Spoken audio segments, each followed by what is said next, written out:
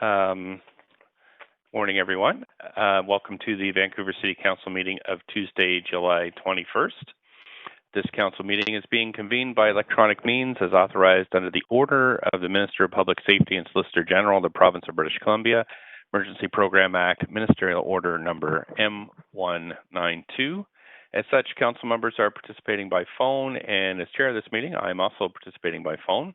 If my connection is lost during any portion of this meeting, we'll recess until my connection is restored. If council loses connection during the voting process, we have staff on hand to get you back online quickly, and we'll suspend the voting process until you're back online. And the contact information is circulated to you. This live stream of the meeting will continue with audio only, but presentations and vote results will be projected to viewers when available. Council are also reminded that we need to ensure there is quorum during the meeting, so make sure your video is enabled. And in the case that they're not enabled, I will do roll calls occasionally to make sure people are online. We do acknowledge that we're on the unceded traditional territories of Musqueam, Squamish, and Tsleil-Waututh nations, and thank them for their generosity to all who live on these lands. And I want to take a moment to thank staff who are making a huge contribution to the work that we do here at the city and making our city such a great place to live, work, and play. Clerk, can we have the roll call, please? Mayor Stewart is in the chair. Councillor Carr? Councillor Carr, are you on the line? Councillor Dejanova? Present. Councillor Fry? Here. Councillor Swanson? Here. Councillor Hardwick? Present. Councillor Wiebe? Present. Councillor Boyle? Present. Councillor Dominato? Councillor Dominato, are you on the line? Councillor Bly? Present. And Councillor Kobe-Young? Councillor Kobe-Young, are you on the line? You have quorum, Mayor Stewart. Thank you very much. So the public is strongly urged to listen to proceedings versus the city's website or the YouTube link, and to follow along on Twitter at VanCityClerk for updates on the progress of the meeting. Any comments on agenda items can be sent to council using the web form on the city's website, and that form, link to that form, we tweeted out on Twitter at VanCityClerk.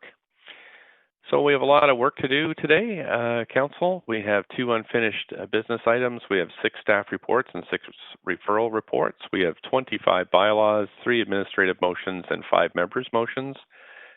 We have notice of council members' motions, new business inquiries, and other matters. In terms of timing, we'll break for lunch between noon and 1 o'clock, and then we'll go in camera from 1 until 2, and then we'll come back to deal with the remainder of the agenda. We do have a public hearing tonight starting at 6 p.m., so we'll have a dinner break between 5 and 6, and then come back to resume the public hearing. Council, I know if you look at our schedule over the next 2 weeks, it is super packed, so I'll do my best when I'm chairing to make sure that we get breaks. I'd also remind you that we're kind of near the end of our session. This will be the last council meeting until we come back in September. So I'm just trying to get everybody to relax and settle in because we do have a lot of, we have potential of hearing between 500 and 600 speakers over the next couple of weeks. So there'll be plenty of time for a debate, but I am just making sure that we're staying healthy as a group, and we'll make sure that we get the breaks we need to just take the mental and physical, actions that we need to stay healthy. So council is required to meet in camera later this week. The reasons and authority under the Vancouver Charter are listed in the agenda. Someone would like to move the motion to go into camera. So moved, Hardwick. Thank you. Seconded by Councillor Bly. Thank you, Councillor Hardwick. All those in favor say yay. Yay. Yay. And opposed say nay. Okay, thanks. That passes unanimously. Minutes 1 are the minutes of the Council COVID-19 Recovery Committee meeting of July 3rd. Are there any corrections to the minutes? No. So moved, Councillor Carr. Okay, we're almost there. So Councillor Carr, move adoption. Seconder? Hardwick. Thank you. All those in favor say yay. Yay. Opposed say nay. Okay, that's passed. Thanks very much. Minutes 2 are the minutes of the council meeting of July 7th. Are any corrections? Somebody like to move? Hardwick, move. Thank you. Second? Bly. Thank you, Councillor Bly. All in favor say yay. Yay. Opposed say nay. Those are moved, thanks. Minutes 3, the minutes of the public hearing of July 7th. Any corrections? Someone like to move adoption? Bly. Thank you, Councillor Bly. Seconder? Hardwick. Thank you.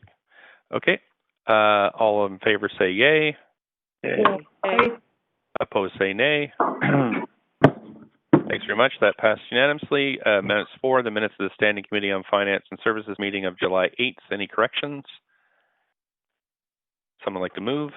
Kirby Young. Thanks. Seconder? Hardwick. All in favor say yay. Yay. Opposed say nay. Thanks. Just 2 more. Minutes 5 are the minutes of the public hearing meeting of July 9th, 10th, and 14th. July 9th, 10th, and 14th. Any corrections? Someone move. Excuse me. Somebody move. Hardwick. Thank you. Seconder? Weed. Okay. Councillor Weep. Thank you. All in favor say yay. Yay. Opposed say nay. That's it. Last one. Minute 6 are the minutes of the COVID-19 Recovery Committee meeting of July 15th. Any corrections? Someone like to move? Move, Councillor Carr. Councillor Carr. Seconder? Kirby Young. Councillor Swanson. Thank you. All in favor say yay. Yay. Opposed say nay. That's great. Okay, thanks, Council. We're through those. Okay, now we're going to matters adopted on consent.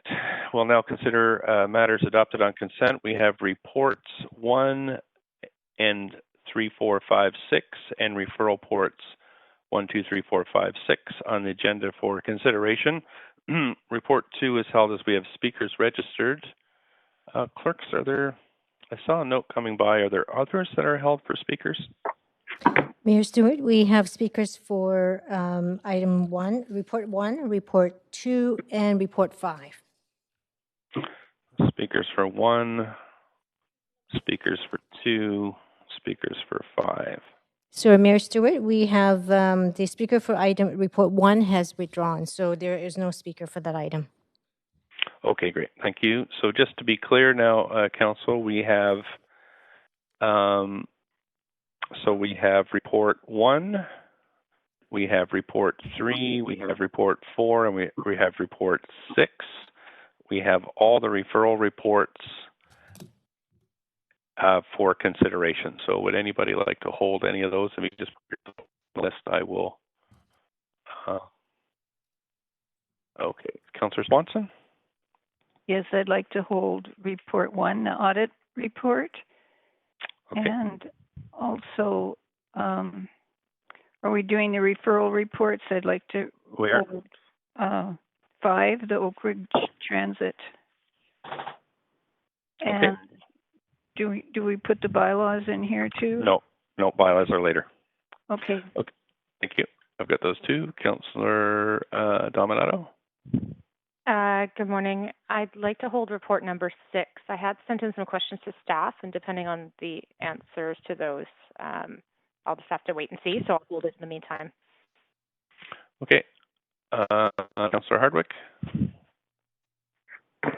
Just to confirm, I've heard so far we're holding 1, 5, and 6 of the reports. Do you want me to go through the list? We're holding yes, 1, please, just to confirm.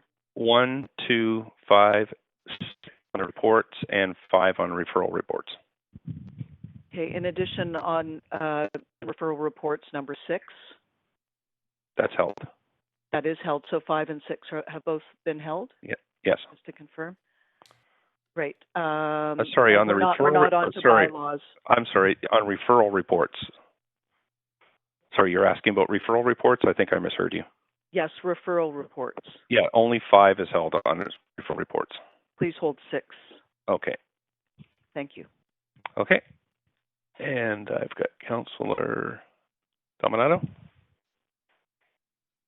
Hi, Mr. Mayor. I just wanted to clarify when I referenced Report 6, it was Report 6, the 2020 Annual Inflationary Rate Adjustment That's right. Development Contributions, just to be clear. So Yeah, okay, I'll just read them out before. So I've got, we've held report number one per speakers, report number one, the amendment to the audit committee for Councillor Swanson's held that.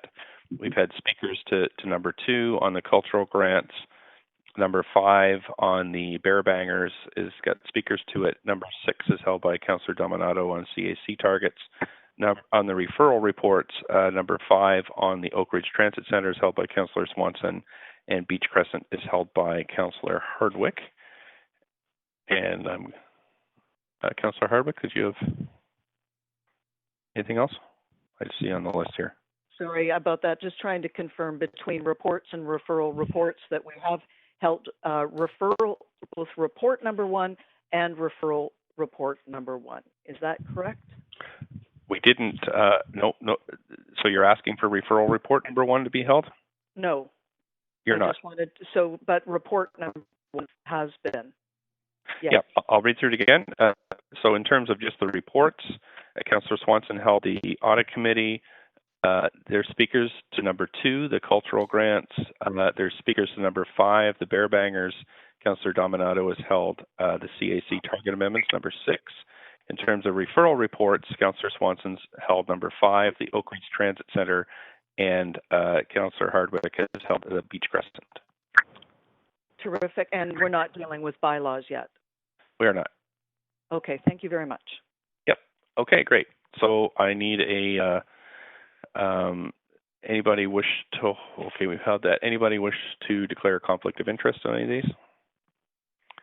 I don't see anybody on the list, so I'll move ahead then. So can we move a motion to adopt those that were not held? Councillor Boyle, so moved. Councillor Boyle, I heard, and a seconder. Blythe? Councillor Blythe, thanks very much. All those in favor say yay. Yay. Opposed say nay. Great. So council, the following items have been held on consent. Report 3, childcare operator agreements. Report 4, the debenture program. Referral reports 1, density bonus contributions. Number 2, rezoning on Charles Street. Number 3, an amendment to East Broadway. Number 4, rezoning on Kingsway. Okay, and so that's those have been passed on consent. Okay, great. And so now we're going to move to unfinished business, which begins with the CD1 amendment to 2538 Birch Street. On July 9th, 10th, and 14th, Vancouver City Council held a public hearing for this item, and following the close of the speakers list and receipt of public comments, referred closing comments, debate, and decision as unfinished business to this council meeting on July 21st. We have the applicant team here, so we have closing comments. So the applicant team, would you like to make any closing comments? Would. Yes, we would. Okay, great. Thanks. I can hear you. Thank you. Mayor and Council, thank you. My name is Tony Papajohn. Thank you for taking the time over these past weeks to review our proposed moderate income rental housing project at 2538 Birch Street. We also would like to thank city staff for all their time and effort over the past 2 years, as well as the Urban Design Panel for their endorsement and recommendations. We would also like to extend our appreciation to the citizens of Vancouver for attending our open houses, speaking at the public hearings, and for providing written comments. This project will address 2 important city housing policy objectives. With 58 homes geared towards moderate income rental and 200 market rental homes. Importantly, this project displaces nobody. 2538 Birch will create hundreds of jobs during construction and will invite and welcome many families into the neighborhood when complete. It will be located within the 2nd largest economic and employment center in the province of British Columbia. This project provides much-needed workforce housing for major, medium, and small employers and businesses on Vancouver's west side, where many currently struggle to attract employees due to the lack of affordable housing. Workplaces like VGH, UBC, the downtown campuses of BCIT and SFU, BC Women and Children's Hospital, City Hall, Vancouver Public Schools, and the hundreds of offices and other businesses in the Broadway corridor and South Granville areas all benefit from more rental housing. As we've heard through this public hearing and our open houses, businesses are hungry for more customers, and unfortunately, their staff cannot find adequate housing near their work. Offering housing choices for people to live closer to Vancouver's two primary employment centers, downtown and Broadway, not only reduces people's commuting times and their reliance on cars altogether, it thereby improves quality of life. 2538 Birch is only a short walk, transit ride, or bicycle trip to each of those centers. Built to modern standards, this building is suitable for all ages and needs. It is fully accessible as well as both family and pet friendly, creating an inclusive and diverse community. When complete, the building will be both resilient and sustainable, providing green spaces, urban agriculture, and amenities for use by all of the residents. Featuring the beautiful and meaningful public artwork by Musqueam weaver, artist, and knowledge keeper Deborah Sparrow, 2538 Birch adds art and culture to our community. Our whole team, including IBI architects Martin Bruckner and Tony Way, are committed to continuing to work collaboratively with city staff to ensure we meet all the urban design requirements contained in the referral report, and to refining our design through the development permit process in order to deliver the most livable and affordable homes. I think it's important to say that designing, constructing, leasing, managing, financing, and operating this project will be challenging. The MERP units at this location are significantly below comparable market rents in this area. While this provides a deeper level of affordability for residents, these units generate an enormous financial loss for the project. This is because MERP unit rent increases are capped at the BC RTA allowable increase per year, most recently 2%, including upon vacancy. However, our operating expenses like property taxes and insurance aren't capped and have been increasing at far higher rates. As a result, with each passing year, the MERP units will have less and less to contribute to the mortgage we are responsible for repaying. The widening gap is partially offset by a combination of additional market rental units and DCL waivers to restore the project's viability for financing. Although MERPs are challenging to deliver, we are committed to our vision of offering more equitable and better quality housing options. We are proposing to add much needed new rental stock. That in any environment takes years to plan, entitle, build, and deliver. We are committed to providing both market and non-market homes through our MERP proposal, which has significantly more benefits than we can provide in the building we are currently approved for. In summary, this MERP proposal brings many more community benefits and enhanced social, cultural, and environmental sustainability. 2538 Birch also brings healthy, resilient homes to the neighborhood and to our city. Mayor and Council, thank you again for your time and consideration. Thank you very much. Does staff have any closing comments?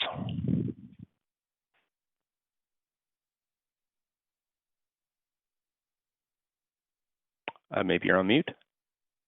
Mr. Mayor? Yes. Sutter here. Hi. We've gotten a good number of questions from councillors, and we would be happy to run through some of those. We did provide them with a memo that's also been posted, but we could make some closing comments and run through those if that would be helpful to council. Sure, I think so. There's been a lot of questions, so I think that's entirely appropriate. Please go ahead. Mr. Mayor, sorry, it's Councillor Dominato on a point of privilege. Okay. I'm just wondering, given that we have had memos circulated to us just roughly around 9 o'clock, whether there will be any opportunity for a recess to review the new materials and even correspondence that has come in this morning, because it's very hard to read memos in the middle of trying to listen to applicants and staff. Sure. I mean, councillors are always free to ask for recess. Would you like to move that motion now, or would you rather hear from staff? I just wanted to know if that might be a possibility. And just a reminder that this is the last opportunity you'll have to ask questions directly to staff. However, there's always chances for points of information once the motion has been moved. Okay. Thank you. Okay, great. Thanks. Point of privilege also, Mr. Mayor. It's Councillor Kirby-Young. Councillor Kirby-Young, go ahead. I was going to ask a similar one to Councillor Dominato, and I wonder, given that the memo came in without council having a chance to read it before the hearing started, if staff and the interest in this hearing, if staff just might review those responses on the record and for all of council.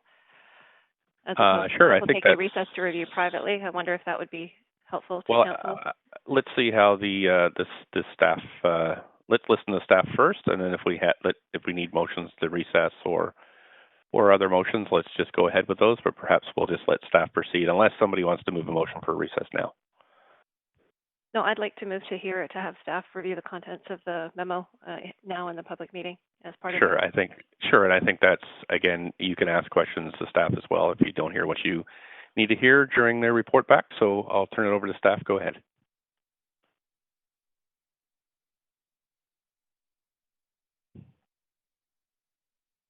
Okay, over to the planning team. Hi, Sadhu. This is Gil Kelly. I'm just trying to get Teresa to come off of mute here and walk you through the memo. So I've just texted her. She indicates she's joining. Teresa, have you joined?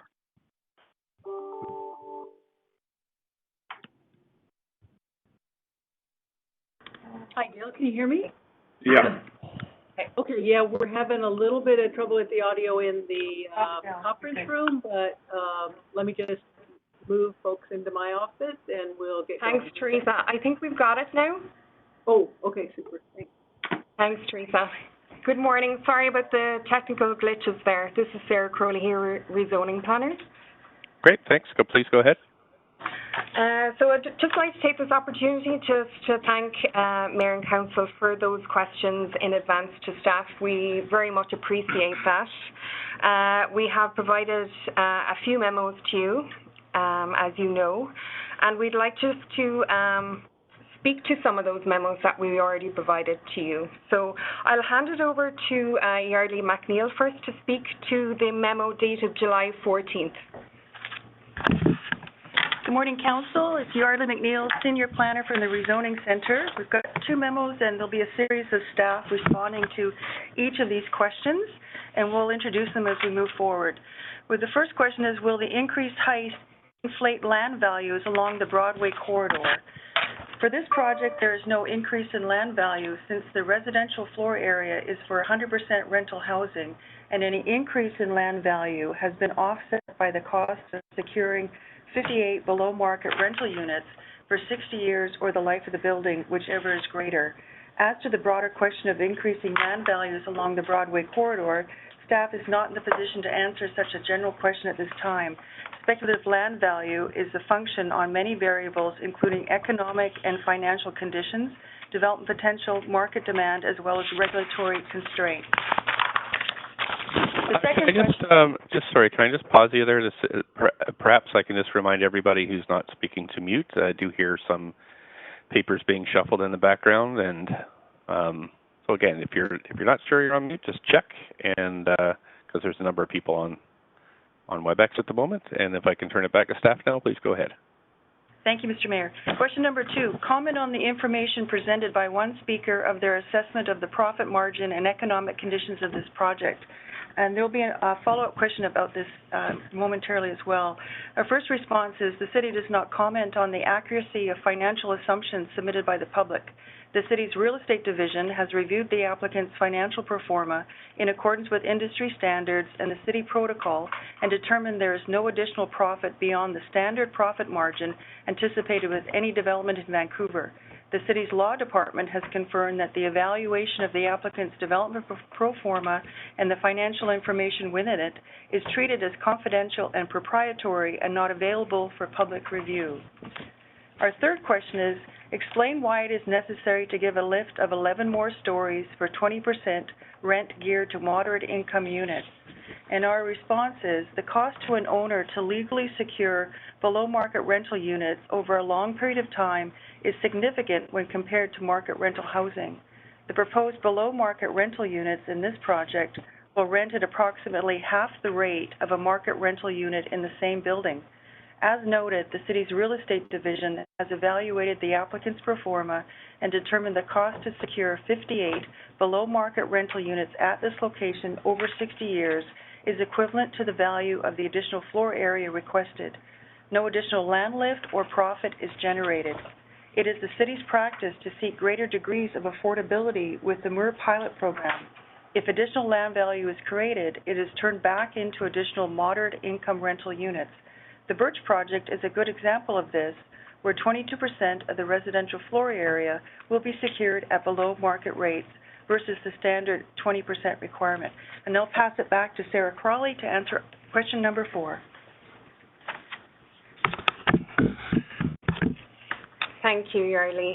So I'll just answer question 4 now. And the question was related to the Broadway Plan IRP, and the question was, does this amendment meet the exemption requirement under the interim Broadway corridor rezoning policy? And in short, yes, it does. As described in my presentation there on July the 9th, the MERP program was approved by Council back in 2017. And then subsequently, during the MERP intake period, the applicant did submit an expression of interest for staff's consideration on February 16, 2018. And then staff responded back on June 12th with a letter inviting the applicant to the MERP program. So the staff invitation into the pilot predates the Broadway Plan interim rezoning policy that was approved on June 20th, 2018. So, just to sum that up, staff are confident that this proposal does meet that policy 1 of the interim rezoning policy, and that's the reason why we are presenting this for Council's consideration at this time.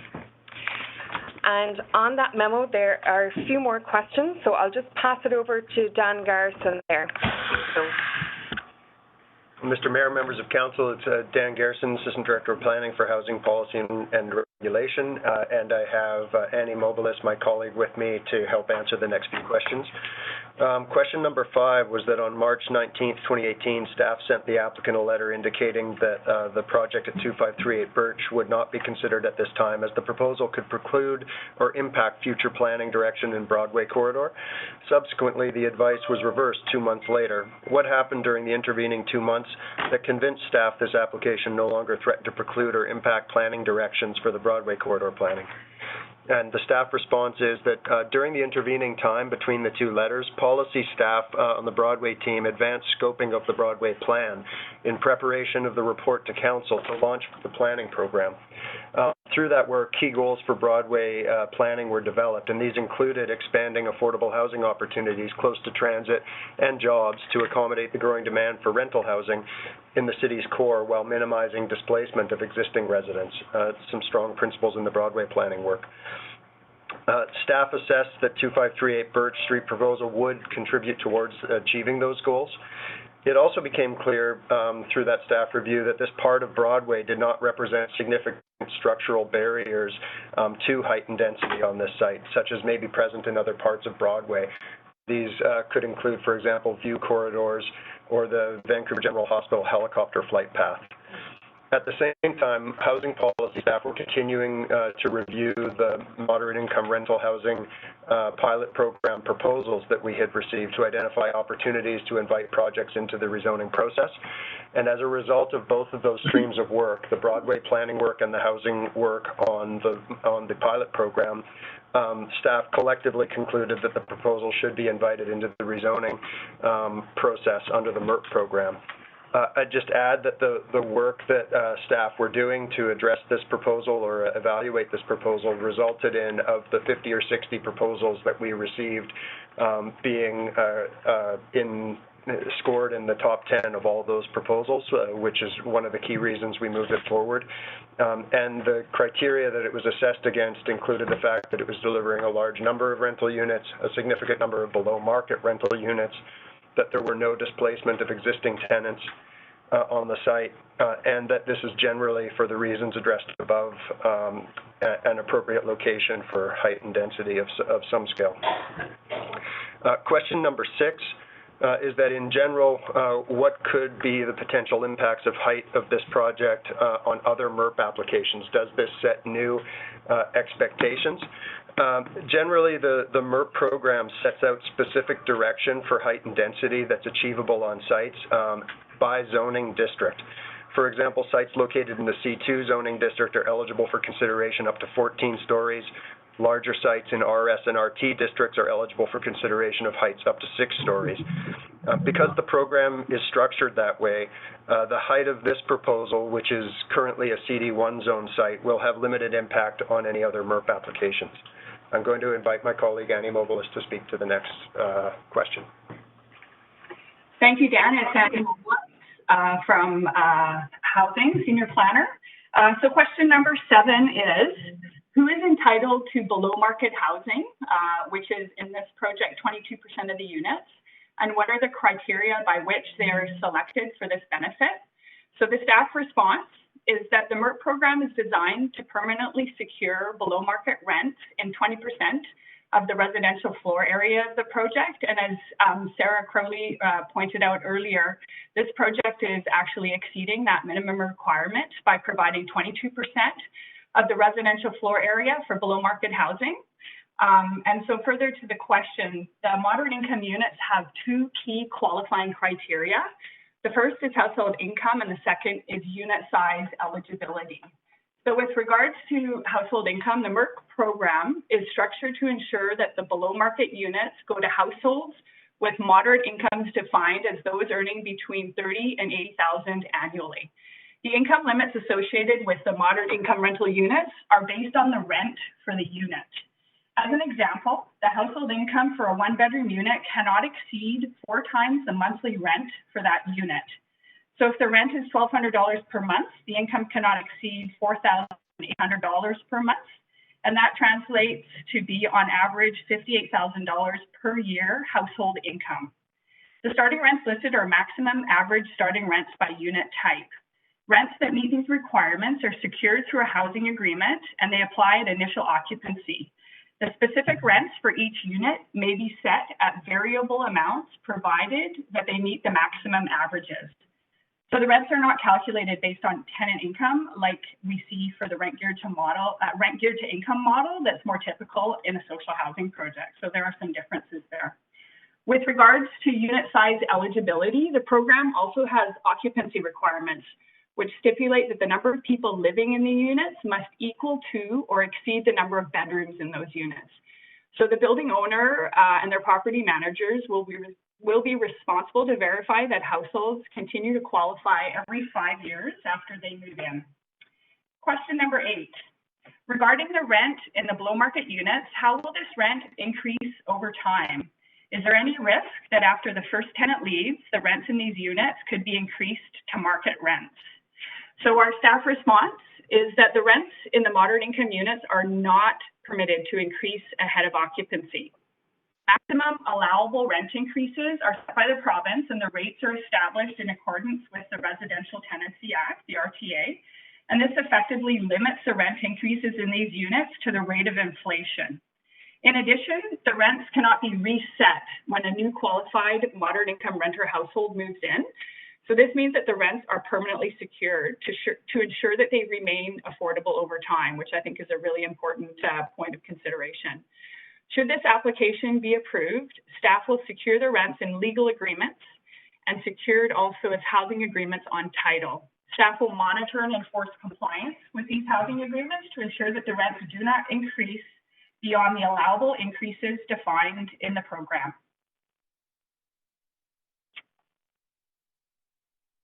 Hello, Council. This is Paul Chang. Can everyone hear me? Yes, we can. Please go ahead. Thank you. This is Paul. I'm Paul Chang, Senior Development Planner. And question 9 is the following. The staff report for the 2018 Rental 100 rezoning for the same site stated on page 8 that the applicable policy pertaining to height is the Central Broadway C3A guidelines, which specify a maximum height of 120 feet for the Fairview Slopes sub-area. An exception was made at that time to recommend a height increase to 17 stories. What is the rationale for recommending an increase by 11 more stories to 28 stories? Our response is the following. While the base C3A zoning permits a 12-story tower form, that particular height corresponds to a maximum allowable density of 3.0 FSR. In this particular scenario, the tenure of the dwelling uses is left as an open option to the applicant. The most profitable form of tenure would be market strata, and this has by far been the main tenure associated with past developments under the base zoning. The 17-story tower form represents an allowance of an increase of overall floor area above the allowances of the base C3A zoning from 3 FSR to 7.07 FSR. As per the Rental 100 rezoning policy, to incentivize the applicant to shift the form of tenure of the residential floor area from market strata to market rental. This incentive recognizes that providing market rental units instead of market strata units is less profitable, and the floor space increase corresponds to an equalization of the profit streams between the two tenures. Similarly, the further increase in floor space between the 17-story version and the 28-story design is a direct reflection of another floor space incentive offered by the Moderate Income Rental Housing Pilot Program. In this scenario, the increase in floor space from 7.07 FSR to 10.52 FSR recognizes that providing 22% of a project's floor area, having controlled rents that are affordable for households earning $30,000 to $80,000 annual income for the lifetime of the building, is less profitable than a project that has 100% of its residential floor area devoted to market rental with no rent control. This floor space increase corresponds to an equalization of the profit streams between these two tenures. It is worth noting that over half of the incremental increase in units in the 28-story design will be secured at moderate income rents, that is 58 of the 105 extra units over and above the Rental 100 version. In all three scenarios, the number of stories correspond directly to the amount of floor space that the project requires to achieve profitability from the type of tenure that is targeted. It should be noted here that in all three scenarios, a slender tower form accompanied by a lower podium was required by planning staff to satisfy certain urban design objectives, such as achieving daylight and avoiding the imposition of a high continuous street wall onto the Broadway public realm. While the amount of floor space in the lower podium remains fixed in all three scenarios, the tower element also retains its overall slenderness in the east-west direction. Since these two elements remain fixed, it is therefore the tower element that must increase in the number of stories in order to accommodate the floor space increase needed between the three scenarios. As such, the increase in height of 11 stories between the Rental 100 tower and the 28-story MERP tower is the direct result of the requirement to secure a minimum of 20% of the residential floor area as below market rental units. Thanks, Paul. This is Sarah Crowley here again, rezoning planner. I'm just going to speak to question 10, which is the final question on the memo dated July 14th. And the question was, a number of speakers have raised the issue of local school capacity In future, I'm wondering if planning staff can provide school capacity for faith-based and independent schools that are near development proposals. And in response, we'd just like to say for public school forecasting and to assist with the Vancouver School Board long-range plans for school capacity to development, and in accordance with the Vancouver Charter, city staff regularly consult with the Vancouver School Board through the city's community planning process. The city also has a VSB COV steering committee that meet regularly and include the Deputy Director of Long Range and Strategic Planning.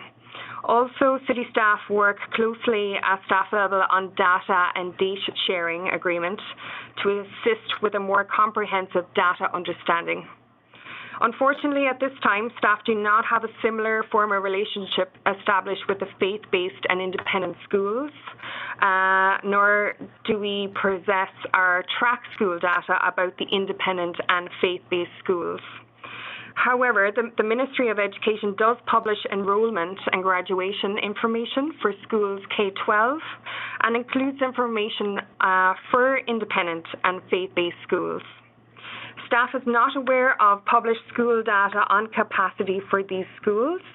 However, if capacity information can be sourced for these schools, staff would be more than happy to add that data to future rezoning reports. So that concludes the questions on the July 14th memo. I'm just going to speak to some of the questions on today's memo that you got today, Mayor and Council, and that's dated July 21st. And I'll just go through the first question, which is, what would be the DCL payable for the market rental portion of the increased square footage over the rental 100 zoning, less the percentage of the DCL normally used for affordable housing?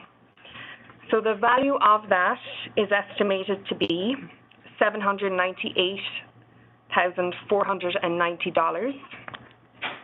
Question 2, would it be possible to amend the rezoning to require payment of the DCL as a condition of this rezoning? And our response would be that Council has enacted the DCL bylaw. That provides the framework for eligibility of the DCL waiver. So a DCL waiver is not a discretionary decision of Council and cannot be included as a rezoning condition. If the applicant meets the qualifying criteria of the DCL bylaw, the applicant is entitled to the DCL waiver. Similarly, if the applicant does not meet the criteria, then the DCL waiver is not granted. If Council does not want a DCL waiver to be provided to applicants moving forward, an amendment to the DCL bylaws would be required. And question 3 is, if the current MERP application did not pass, is it still economically viable in there, which is the applicant's pro forma? Would they move forward with the building permit on the 17th story, or has the pro forma for their previous application changed? So I reached out to the applicant team on this, and I'm speaking on their behalf. Their response is, if Council did not approve the application under MERP, Jameson Development Corporation would seek to move forward with the 17-story application already approved under the Rental 100 program.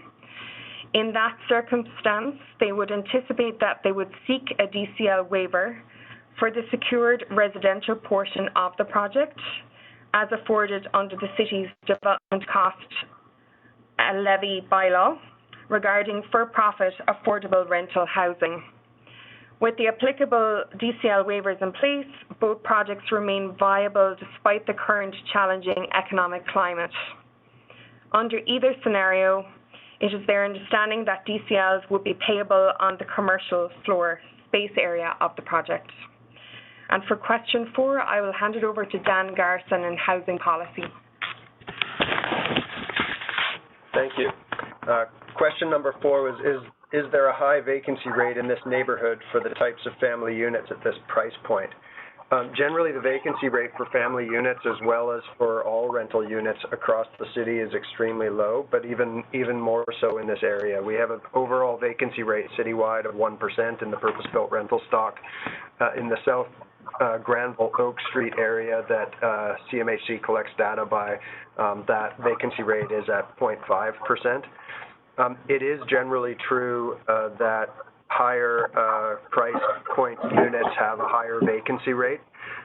So if you look at the vacancy rate for 2-bedroom units in the 1250 to 1900, 1999 price point, there's a vacancy rate of 0.6% compared to 2.3% for 2-bedroom units in the 2000 to 3750 range.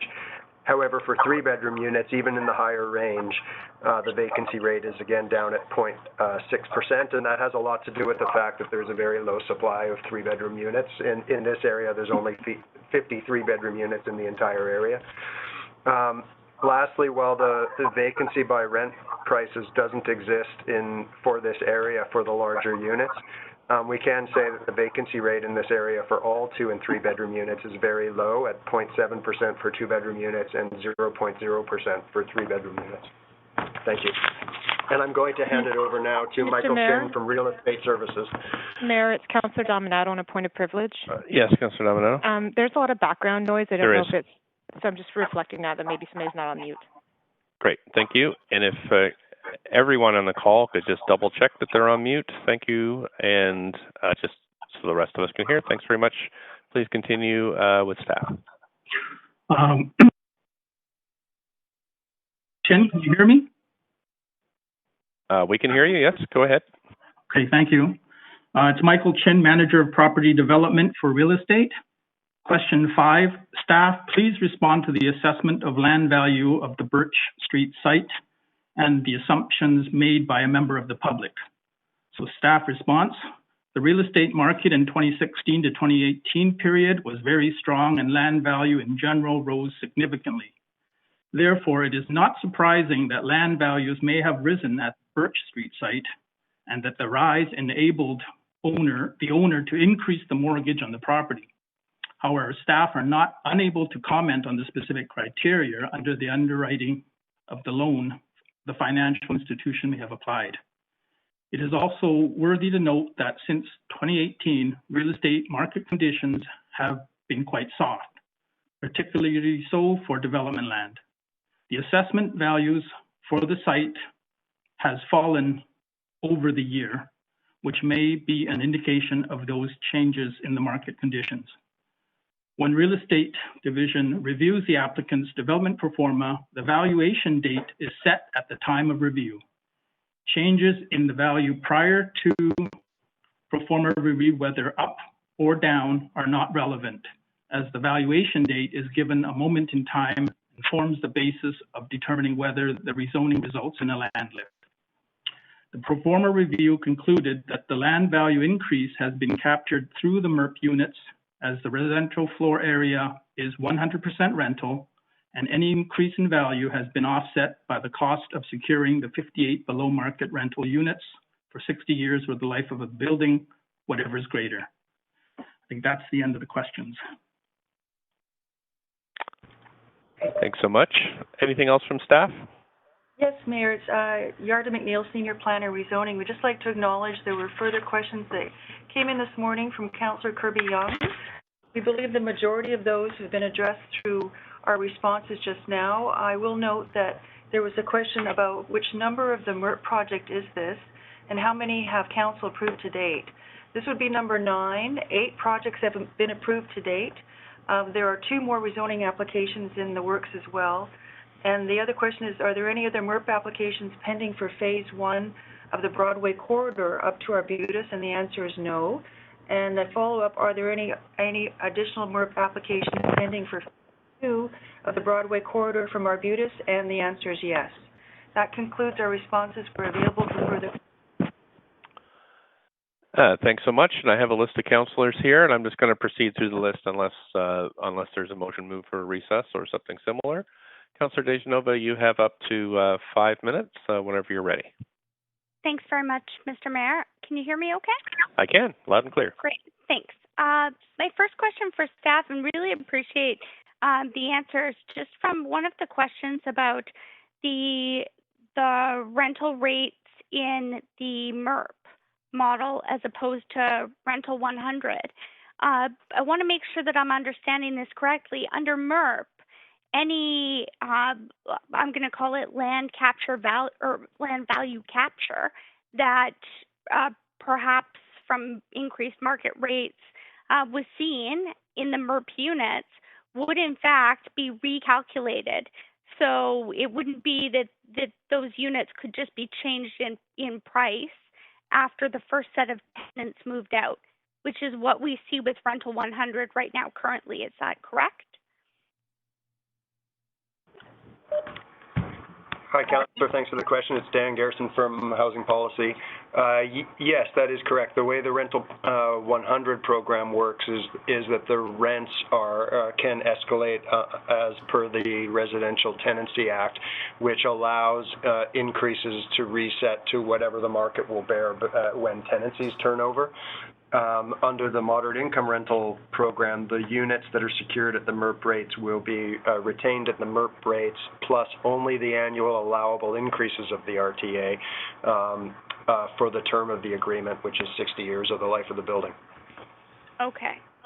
Thanks. So just so I'm understanding this right, so Rental 100, even if we prescribe it's a third below, a third maybe at RGI, rent geared to income, and then a third at market.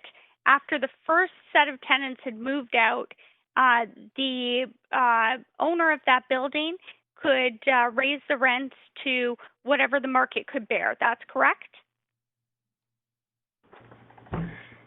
We generally don't secure lower rents in Rental 100 because it's generally targeted to the DCL waiver rates, but in terms of how those rents are controlled over time, that's absolutely correct.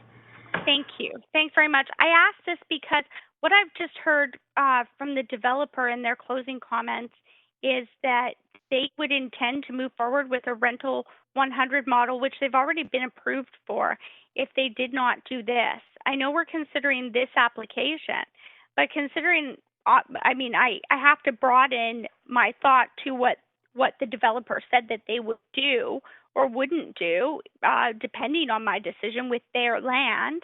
That would be the case, that they would be building, if this does not pass, is it correct to say that right now they'd be able to build a 17-story Rental 100 building where the rents ultimately wouldn't be secured? There'd be no vacancy control, and there'd be no rents that the city had any housing agreement over through a Section 219 covenant, which is more what we would see with the MERP program. Is that correct? Yes, that's correct, Councillor. If this rezoning were not approved, the applicant would still have the option of building the 17-story 100% market rental project, which would not have the MERP provisions, including the vacancy control and the discounted below market rents. Okay, thanks very much. Another question that I have for you is on iconic buildings. We've talked about iconic buildings, and maybe this is a question for the I'm not sure, Mr. Garrison. I'll allow planning staff to decide who should answer this question, but just wondering, in certain areas, like I think about Mount Pleasant, we've had iconic buildings or larger buildings considered in a plan. Is this something that would be considered as iconic, or like in shaping the Broadway plan as this moved forward, or it would all depend on the plan? Is that correct? Hello, Council. This is Paul Tang, Senior Development Planner. Thank you very much for the question.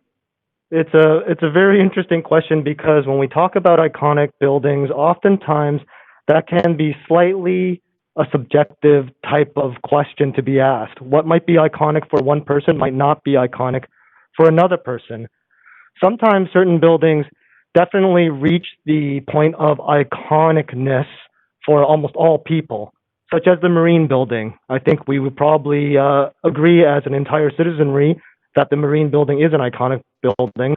And we should also note at the same time that the Marine building isn't actually that large a building compared to a lot of other buildings downtown. So iconic buildings don't necessarily mean that they have to be large to be iconic. With respect to this building, it will be up to the citizens in the future to decide if this is going to be iconic or not. Not until it's built and people start to really look at it will they start to have an idea if it is. However, it should be added that this particular building is interesting because it does taper from the base up to the top of the building in a way that we don't necessarily see all that often in Vancouver. Great. I'm going to have to stop. Thank you. Yeah, I was sorry, Mr. Mayor. I was trying to do that as well. That's okay. I'm done, but I'll put myself back on the list. I'm happy to move the motion. Thanks. Councillor Boyle, please go ahead. Up to 5 minutes. Thanks. My first question to staff is if we're looking at comparing the already approved 17-story version and the report in front of us, are there additional financial waivers that the city would be offering between the already approved, the 17-story version and the 28-story version?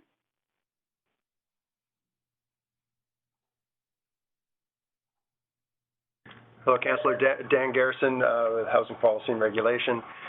There are two pathways to getting a waiver in the development cost levy bylaw. One of those pathways is for market rental projects where all of the units rent below an average rent, which is geared to the average for new product, rental product. The other pathway is where 20% of the floor area in a building or more, as is the case here, or rents at is secured at essentially the moderate income rental housing rents. And so there is potential in either building, depending on whether or not the applicant was willing to secure rents at a slight discount, probably to market on the market rental building, that either way could potentially be eligible for a DCR waiver. That is the main financial incentive. The other one, of course, is generated by the height and density, which, as Mr. Chin explained earlier, is being, the value created there is being embedded in the affordability of the moderate income rental units. Okay, thanks. I'll need to go back on the list for the rest of my questions. Thanks so much. Thank you. Councillor Kirby-Young, up to 5 minutes, please go ahead. Thank you, Mr. Mayor. I'd like to ask a couple questions of the applicant first, if I can. I understand you can't. We can do it. No, you can't actually at this point. It was I understood from last week that when we would hear from the applicant. That would allow for questions from the applicant during the proceedings last week. No, I thought that was. Can I get a clarification on that? Because I'm clarifying for you right now. I'm clarifying for it right now is that we did, and I stated a number of times that it was the last when we were coming to the close of the chance to ask questions to the applicant, that was the last chance. At this point, are you referring to stating that today, Councillor Mr. Mayor, Kirby, or last week? Councillor Kirby, what we referred to today was that you would be able to ask questions of staff, and that's the regular process for these public hearings. So you can only ask questions of staff at this point, as per the charter and procedural bylaws. I'm perplexed, Mr. Mayor, because I thought your intent in referring was to allow me to participate, including the applicants. We don't need to debate this questions anymore. I'm just explaining to you where we are in the process at this point. I'm not debating. I'm asking for clarification. I just clarified. You cannot ask applicants questions at this point because that's the way it's laid out in the procedural bylaw and the charter. So you can't ask questions to that. Do we need to review the minutes from last week? Because I understood that was part of the intent of the move being made for me to be able to participate fully in the proceedings. Councillor Dejanova, parliamentary procedure. Mr. Mayor, I was just wondering if it might be possible to ask for a very short recess in hopes that maybe we could get an answer from legal on this. We actually don't need I can ask the clerk to read out the procedural bylaws, but there is a set process, as I've explained on how this works, is that that the applicant has an ability to present at the beginning of the process, and then you have which you took advantage of, asking questions of the applicant at that point. Then we hear from the public, and then everything is closed except that the applicant has a chance to make a closing comment. But at that point, we're not allowed to ask questions. Staff make a closing comment, and then we can continue to ask questions of staff. Mr. That's Mayor, the process. thank you very much. Just further, just a little follow-up to the point of parliamentary procedure. The reason I ask is because in some of our earlier public hearings, in the way that also, if memory serves me correctly, this council conducted itself previous to this term, and I understand that different council, but same rules with public hearing, very strict rules. They're not even necessarily set by our procedure by law. So I just wondered if there was any way, because we have had those opportunities before, being provided clarification just to see if in any extenuating circumstance that this might be allowed if a councillor wasn't able to participate before. I just wondered if there was a possibility, Mr. Mayor, for that. Just trying to be efficient here, and if that's something that's going to be a bit of a back and forth, which is what I'm hearing. Just wanted. Yeah, it's not going to be a back and forth. I've heard your point of procedure. I will. I'm going to get the clerk to respond, but I'll just check with the clerk first. I'll be right back.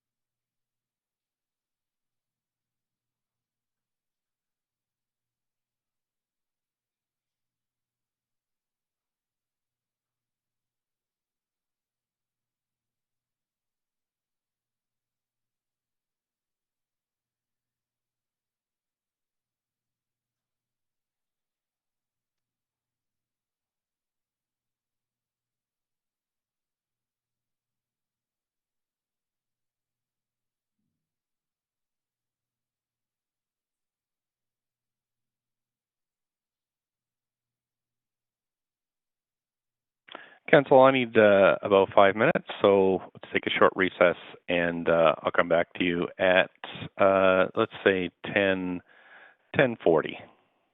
Thanks.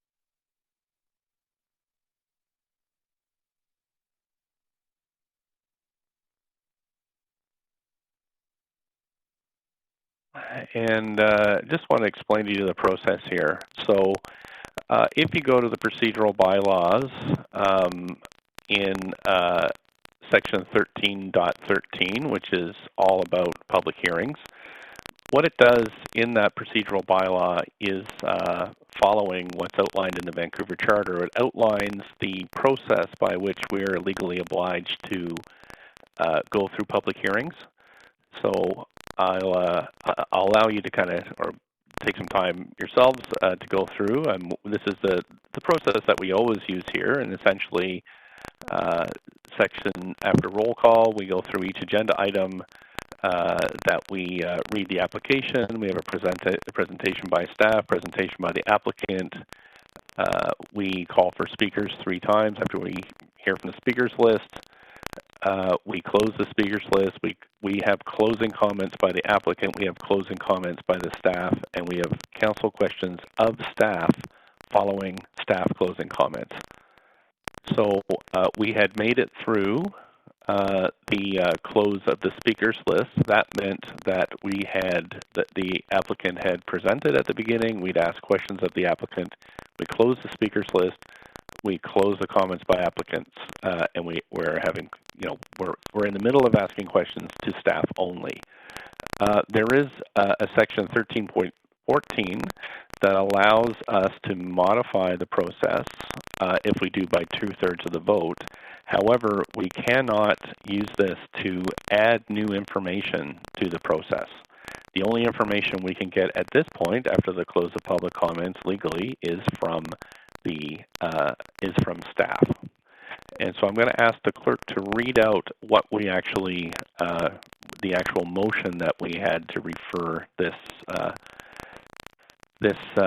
public hearing to conclude on this day, on July 21st. Clerk, can you read out the referral motion text? Mayor Stewart and Council, the referral motion was included in the agenda where Council referred closing comments from the applicant and staff, debate and decision on this item to the Council meeting today as unfinished business. Right. So again, Council, we did follow the process as prescribed.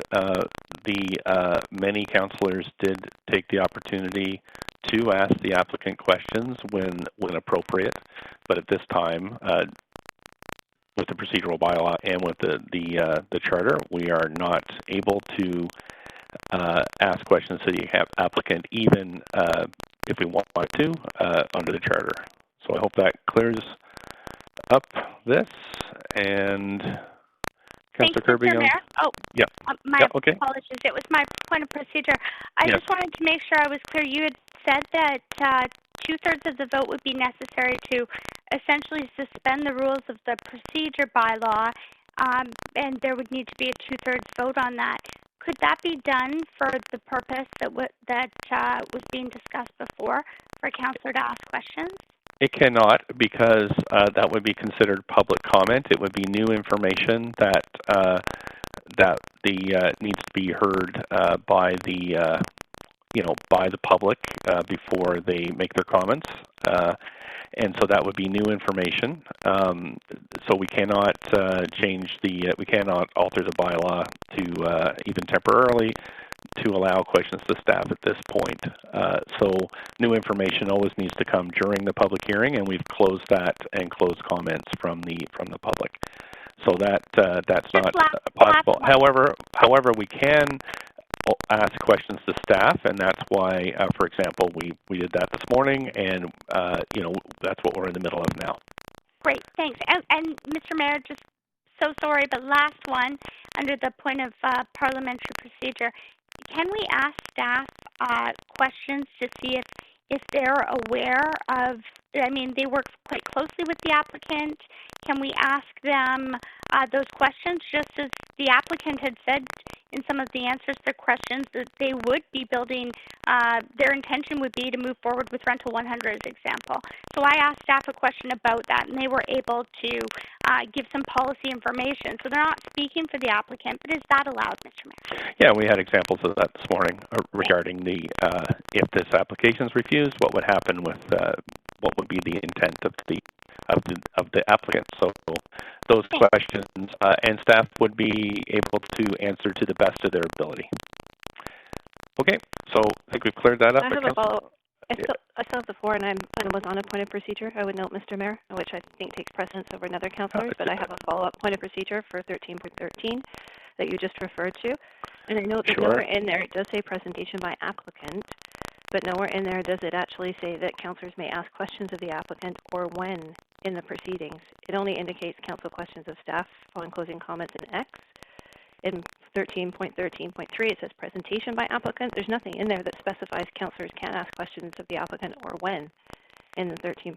Yeah, well, that's why, Councillor Kirby-Young, I'll pull your attention to 13.13X, where it says council questions of staff following staff closing comments. And that's why it's specified there. Otherwise, if it was allowed to applicants, it would say council questions to staff and applicants. So it doesn't. And I've checked with legal, and that is the. May I clarify my question, please? Can I just finish, because you've asked a point of procedure?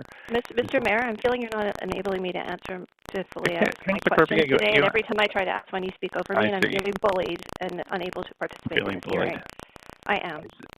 Well, I'm just trying to explain the bylaws to you, Councillor Kirby-Young. So but it's not the question that I've asked. My question is, I see and I reference that I heard what you said, thank you, in 13.13X, that there's an explicit reference about council asking questions of staff. My question is I see no explicit reference in 13.13 around council being able to ask questions of the applicant at all, and as to when that might take place, at which points in the proceeding. So I'm wondering how the interpretation comes from when that can and cannot take place. That is my question. And the answer is that I have checked, this question has been asked a number of times through the last 2 years, and I've had to clarify it a number of times with legal. I did clarify again. I've been directly in contact with the clerk, who has been in contact with legal, and that is the standard process, and it's because it's legally required through the charter and subsequently through these bylaws. Can you reset my timer, please, since I haven't asked a question, and I'm going to take myself off the queue at this point. Okay. Sure. Okay, great. Thanks. Councillor Bly. Thanks very much, Mr. Mayor. Just a couple additional questions to staff. The first is regarding, I believe staff responded early on in the reading the memo with the questions around speculative land value in this area not being cannot be answered by staff at this time. And I'm wondering from staff to just expand on this specifically to would this be something that we could assess more accurately after a planning process like the Broadway plan? So essentially, is that an outcome of the Broadway plan that staff are hoping to achieve? Okay. Staff, did you want to take a crack at that one?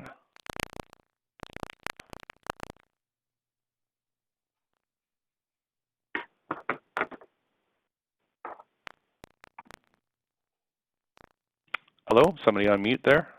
Planning team, can you guys, you want to jump in and answer that one? We're not hearing anything from the planning conference room there. Oh, there we go. Can you hear me now? Yes, we can. I've just paused your shocking away. the timer. My apologies. Council Kevin McNamee, Director of Special Projects Office for Broadway Plan. As you remember, we passed the development cost expectations levy, which set the expectations for CACs to minimize escalation in land values. So that, according to our real estate staff, has been quite effective in minimizing increases in land value.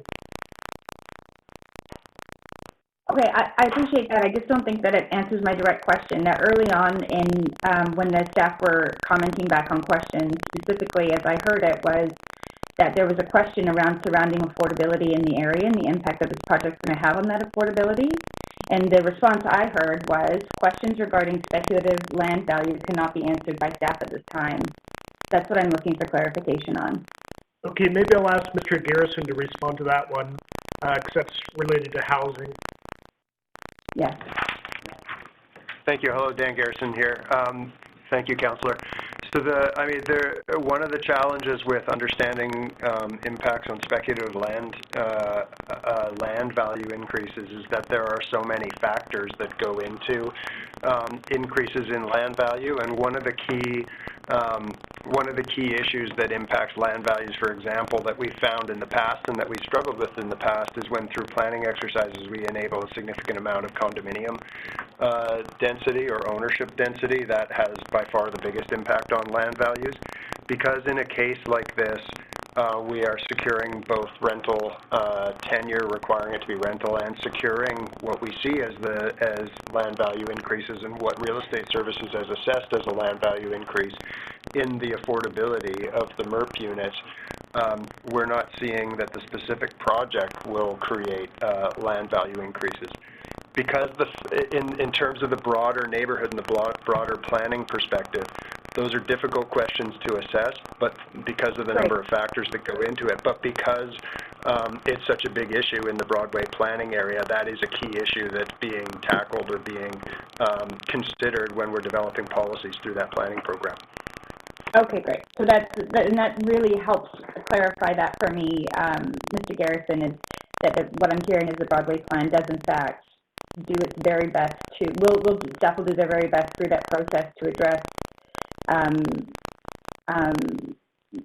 land value increases and the adjacent neighborhoods impact on affordability, which is really the clarification I'm looking for. I just have another couple of questions. I understand that the below market rental will be 22% of the total FSR, and we've been hearing 53 units. Today we're hearing 58 units. And I can imagine it is approximate because we're looking at percentages, but I just wonder, today I'm hearing more 58 units, and when we first opened up this public hearing, I was hearing more about 53. So if I could just get clarification from staff if anything has impacted their estimate. Good morning, Councillor Bly. This is Sarah Crona here, rezoning planner. I'd like just to respond to that. So in the council report, you'll see that the numbers of the moderate income units are for 58 units. And that was the final technical check that we did on the application. So during the process of the rezoning review, we did go back and forth with the applicant a few times on some statistic updates, and the final numbers that we got for the building is 58 units for the moderate income and 200 for the market rental. So that's the final numbers, but as you say, as if it's approved and if the project does move into the development permit stage, then those numbers may fluctuate. Okay, thank you. I'm out of time. Thank you. Thank you. Councillor Dominato, up to 5 minutes. Thanks, Mr. Mayor, and thank you. Some of my questions have been addressed through the Q&A earlier. I do have a question with respect to the average size of the proposed dwelling units. A number of members of the public raised the issue of the size, and I'm just wondering if staff could speak to how the size of these units compare with other either MERP buildings or other purpose-built rental buildings, either in the area or generally in the city.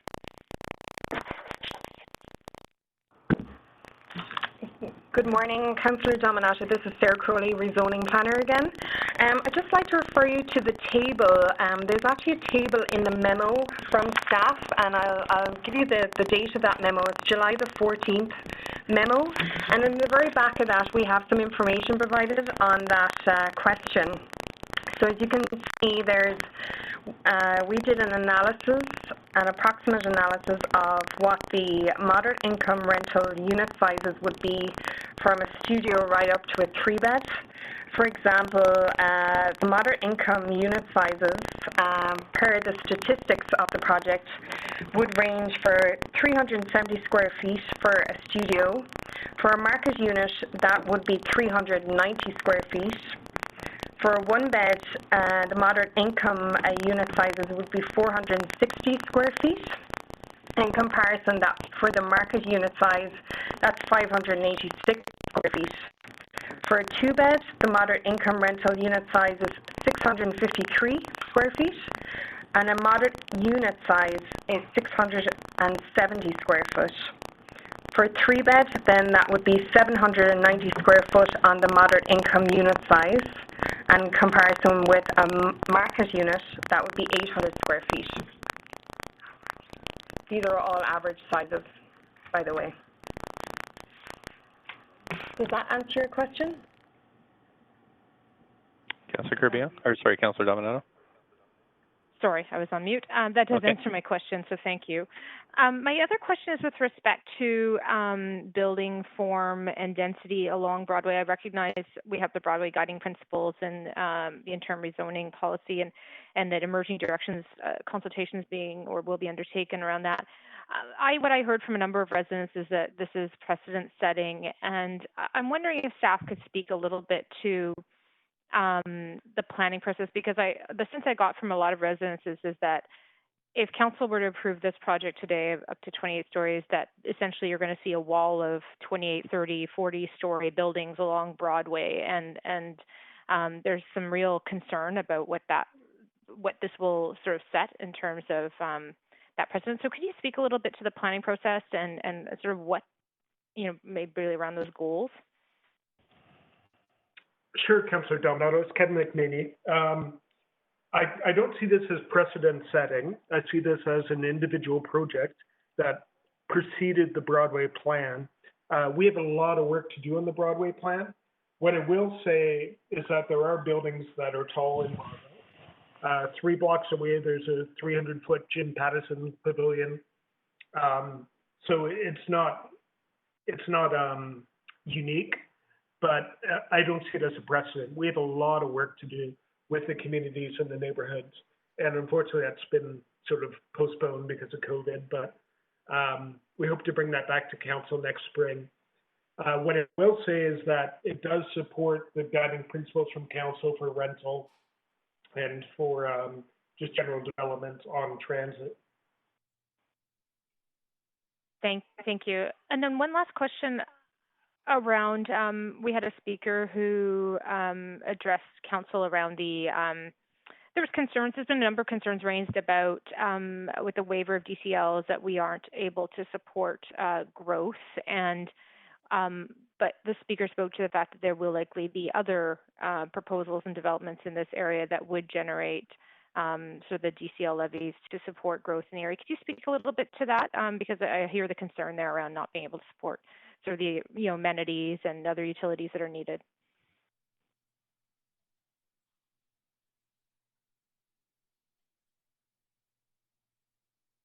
Perhaps you're on mute. Just 15 seconds. Sorry, Mr. Mayor, can you hear me? I can hear you. Okay, I just asked a question, but did no one hear that? So if you could set Yes. my timer back. Sure, I can pause it, but staff, just to be aware that sometimes you're not coming off of mute. So. Yeah, sorry about that, Mr. Okay, Mayor. thanks. Kevin McNamee again. We are working on a public benefit strategy for Broadway. It's a complicated one.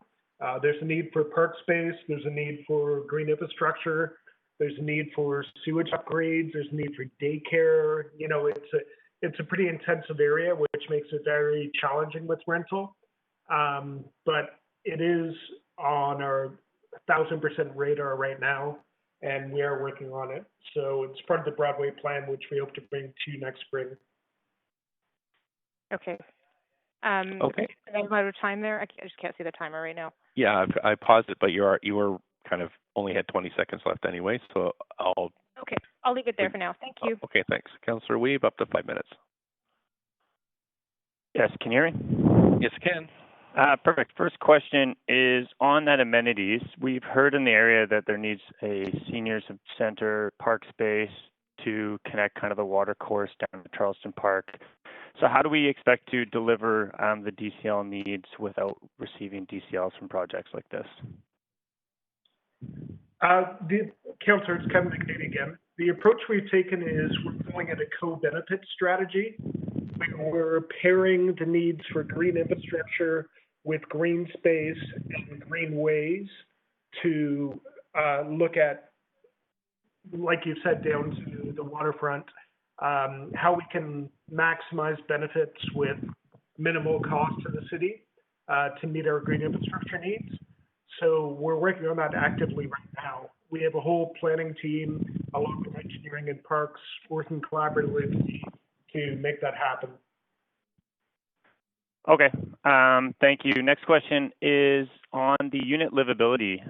There was in one of the staff reports extra slides that talked about the inboard third bedrooms, increased patio space, and opportunity to look at narrow room widths to increase livability. I'm wondering, are these recommendations included in the project or not?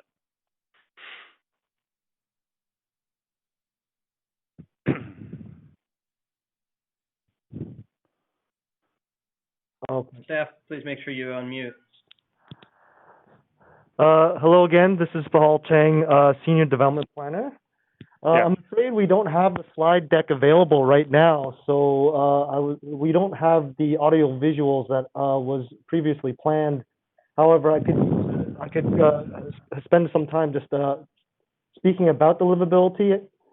Yeah, it's just on the July 9th slide deck that really talked about how we're going to move away from the inboard bedrooms and do up 2-bedroom flex units, how we're going to move away from the proposed widths to ensure that there's livability with the bedrooms, and obviously how a second bedroom could be kind of changed. So there's a lot of staff recommendations. I'm wondering if they've been included in this rezoning application.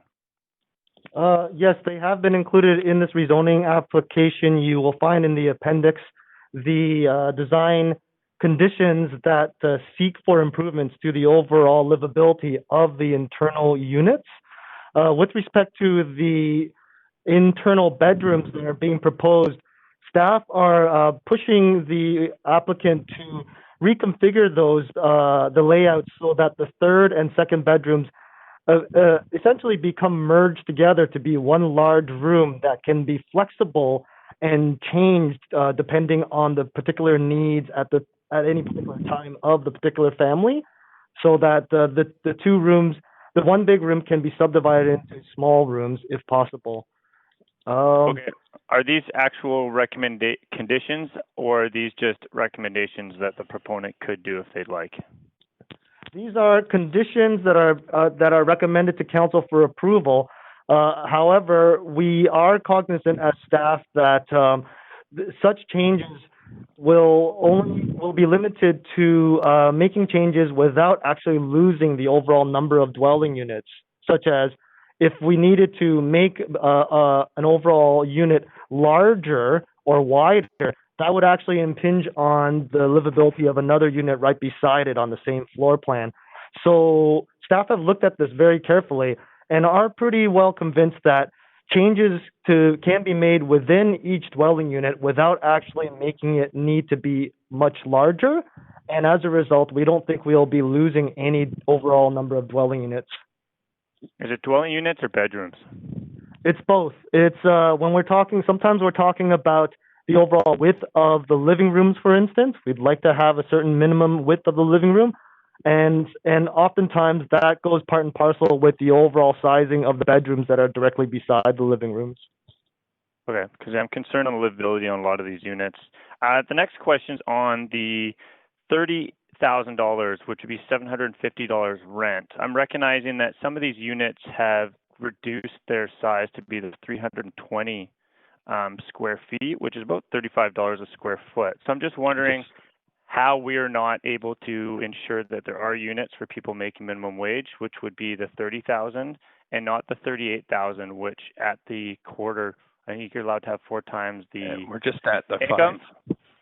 Okay, so I guess I'll come back, but my question will be, how can we not ensure that with the micro units that we're getting the affordability for people making 30,000, because there's a huge gap in our Vancouver plan for people making between 30 and 50,000. Thanks very much. Councillor Fry. Yeah, thank you. Looking at the referral report, page 16, with the, it's got the table of rents, including average rents in newer rental buildings west side. I cruised around the neighborhood the other day. I did not see a lot of newer rental buildings in that particular neighborhood. So I'm wondering, do we have numbers for what the average market rents are in that neighborhood?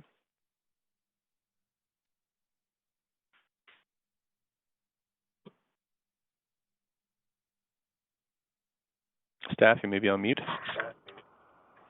Yes, Councillor, just flipping to the right page. Dan Garrison from Housing Policy. Hi, Dan. That's page 16 of the referral report.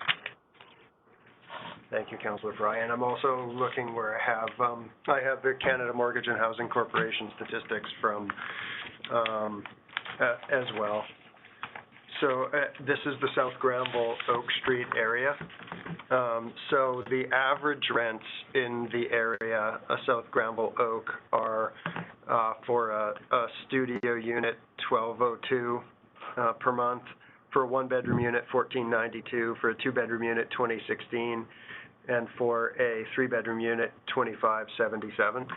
And so you can see that as compared to the newer rental buildings on the west side, which are in the table on page 16, which we're comparing to this project too, because it is a new project. So obviously the rents in a brand new building are somewhat higher than that, and that's typical. Sure, and those are helpful figures to have, because I've been comparing some of what's going on across boundary over in Burnaby, and what I'm hearing from folks there is, as we know, the cost of rents have gone up pretty significantly, and Burnaby is now the third most expensive rental market in the country, and their rents went up 8%. And what I'm hearing from advocates there is it's not just the new builds, but it's renovated older buildings that are now meeting the market demands for the general Burnaby larger area. Do we have any concerns that this might be the case here with a lot of older stock that is quite affordable still in the Fairview area? I mean, certainly there is a significant amount of pressure on the existing rental stock, and renovated units we are seeing generate significantly higher rents than the average. Sorry, I'm just going to jump in and cut you off there. If I think Councillor Weave, if you could mute, or other councillors, just if you can mute so we can hear, and I'll stop your time. Councillor Fry, thanks very much for that. Please go ahead, Mr. Garrison. Okay. And one of the reasons why we think adding additional supply like this, and particularly supply that has the moderate income rental units in it, is that it is the households that would be living in a new building like this once built that are placing that upward pressure on the existing rental stock. And so that's a significant amount of the rationale for the supply programs like the moderate income rental housing program and the other secured rental policies that the city has, is actually in order to provide an outlet for the demand that is causing those increases in rents and the pressure on the existing stock. But I guess as we're seeing in Burnaby, that's also exacerbating, like there's a ton of new supply, rental supply arriving in Burnaby, but it's also exacerbating pressure. So I'm concerned that this may inadvertently apply pressure, and I know that's not a question, so I'll yeah, still on questions. Okay, thanks, Mr. Garrison. I think that's okay for me right now. Thanks. Thanks, Councillor Dejanova. Up to 5 minutes. Thanks very much, Mr. Mayor. I do have questions to staff, but I'd also like to move for a legal recess just to be able to ask a question of law myself, if that's okay. I'll have to leave that, unless it's regarding the procedures, it would have to come through me. Okay. Mr. Mayor, it's specifically about extenuating circumstance and the procedure bylaw in the Vancouver Charter of allowing a council member to ask questions. Right. Well, I have answered that question. If you have a point of procedure, I'm more than happy to answer those. So maybe a point of procedure so I don't use my time, Mr. Mayor, if that's all right. okay, if you have a point of procedure, so go ahead. My point of procedure is just is there any consideration for extenuating circumstances, or may I ask, Mr. Mayor, if you'd asked law about extenuating circumstances in that case, because I heard that we maybe could. I don't understand. Extenuating circumstances is for the fact that there was a council member who wasn't here or able to ask those questions. I can answer you now is that so the way public hearings work is that we have a set process that we go through. Councillors are afforded questions to both the applicant and staff, and in fact on staff on 2 occasions. However, the legal ability to vote on the or participate fully, including voting, is not contingent on the ability to ask questions. It's on hearing the information. Okay. So at this point, as long as councillors have reviewed, and I was a council member that had to review myself, as long as you've reviewed all the material that was available publicly, you're able to participate fully. So not being able to ask questions or forgetting to ask or not asking when that time is available to you doesn't disqualify you from being able to. Fair enough. I've been in that situation myself. Thanks. That was a point of parliamentary procedure. Okay. May I have my clock reset, Mr. Mayor, if that's all right? Sure. Yeah. Go ahead. I'll hold. Okay. Just really quickly, in follow-up to questions to staff, I understand, and I've been a big fan, staff knows this, of in-board and borrowed light bedrooms, especially after hearing stories of families who literally put beds in closets for kids. And they did what they had to, and it's still a better living situation than some children perhaps have. I'm just wondering, did I not hear in answers to other councillors' questions from a previous meeting on this item that's before us right now, that there were in fact walls that could be pulled back. There were flex spaces. There were ways to reconfigure these units that may actually be cutting edge and would provide better options than even a borrowed light bedroom. I was just hoping staff could answer that question in follow-up to Councillor Weeb's question. Hello, this is Paul Tang, Senior Development Planner. I hope you can hear me. Yes, I can. Please go ahead. Yes, the answer to that is yes, in the sense that in the appendix of the council report, staff have included a design condition that seeks to merge the second and third bedrooms together into one large and deep and wide room with movable partitions between those 2 spaces, so that you can essentially have a very interesting and flexible space. Sometimes it could be one big room with 2 beds far away from the window and 2 desks and dressers closer to the window, so that 2 siblings, for instance, can be roommates in a very large room.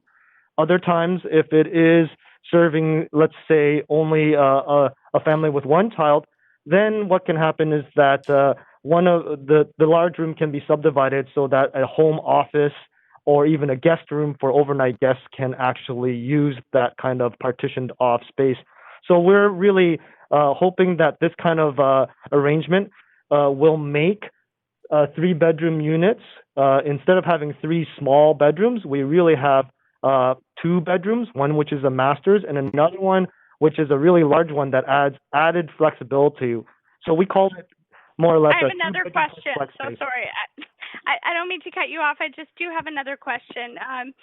In looking at my notes here and trying to really prioritize my questions, I'm looking at, and I seem to recall, I believe it was a CDI rezoning application and on Pendrell in the West End, and it was from last term.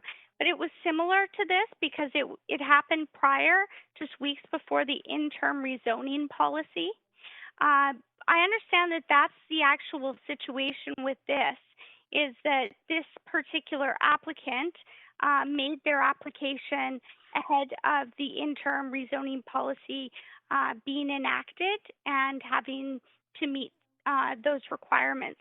Is that correct? And so have we seen something like this before at council? And sorry to go from one topic to another, but again, I only have so much time. Sure, no problem. I'm sorry, but I can't directly speak to that particular Pendrell project. I'd have to dig into it and take a look at it.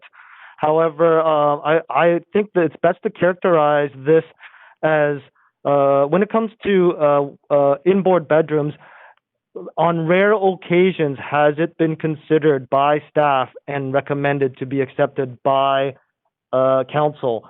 It doesn't really happen very often because there really is no policy that completely allows it. However, under the MERP policy is one of the very first times that we have official policy that allows staff to consider the third bedroom being inboard, but also pending the design of that bedroom in itself. Thank you very much. I appreciate So just that. at the 5. Yeah, Just at the 5. I'm aware. Thanks, Mr. Mayor. I'll go back on to move the motion. Thank you, Councillor Boyle. Go ahead. Thanks.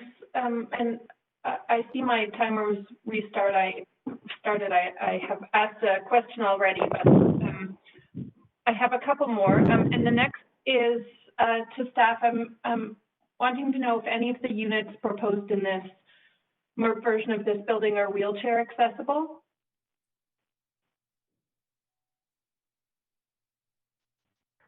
Hello, this is Paul Chang, Senior Development Planner.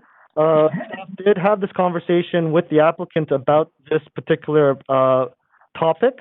The applicant has responded with the idea that, first of all, it is the Vancouver Building Bylaw that ensures that units will be accessible for people that are confined to wheelchairs. There are a suite of considerations that must be installed into all dwelling units, such as the ability to put in grab bars, such as the ability to have a minimum amount of space in bathrooms for at least one bathroom in each dwelling unit. So the answer to you is yes, in as much as what the Vancouver Building Bylaw requires. Okay, and I assume the small size of the units sounds to me like they, anyway, I take your answer. My next question is, if the project was referred until after the Broadway plan, how long of a delay do staff anticipate that would be? When are we expecting the Broadway plan?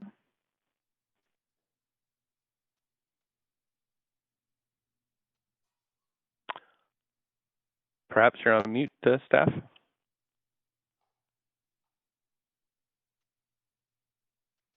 must be some conferring going on there. Good morning. I'll just pass it over to Kevin McNaney to speak to that timeline for the Broadway plan.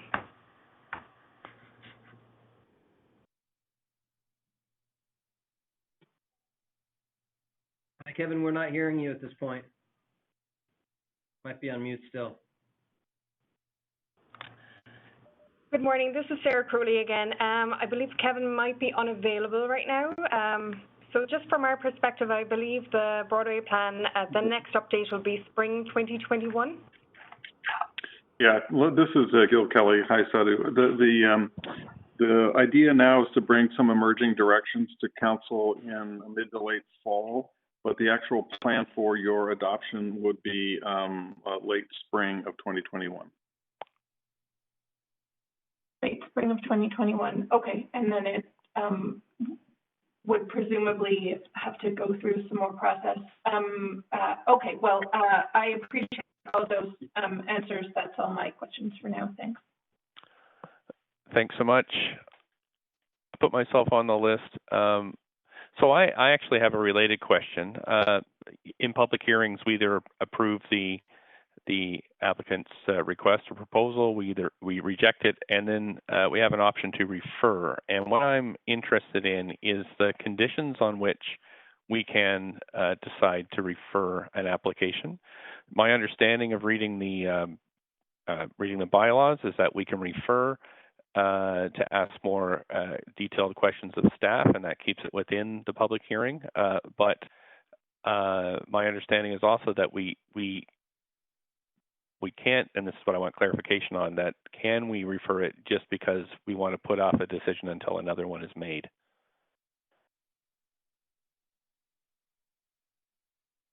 I guess what the question is, on what basis and reasoning would we refer this decision?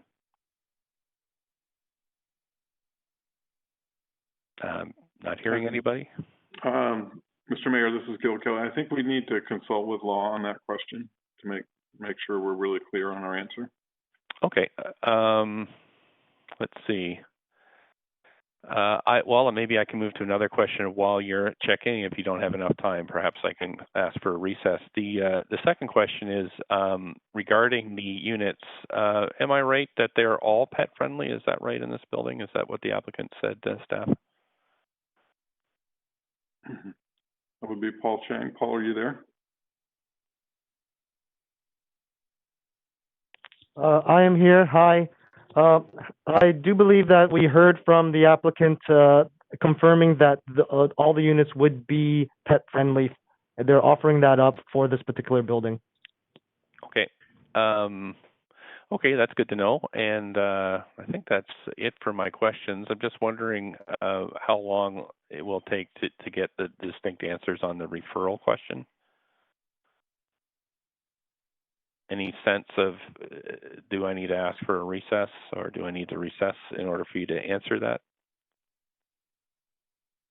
Just checking now with law. It might be wise to do a recess. I can't estimate the number of minutes right now. Okay, Council, I'm going to, let's take 5 minutes. Let's take 5 minutes to hear back from law, and I'll come back to you in 5 minutes. So we're recessed until 11:31. Mr. Mayor? Oh. Yes. Yeah. Councilor Kadejnova? Oh, nothing. I was just happy to move a recess if you want. Oh, yeah. I think as long as nobody objects, we're good. So 11:31 will come back. Thank you, Council.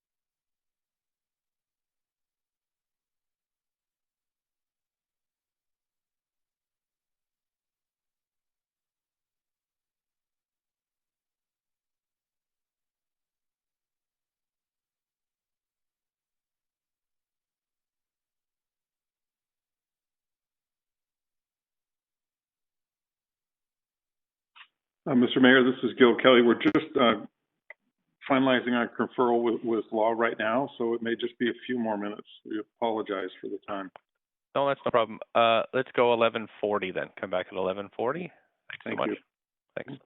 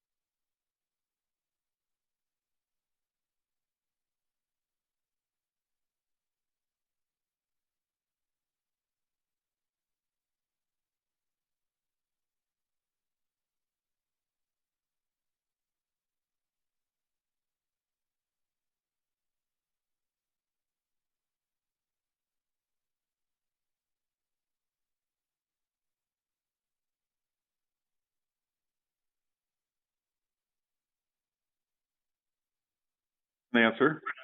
Great. Right on 11:40. Please go ahead. I'll just start my clock and go on ahead.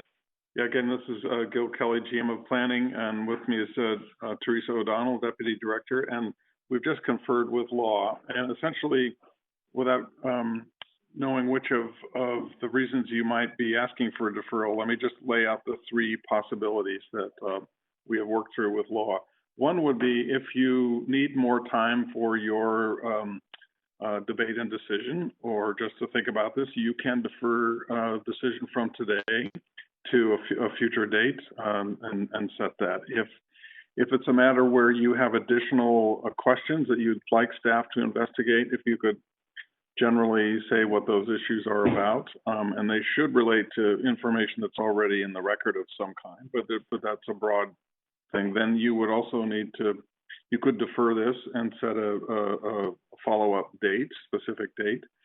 If the notion is to defer for purposes of receiving the Broadway plan and potentially adopting that plan, that's a ways off. And what we would recommend in that case is that that would require essentially a new public hearing, because you'd be taking into consideration information that is not before you now and may have a material effect on your decision. In that case, we would recommend that you not defer but reject the current application. The applicant would have the ability to reapply. There is a 1-year waiting period from the decision you would make in that case today to resubmit or to be reheard. And we'll get the fine points on those dates, but essentially it's a year wait. So those are your options. Okay, that's pretty clear. So for kind of short, if we have kind of short questions about the existing material, we're likely to go back and come back. That would be a reason to defer. But if we're waiting for a major information on a major project coming back, that would be a reason to go back to a whole new public hearing. That's right. It would be material new information that wasn't available. Okay. Great, thanks. That answers my questions. Thank you very much. And Councillor Dominato, you just have 5 seconds left on this clock. I guess we could ask for a second round of questions if you wanted another round. I was going to move a second round of questions. Okay, great. So we have a motion to a seconder for that. Councillor Thank you. Nova. Great, thanks. And I'll just do yays and nays. All in favor of a second round of questions, say yay. Yay. Yay. Opposed, say nay. Great. Okay, thanks, Councillor Dominato. I reset your clock, and please go on for 5 minutes. Point of privilege. Okay, Councillor Hardwick. I've not asked any questions yet. Okay, Councillor Dominato had the floor. Councillor Dominato, I'm happy to cede the floor to Councillor Hardwick if she wants to do her questions. Great, and Councillor Dejanova, would you do the same? Yes, I'm happy to do the great. same. Thanks very much. I'm just going to rearrange the queue here, so just bear with me. Councillor Hardwick, you go ahead, and I'll put the order back on. So please go ahead, Councillor Hardwick. Yes, to Mr. Kelly. If Birch is rejected, the applicant still has the option to, one, either continue with the 17-story existing application now, or what we just heard is come back for an amendment or after the Broadway plan. Or are you saying that they couldn't come back with an amendment after the Broadway plan? That would have to be a whole new application 1 year out. You're correct about the first part, that they have an existing approval for the 17-story, so they could move forward with that if you rejected the application today. If they were to wait for the Broadway plan, they could come back with substantially the same application. It would be subject to a new public hearing. We would have to decide based on the submittal at the time whether it's an amended application, but it's really, once it's denied, it would be, we'd consider it a new application at that point. Okay, but the Broadway plan, I just heard spring 2021. We're now in summer 2021. So it is conceivable within that timeline. Yes, we're in summer 2020, so it's, approximately a year, Okay, so the Broadway plan then would be in place by then, and so a new application would be appropriate under those. That is our target. That's our target date. So we're moving, as you heard Kevin McNaney say, we're moving aggressively to make that timetable, but it's not a date certain when we would bring the plan to council. Okay, well, it seems likely. So I'd like to just touch on your memo, Mr. Kelly, of July 14th, specifically if you would look at question number 5. And in that memo, staff say the following: the key goals of the Broadway planning were developed, and staff assessed the 2538 Birch Street proposal would help those goals, the goals of the Broadway plan, and that this area of Broadway did not present significant structural barriers to increased height on the site. Do you see that? Yes, I do. So my question is really coming out of that. Staff defined the Broadway planning framework and goals, determined that the application supported the goals, judged that the applicant was eligible for an exception under the interim rezoning policy, and sent the applicant a MERP invitation on June 12th, 2018, before the Broadway planning program and interim rezoning policy were approved by council on June 28th, 2018. So about a week before. So council is effectively being asked to provide retroactive approval on policy interpretations and decisions that staff made before the council of the day had the opportunity to opine on the Broadway planning program and interim rezoning policy framework and goals, which completely, from my reading of the sequence, denies council's democratic authority over the policy. Okay. I'm sorry, I need to finish. Here's the question. We need a question. So here it is. Why did staff interpret, anticipate, and activate the Broadway planning program and interim rezoning plan for this specific application before the policy was approved?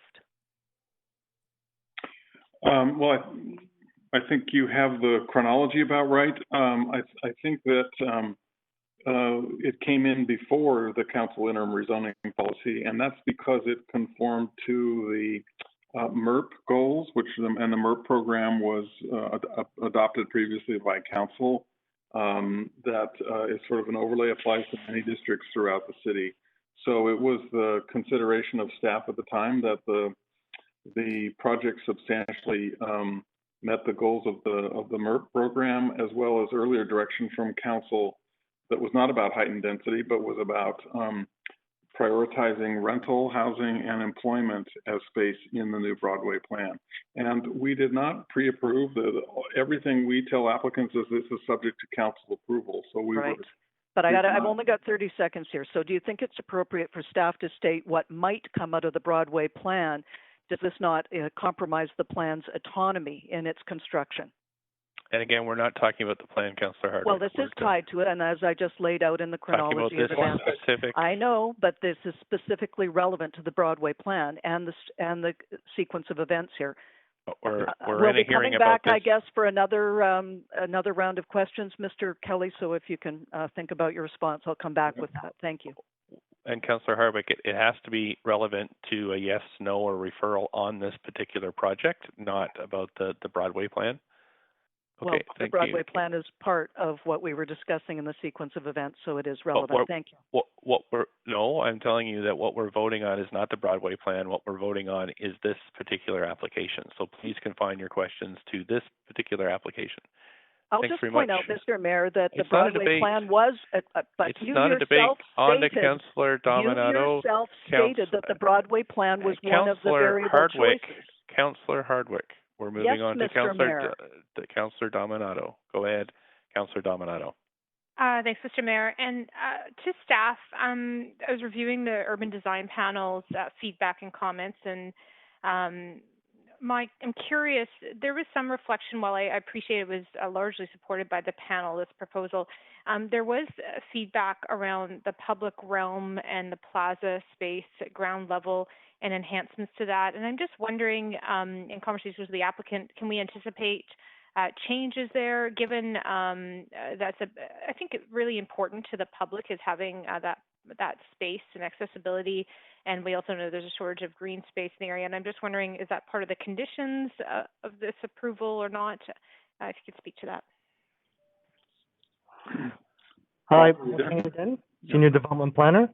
The design that was reviewed by the Urban Design Panel was a slightly earlier iteration compared to what Council is looking at right now. During that earlier iteration, it's true that the corner plaza was smaller at the time, and that's what the Urban Design Panel saw at the time. With the recommendations that the Urban Design Panel came, another design iteration was made, which is what Council sees now, and that shows the plaza that is slightly enlarged and also a greater setback off of Birch so that some private patio space for the commercial retail units and opening up the street can occur as well. So some improvements have been incorporated in order to respond to the urban design panel's comments and recommendations. Thank you. And can you clarify, so with those changes, does that include green space, trees, and in addition to that, just the blacktop space? There are conditions that look for further design development to improve the greenery of the plaza and of the surrounding public realm for this site development. Thank you. Is that Councillor Domino? Yes, that's it for now. Thank you. Thanks very much, Councillor Weeb.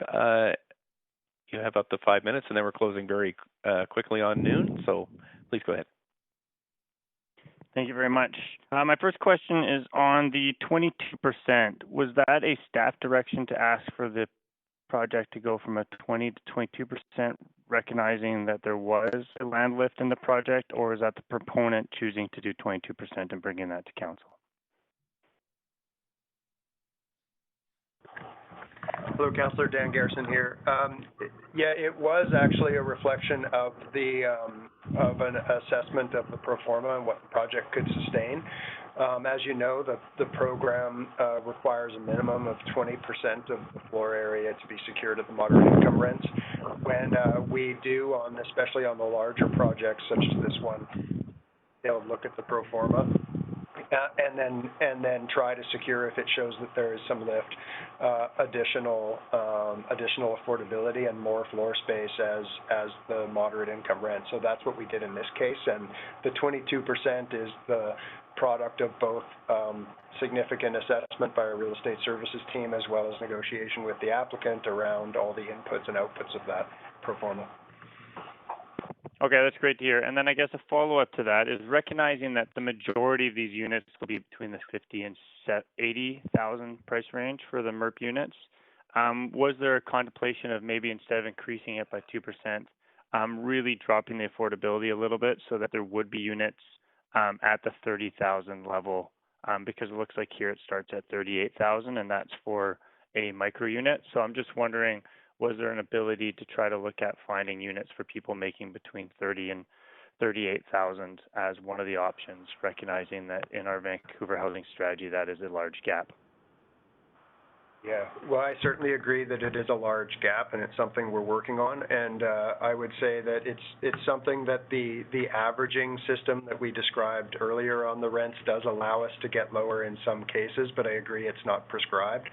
I would say that this is a pilot program where we're trying to implement it and we're trying to learn about it, and council also has the ability to input on that. And so we didn't try in this case to secure more units at a deeper rent. We went for more units at the rents prescribed in the program because that's what's in front of us. But as we do the review, hearing this kind of feedback from you at council is something that we definitely will take into consideration. Okay, and since this program's been going on since 2017, do we have a feedback on what is the starting rents, the actual starting rents when the MERP projects make it to market? So we would have an understanding of what could happen in this project. Yeah. In this case, when the moderate income rental units that are secured at the moderate income rents actually go to market, they will start at the rents on average that are secured at the public hearing to rents today. So should council approve it, they would be secured and start at an average of $950 for studios, $1,200 for one bed, $1,600 for two beds, and $2,000 for three beds. And that's a difference between this program and the Rental 100 program, where there is some escalation in the rents that's allowed between public hearing and the actual occupancy of the units. Okay, and then final question is on the standard profit margin you said was used normally when we look at these proposals. I'm wondering, did that standard profit margin not have the ability for us to collect that DCLs of $798,490? So just wondering, what was the percentage we used, and did we ask the applicant if they were accepting that maybe they could pay for a little bit of the DCLs, recognizing the lack of amenities in the area and that we want these projects to be part of complete communities? Hi, Council. It's Yarda McNeil. Just with respect to the DCL, as a reminder, the DCL is a bylaw, and if an applicant qualifies, they're able to take that waiver without Council's ability to augment that or revise it in any way. With respect to the standard developer's profit, the city uses 15%. That is an average. It may be lower than what the market conditions are with some developers' performance, but that's the percentage that we use with every performa. Okay, thank you very much. Thanks. And we're Council. We are at 11:56. Councillor Kirby-Young's next on the list for questions. Do you think you'll take your whole time, Councillor Kirby-Young? I haven't asked a question yet, Mr. Mayor. It depends how long staff takes to answer. I'm not sure. Okay, then. So we'll recess and go in camera for 1 o'clock. So we'll recess for lunch now. Come back at 1 o'clock for in camera. Thanks very much. Mr. Mayor, just wanted to check that what time we're back publicly. Sorry, point of Parliament. At 2 o'clock. Thank you. Mr. Okay, Mayor, great. I have Councillor Dominato, I have a point of parliamentary procedure. Yes. Whether we could entertain a motion to complete questions and then break for lunch. There are 1, 2, 3, 4. I put myself on just to ask this point. Well, we could, although as I said earlier today, I'm trying to get council full breaks because I just am worried that we could run to 10 o'clock every day this week. So, of course, you can always entertain a motion. Point of privilege, Mr. Mayor. I will just finish this one first. So, Councillor Domino, does that offer enough explanation? Okay, thanks. I mean, I would make that motion, but I'm on the queue. I'd have to wait, I guess, for that. No, a motion to extend. You could make that now. Okay, I'll make that motion then. Point of privilege. Okay. Right, we'll come right back to you, Councillor Dejanova. Just, do we have a seconder for this motion? Don't hear a seconder. Councillor Dejanova? Mr. Mayor, if there's no seconder, it's not an issue, but I won't be able to I won't be able to stay for this, so I would need extra time to review, obviously, the proceedings of any questions that were asked over lunch. My apologies. Okay, great. Thanks very much. So it didn't get seconded, so we're going to break for lunch now. Back in camera between 1 and 2, and then back here to continue with questions, starting with Councillor Kirby-Young at 2 p.m. Thanks very much, everybody, and we'll see you in about an hour.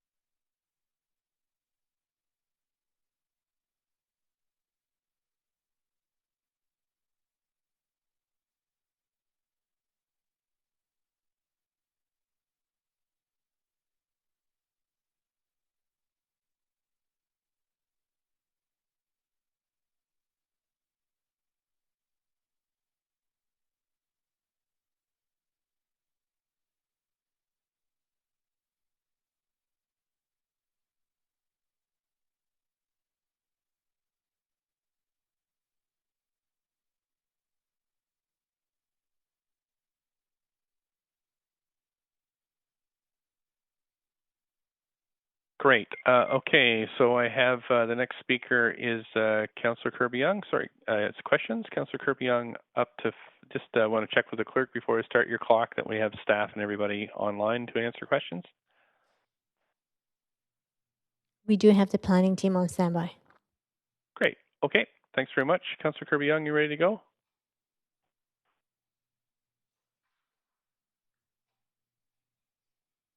Mayor Stewart, I don't see Councillor Kirby-Yung on the line yet. Okay. Just wait for a minute.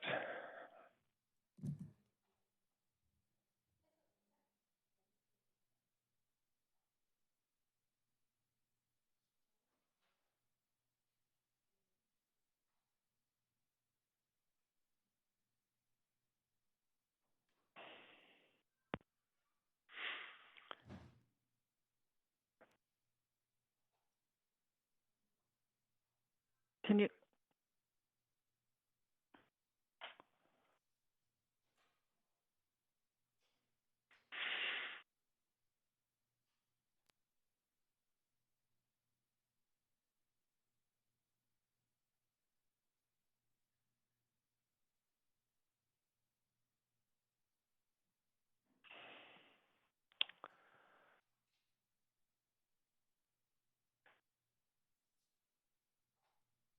Councillor Kirby-Yung, are you here to ask questions?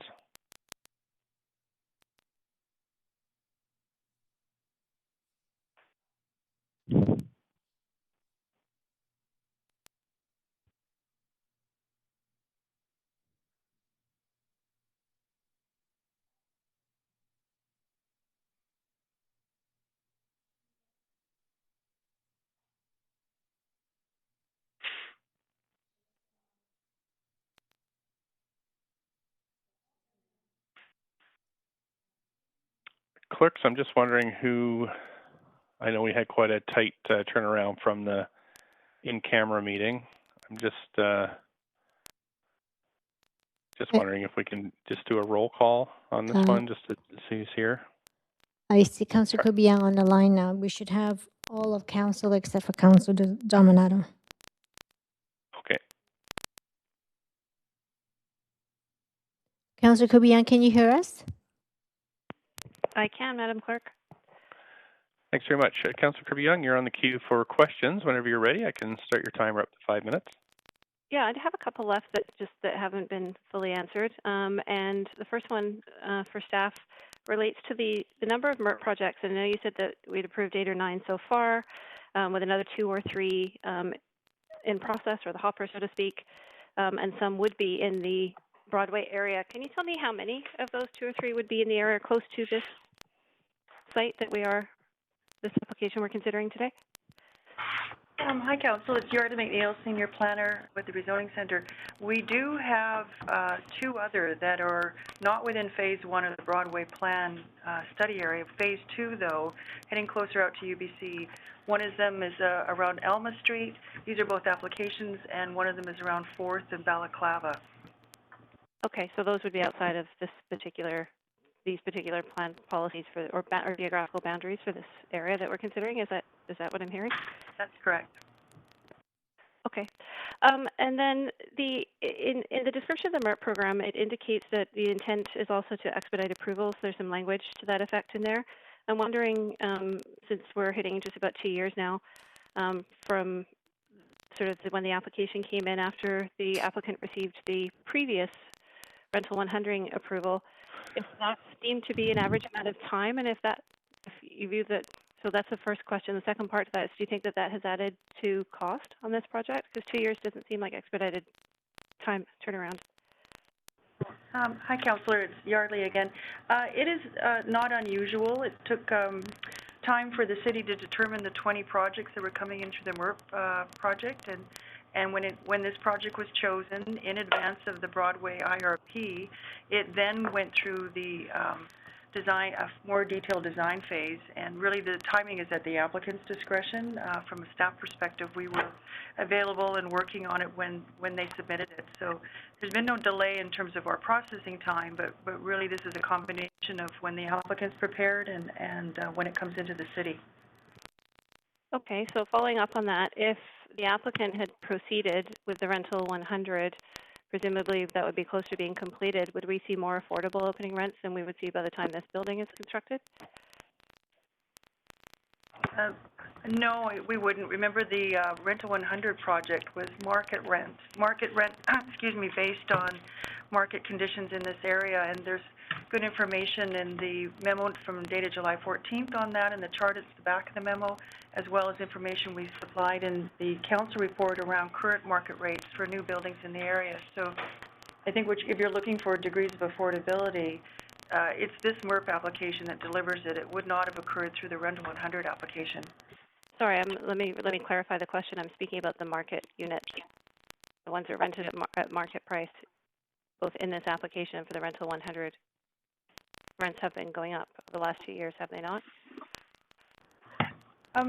If it had been occupied at this point, it might have been able to be slightly increased from its occupancy rate by either the RTA rate or whatever the market condition would allow, but this is a marginal increase from what it would have occurred at the point of occupancy. Okay, I'm not sure that answers my question, but I will leave that one. And I will leave it there for now. Thank you. Okay, thank you. Councillor Hardwick, up to 5 minutes. Great. I'd like to go back to where I left off. Is Mr. Kelly on the line? I am. Thank you very much. So, again, you remember the précis of the July 14th memo, question number 5. And so it really boils down to, council is effectively being asked to provide retroactive approval over policy interpretations and decisions that staff made before the council of the day had the opportunity to opine on the Broadway planning program and interim zoning policy framework and goals. So why did staff interpret, anticipate, and activate the Broadway planning program and interim rezoning program for this specific application before the policy was approved? Well, you'll recall from the memos, the applicant had been in good faith conversations for several months preceding that with staff. It did qualify under the MERP program, in fact, rated very highly under the MERP criteria. And so it was given a positive signal to submit under that program prior to the interim rezoning policy. So that's the chronology of it and the rationale for it. So because it was in good faith, we moved the goalpost. I'm not sure we moved the goalpost. No, we accepted the inquiry, gave them a positive feedback. We've been in discussions for quite some time prior to the council adoption of the interim rezoning policy. And again, those decisions are entirely up to council. We felt this was a MERP application, not a precedent for the Broadway plan. Should be evaluated on its own merits. And it is now a case live before you after your referral some time ago. It's now a decision for council to make on the merits. Okay, but again, what I did here is that we originally this was rejected and sent back and said wait until the right time to submit it. So we did move the timeline around, and I'm gathering it was because of good faith and compliance with the MERP programs rather than protocol per se. I think you have to agree that there were some irregularities in terms of process, but what you're saying is that because there had been ongoing good faith discussions and it did conform with the MERP program outlines, that was fine. But you first did reject. I mean, you have to acknowledge that you first did reject that MERP application on March 19th due to the Broadway plan. That's what the correspondence says. Yeah, that was the early advice. They came back and established a strong rationale for consideration. And again, we forwarded it into the program, given that it was not a precedent for the Broadway plan, but merely instead an application under the MERP criteria, which it met successfully. still seems like we're moving things around to me, but again, I've tried to make my point that the procedures have been adjusted, and I get that it was because of the good faith, but I still maintain that there are some irregularities here in terms of process, and I'll leave it at that. Thank you. Councillor Weeb, up to 5 minutes. My questions have been asked. Thank you. Okay. Thank you. I guess that's it for questions. So I guess the next step would be to have someone move Mr. Mayor, I was Yes. on the queue to move the motion. Okay, I don't have you on the queue, but we have a mover of the motion. Yeah, do we have a seconder? Councillor Boyle, a second. Okay, thank you, Council. And now we're, put yourself on the main queue if you'd like to speak to this.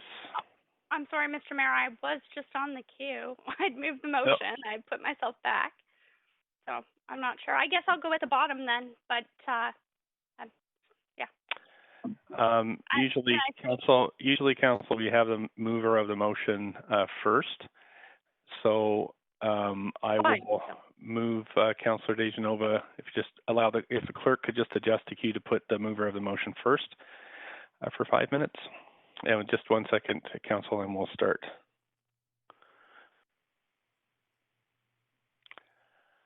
There we go. Okay, great. Thanks. Councillor DeGenova, please go ahead, up to 5 minutes, debate and decision. Thanks so much. And Mr. Mayor, just wanted to let you know if for whatever reason you're not hearing me well, please interrupt and let me know. Okay. I'm trying to turn my video on, but sometimes I have to turn it off to get proper Wi-Fi connection, Gotcha. as others have had that issue as well.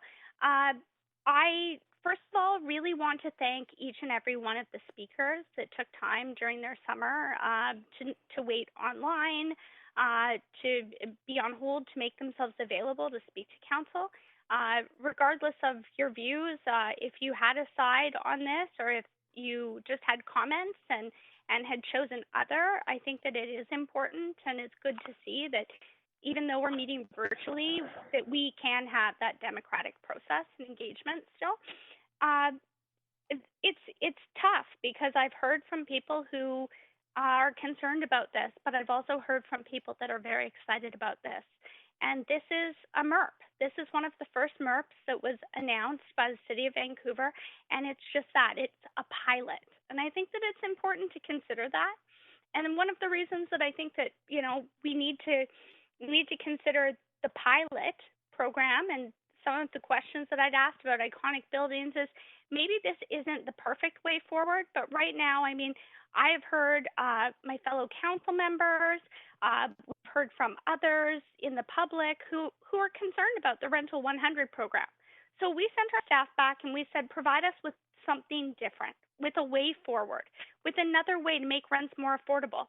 And although we might not necessarily have anything for someone who's living at $30,000 in this particular development, I think that this gets us closer to the mark.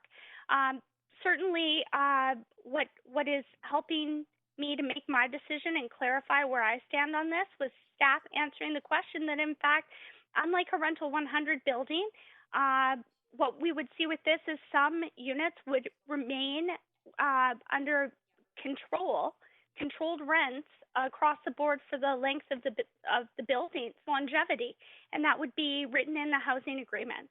And that does better than Rental 100. And what I've heard also from the answers to questions that were sent in that are coming back from staff is that, in fact, there's if this doesn't move forward, there is there's already another approved application that could move forward. So right now, I do have some considerations to make on this site, on this project, about either or. Is it Rental 100 or MERP? And I think that it would be helpful to kind of learn as we move forward with MERP, does it work? But we won't know that unless we give it a chance. And this is one of the first that we've seen. So for that reason, for several other reasons, including the, fantastic and thoughtful Indigenous art that we'll see in this project by Deborah Sparrow, The inboard bedrooms that are even more than that. They're flexible walls that will be moved around, that will accommodate families as best as I've seen. I will be supporting this project. That being said, I want to make it very clear that I've heard from those in the community that do have concerns, and that's what this is. This is a pilot. So if this doesn't go well, we'll learn about it before we move forward with the Broadway plan. And I do mention the Broadway plan because I think it's important that we try things and we don't maybe do it within a plan, because if we're trying things, we should be doing that and then trying to evaluate the plan on what has worked and what hasn't worked. That being said, this is a very complex process, and I appreciate Councillor Hardwick really helping to get through the weeds of that. This timeline was very unique to this project, I understand. I'd ask questions about it. In fact, when councillors were approached by others to meet with other groups, not the applicant, but people who perhaps were loudly voicing their opposition, I met with those people and I brought planners with me, because even me, a second-term city councillor, didn't understand exactly how this application had made it through. But I appreciated the clarity and the clarification. And for those reasons, and for the reason that we need to move forward, we need to do something to make housing more affordable, and I haven't heard another way forward. The only options that are before us right now are this project, or what we've heard is the other project, the Rental 100. And I have firmly said that I stand for housing, and I'll leave my comments there. I may put myself back on the queue to close, but I will be supporting this. Thank you, Mr. Mayor. Thank you. Councillor Carr, up to 5 minutes, please. Go ahead. Yeah, great. Thank you, Mr. Mayor. First of all, may I thank also the applicant and all the speakers this time in the summer, and all the staff for their work on this. And Mr. Chang, it was a long time ago, but that was the most wonderfully thorough shadow analysis that I've seen. So thank you for that. I also want to note, make a note about the way we count our correspondence. I believe it diminishes the weight of people who sign petitions, but does not diminish form letters. And I think that they should be counted equally. So, for example, instead of the figures we do have on pros and cons, if you counted the signatures on the letters, on the petitions, instead of 541 people in support versus 410 against, it would be 534 in support versus 1,138 opposed to this project. There are attractive features, the delivery of the rental units, all pet-friendly, 58 units of secure, vacancy-controlled rent geared to income units. Those are valuable. The public plaza, and especially the public art by Deborah Sparrow. But there are major concerns that were raised, and I happen to agree with, in terms of adding 11 more stories. First, many have said it is not the right height for this site or the neighborhood. It's out of scale with the other buildings. Former city planners weighed in on this one. Our own policies, the Central Broadway C3A Urban Design Guidelines, also notes that there should be higher buildings at key transit stations, not a wall of tall buildings, and I'm afraid that this could lead to a wall. And that leads me to my second point, which is the risk of setting precedent. And I know that staff said that the additional height is under a unique set of circumstances, and that would not be sort of replicable along the street. But my experience is that every higher building is always noted as part of the context in a staff report for rezoning for the next decision that's made for a rezoning that is of comparable height. I do think it gets the ball rolling on that. My third point, negative impacts of approving this height on the current planning processes. We heard clearly from many people that they are concerned that the Broadway plan would be compromised in terms of having to accommodate buildings of this height rather than letting the plan develop and lead what kinds of heights should be appropriate for this area. I'm also very concerned with the number of people who convey to us that if this is approved, it could impact their support for and their confidence and trust in the Vancouver plan by the fact that as new standards are set through rezonings, it makes, at least from their perspective as they explain to us, it makes the Vancouver plan less of the important planning process that we all want it to be. Fourth, I'm worried about the potential skewing of future MERP projects in terms of height. I've reviewed the 8 to date. 2 of them are at 5 stories, 2 of them are at 7 stories, 4 of them are at 14 stories. They've managed to achieve the deeper affordability that goes along with the MERP project, and that I very much agree with far less uplift.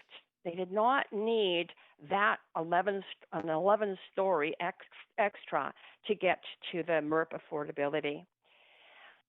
Fifth, the value of potential CAC revenue is all in the 58 secured units. It's a lot to risk for the neighborhood for 58 units. And I have to say that I am questioning whether it may be better for us to just get cash CACs and use that money to aggressively pursue less costly waves than the private market to get truly affordable housing with city land in partnership with senior governments and nonprofits. And I've been on council now for 9 years, and I have to say that at the time we created the STIR program, Rental 100, and MERP, I think we were more or less desperate during a time when senior governments were not partnering with us. And we needed to work with the private market, the private sector, in order to deliver rental housing and affordable housing. The province is now a much more willing partner. And I think it is time that we looked again at whether we're using or whether we need to use these tools as opposed to getting the cash and using our partnerships and the provincial partnership in particular. One additional concern, one speaker stated that being a local resident or neighbor doesn't give that person any more right than others to comment. He's correct on that right to comment, but I believe he grossly misrepresented speakers about saying that they need to expect change. Almost all of the local residents stated they support the 16-story Rental 100 project. They are not shutting the door on newcomers. So that is the fallback, the 16-story, so I will not be supporting this application. Thanks very much. I put myself on the list, Council, and just start my clock here. So just thanks to staff and speakers, the applicant for coming forward, and thanks for Council for working through this. We've heard from a lot of people over the past few weeks, and you know what really strikes me is that I know I was elected because the status quo isn't working, and what I have to do is to try new things to get housing that's affordable, that people can pay rents in that 30 to 80,000 income bracket, because that's what's missing. So young people are telling stories about how hard it is to find rental homes. They have to move away from the city and the long commutes to work. We've heard from employers and just in the exact neighborhood who say they can't find secure rentals and they're having a hard time with employees. We heard from students at UBC, for example, that say that you know it's difficult for them to find housing, and that's what these 50-plus units would provide for. You know, we're just what I heard over and over and over again, people coming in and saying that the status quo is not working, and this is a hopeful beacon that there's something new that would work for them. And even though it doesn't solve our entire housing problem in one building, it does go a long way to helping. So this housing crisis isn't going away. We are getting federal and provincial money in dribs and drabs, but that's all for social, you know, people making shelter rates more or less. Purchasing hotels is great for that, but that's for people moving out of Oppenheimer. We really have nobody building housing for people making minimum wage, and that's why relying on the market is the only way we can do it. We can't afford to fund this ourselves. The provincial and federal governments are not providing any money, so MERP is a very innovative project that this building is a good example of.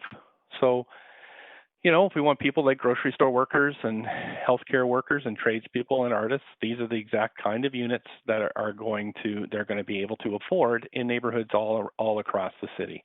So we have approved 8 of these MERP projects already, and this would be one that would be on the west side of the city, which also in which people should also be able to live, no matter what their income. So, you know, Broadway is slated to become one of our greatest streets. We do already have a sizable investment in the subway that's going to run to Arbutus, and it's already the second largest economic area in British Columbia. I mean, you can't have enormous research hospitals and not expect to have density around those hospitals to provide for workers and the folks who are coming to visit people in hospitals and whatnot. So, you know, we need to say yes to this building. I think that it's a very important watermark in almost our halfway point in this council, is that how are we going to provide housing to those people who can't afford it? And this is a very good model forward. Otherwise, we're just voting for the status quo. So we need to say yes to where young people can stay in our city, close to the people and places they love. We need to say yes to where parents with moderate incomes can afford to raise their family in a 2 or 3 bedroom home. We need to say yes to where people can live close to fast and efficient transit so they don't need to rely on cars, and where people don't have to choose between their home and their pets. And this project checks all those boxes for me. So I think it's really important that we say yes to this project. I think I'm really thankful that the applicant is willing to forego 17 stories of high rents that I might be able to afford as mayor, but I know that people making $30,000 to $80,000 a year, those household incomes will be shut out. And that to me is the status quo, and we need to break that, and this is the way forward. So thanks, Council, again for all your patience, but I hope you say yes to this project. Thank you. Councillor Boyle, up to 5 minutes. Thanks, Mayor Stewart. So I am particularly struck in all of this debate knowing that the vacancy rate in this particular neighborhood of South Granville Oak is 0.5% lower even than the citywide average of 1%, which is significantly lower than what's considered a healthy vacancy rate at 3 to 5%. Those things have a huge impact on renters across the spectrum. This building, as we have heard again and again, will create more than 250 rental units, about 58 of them at moderate incomes. It's near transit. It's near a huge employment hub. These would be homes for hospital workers and others, and there's no displacement. It is, again, as we've heard, being built on the site of an old Denny's. So I will be supporting it. I want to say that I am glad to hear so much support for the 16 or 17 story version of this building, and I hope that we'll continue to hear support for 16-story buildings, rental buildings, or many 6 to 10 story rental buildings all over the city. If we want homes without huge towers, then we need to be building moderate height buildings. And I think the trade-off here of a bit more height for more homes for people that we know need them in the city is important. I don't think that this project is perfect. I still have concerns about local school capacity, and particularly having access to safe routes to walk to school for the families that will call this home. I hope people continue to advocate on that front with the city to the province. I also would love to see deeper affordability in this type of building. And as we heard Councillor Carr say, I'm happy to see that there's more public investment in housing, but at this rate, it isn't anywhere near the level that we need it to be provincially and federally to be keeping up with the need for affordable rental housing. So I would like to see us rely a lot less on market solutions and a lot more on public investment for housing, and we'll continue to advocate for that. I also have concerns about the accessibility of this building. We heard that the units are being built to accessibility in terms of the building code, but in looking at the designs, it seems pretty clear to me, thinking about the friends and loved ones who I know in wheelchairs, that space around beds, around washrooms looks pretty limited. So I hope we continue to move on that front, particularly creating accessible moderate income units, because we know that people with disabilities in Vancouver and beyond often face very challenging income pressures and need those units badly. So I will just say in summary, it's clear to me the choices between this MERP proposal and the 16-story option or 17-story option with no non-market or below market units. And in that choice, I clearly choose the option that gives us more homes for nurses and lab techs and teachers and students, the option that allows more people to stay in Vancouver, to live close to their work, rather than having long commutes to get to the city where their job is.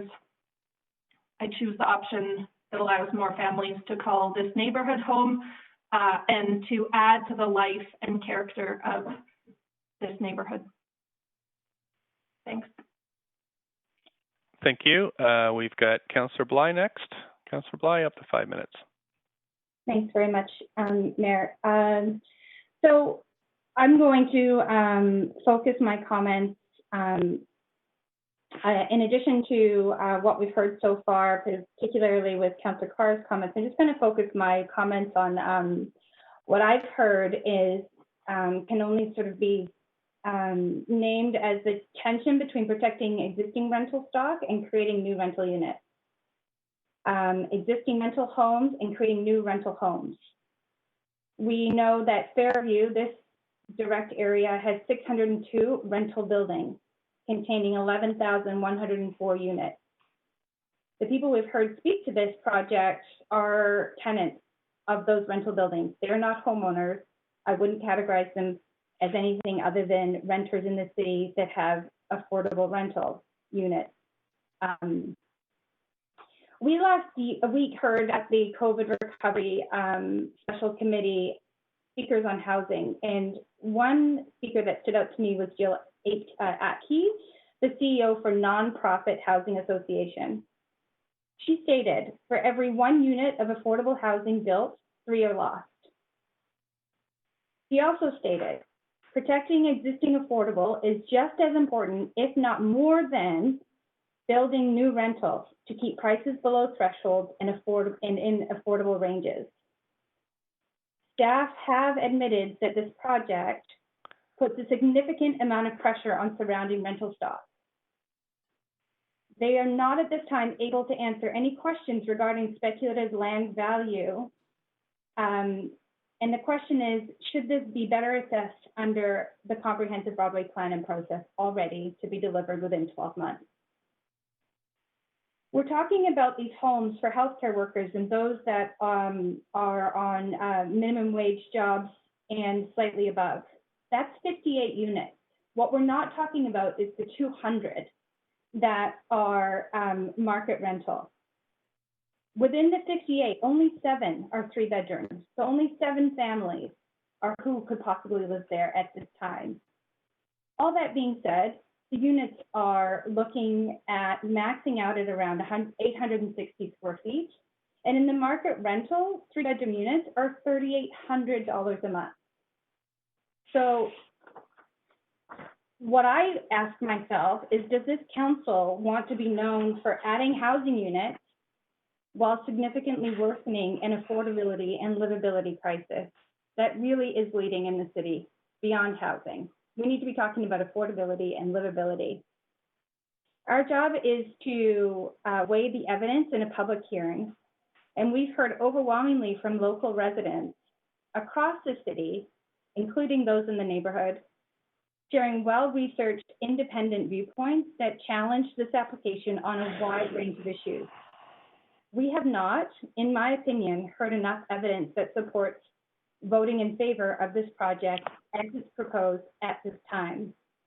Therefore, I'm moving a referral motion to address the issues that have been exposed in this public hearing process as part of our quasi-judicial role as city councillors. And the motion has been submitted to the clerk, Mayor, a few minutes ago, and hopefully will come up on screen.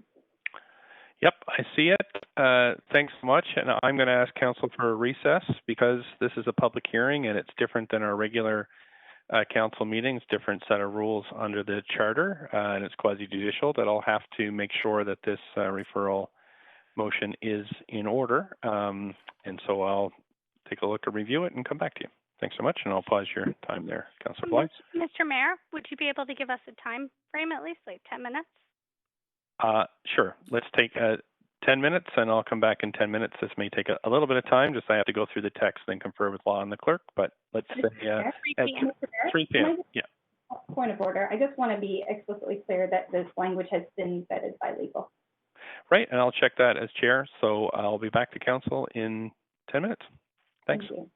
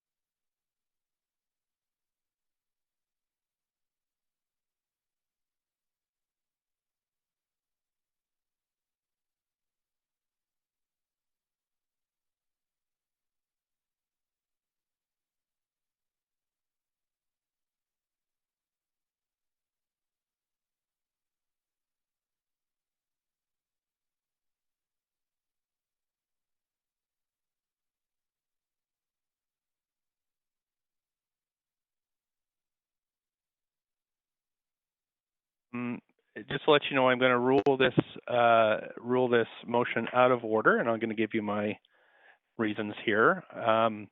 And law is available to answer any questions that you might have. First of all, we have to remember that public hearings, what we're doing is we're considering discrete applications, and that's very clear through the process. We can't answer questions about other things going on in the city. We're not supposed to debate policy. It is almost like a trial where we have an individual, a decision to make about an individual application. And so that's an important thing to remember here. And so, for example, this referral motion would add this consideration to a policy discussion. And so it really would not be treating this as a discrete application where the applicant is really judged on the merits of the project and the feedback we hear. This would be added to a much larger policy conversation. And so what essentially that means is that this would require another public hearing. So I think that's what's important here is that if we do, why it's out of order is because we can't take a public hearing decision and put it into a larger planning process. So really, what we can refer, as as was explained earlier by Gil Kelly, was that our choices here are yes, no, and a referral. But a referral can be for questions we might have the staff that they could come up with and come back to us. But it also can't include any new information. When we call 3 times for speakers and we close the new information coming in, we can't have new information to consider on this building. And so putting this in the Broadway plan would bring new information to light, which we, by law, cannot consider in terms of this decision. And so it would require another public hearing. So the advice from legal is that this is out of order, and we can refer it. We can defer based on the reasons given by Gil Kelly. But if we should be clear on when another public hearing is triggered. So if we vote yes to this, it doesn't trigger another public hearing, it's approved. If we vote no, the applicant can always come back and participate in a brand new public hearing. But if what we can't do is what's being proposed here. So again, I hope that's clear, and I'm going to turn it back to Councillor Bly. You have about a minute left, Councillor Bly. I will hold my last minute. Thank you. Okay, thanks. Councillor Swanson, 5 minutes. Yeah. Well, I was really impressed with all of the work that some of the speakers did. It must have taken weeks and all kinds of expertise about the shadows and all the title searching and everything. That was very impressive. I just want to go through the good things and the bad things about this project in my brain, at least. On the good side is 58 units for people who make 38K to 80K. It's not 30K, but 38K if you do the math. And that would be good, and vacancy control in these units would be good. But on the bad side, I'm concerned with the question of, is the developer getting too much? 5 million in DCLs, 9 million in CACs, and 12 floors of extra density. And saying you can charge rent for 12 extra full floors for as long as the building lasts, that seems like a lot of value we're handing to the developer. I'm concerned about the city encouraging so much housing that has the wrong ratios of affordability. 50% of renters have incomes under 50K, so we should be building 50% of rental housing for people with incomes under 50K. Instead, with this building, we have only 20% for folks in the 30 to 80 range, but 80% for people who make a lot more than that. And I think some of those units on the 27th and 28th floors are going to be really pricey. We still have the pollution on arterials issue. We're building all this housing on arterials when we know people get sick from traffic pollution. Where is the plan to deal with this? What about the Broadway plan? Should we be putting a massive tower there before there's a plan? Will the tower create expectations of more towers? What will the impact of this and more towers be on existing rentals? Like Councillor Bly, I'm really concerned about that. Two things stick in my brain from the staff presentation. Kevin McNaney saying that one of the two main concerns during consultations was displacement, and that aerial slide view of the site for this project with the apartment buildings behind it on 10th. Nice little apartment buildings with hundreds of units in that area, thousands of units. And our staff is saying that the average rents start at $1,202. So that means half of them are lower, at least half of them are lower. So there's lots of people who work in hotels, who work at Starbucks, who are senior citizens, who are living there now. And one thing that I think is really important for this city to pay attention to, which it doesn't pay enough attention to, is gentrification. Gentrification means that new, expensive 28-story places with luxury rentals on top are going to create more pressure for higher rents on those rentals. I, too, noted it and was impressed last week when Jill Attlee from the Nonprofit Association told us for every new unit of affordable housing we've built, we've lost 3 affordable units, not to demolition, but simply to rent increases. Some people have said that expensive rentals like the 80% proposed for this building are good, because then people in the $1,500 units and the $1,200 units, like the one surrounding this site, can move out and free up a cheaper unit. But this is the real world, and if this building goes ahead, it will push up land values, taxes, and rents in nearby rentals. And as soon as someone moves out, the rents will escalate to whatever the market will bear. We won't be freeing up lower cost units, we'll be losing them. I've been in too many neighborhoods where a tall building goes in, the rents in the new building are high, with a few maybe social housing units that aren't that high, but most of them are high. And there's a huge pressure on all the other units in the neighborhood for the rents to go up. It certainly happened with Woodwards, where we got 125 cheap units, and we lost 400 cheap units surrounding it. Just 20 seconds. I don't think we don't want to destroy existing affordability in the drive to get additional affordability. Thank you. Councillor Dominato, up to 5 minutes. Thanks, Mr. Mayor, and I'm pleased to speak to this application.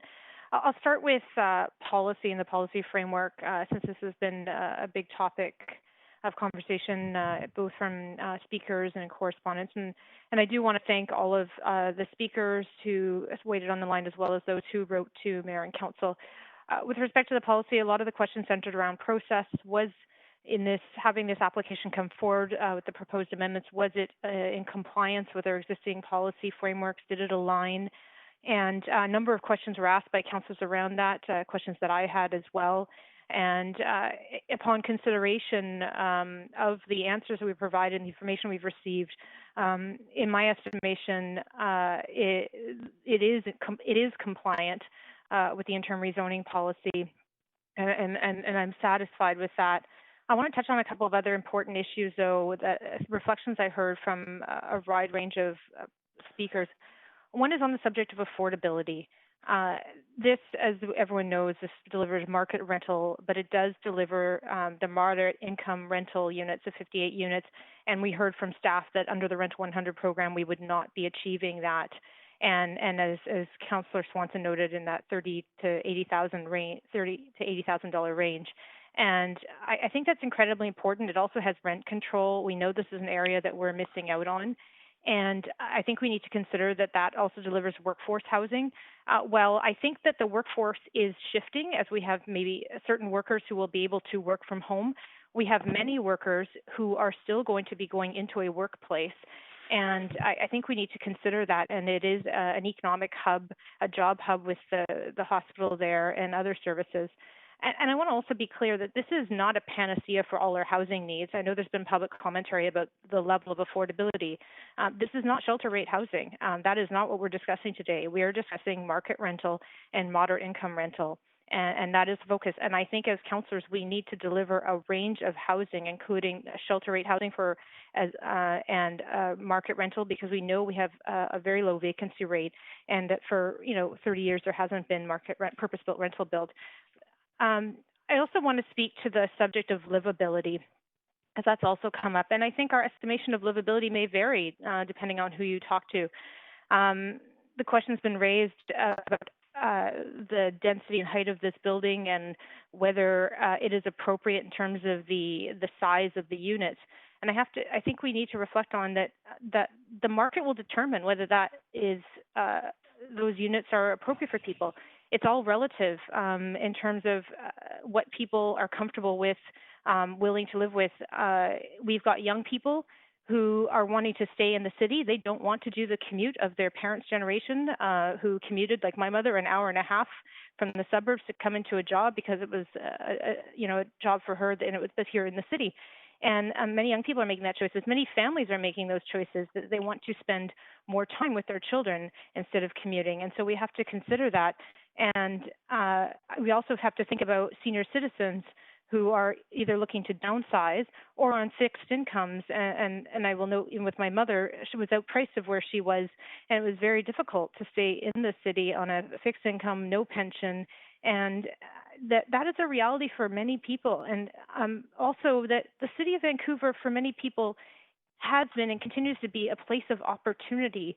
And we had a gentleman who spoke who had immigrated here and talked about the difficulty of finding a rental. I recently met with the Immigrant Services Society, and many of the refugee families that they harbor for a period of time when they come here, they don't often end up staying in Vancouver because they can't afford to because of the rental rates, and so they end up living in Surrey.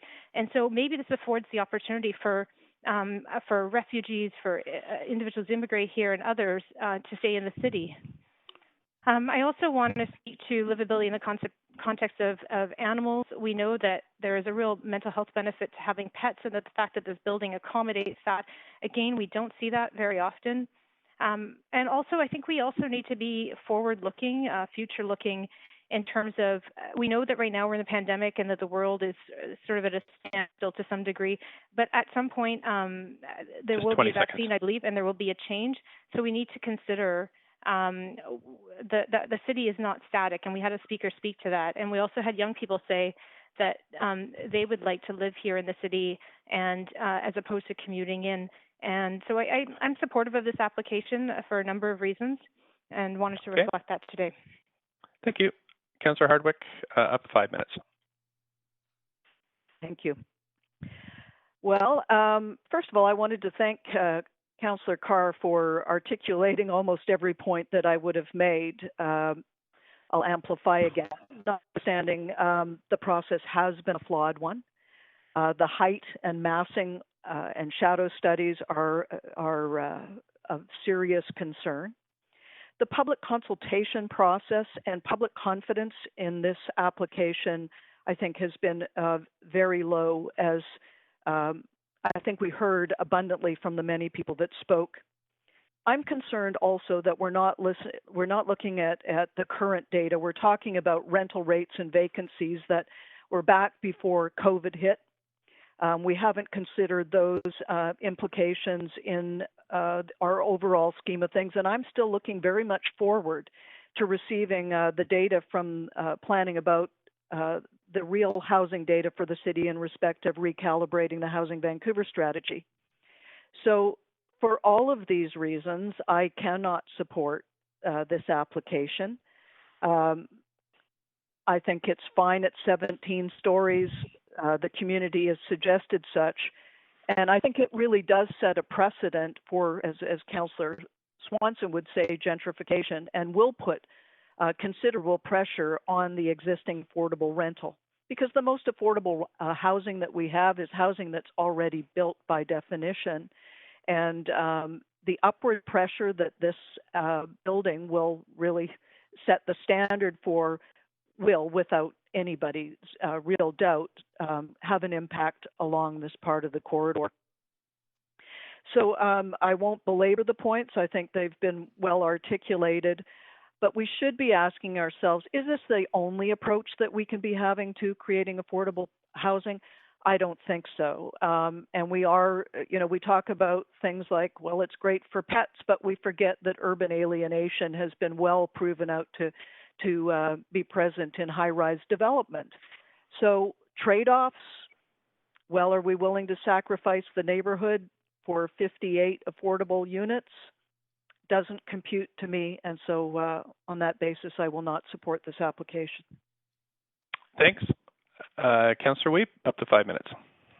Yeah, I also think that this is a difficult planning process that we've gone through. I think this council and many of us have talked about how we want to see a different planning process moving forward, and hopefully we can make that happen, because this is voting on a prior policy. And that includes the fact that there's a lack of amenities in the area. I know the Senior Center and others have talked to us about the need for it.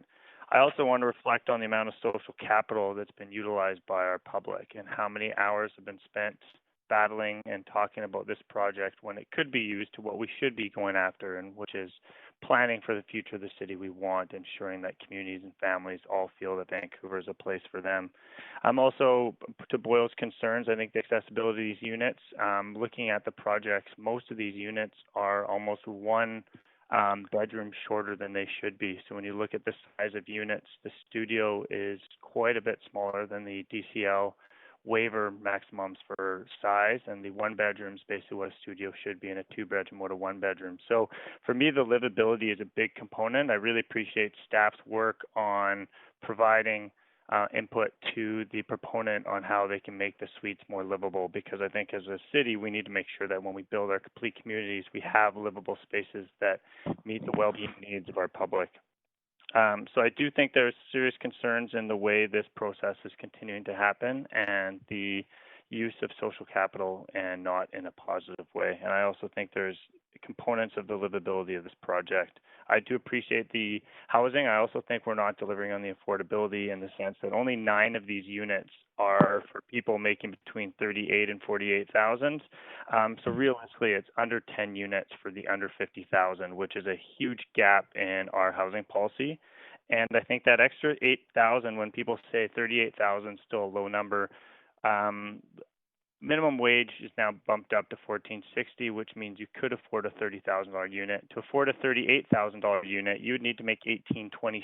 That extra $3.75 is quite substantial to get that type of raise to be able to live in a space like this. So I know that we're voting on policy, but I do think we as a council need to find ways to ensure that people making minimum wage can find a place to live in the city of Vancouver. Thank you. Thanks. Councillor Fry. Thanks, Mayor. A lot of stuff's been covered, and this has been a long process. I do want to thank staff for the work that they've put into this, and the applicant for their presentation. There's certainly lots to like about this project. Obviously, the pet-friendly stuff really resonates with me, and the private green space amenities, the public art detailing, those are all really fantastic, and I imagine that many of those features can exist regardless of the height or end use of this building, whether it's 8 stories or 16 stories. I'm supportive of the MERP policy. I think it's a good policy because of the vacancy control, and I've supported it. I think it could be better, but I've certainly supported the previous MERP applications as they've come before council, because I think that the vacancy control and the affordable units is important.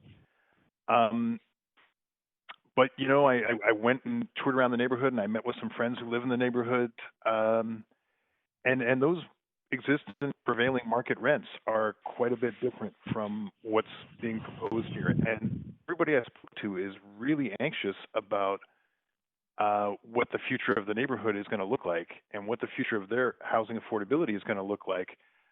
They look to neighborhoods like Metrotown and Burnaby, where we saw all these low rents gradually disappear, and Burnaby has lost a lot of affordable housing as a result of that that development that didn't pay heed to the existing affordable housing that was there. And I think we saw that illustrated perfectly badly in Metrotown. And I think that speaks to the need for really comprehensive planning. And when I look back on what I ran as, when I ran in 2018 and looked over with some of the platform language, things like an urban village strategy and complete communities, neighborhood planning offices, and the citywide plan, you know, and all of that came back to recognizing that our planning process wasn't engaging Vancouverites and the ongoing challenges that they're feeling with public benefits and the impacts of developments that might be out of scale or not like really delivering that complete suite of public benefits that folks need. Because we know that,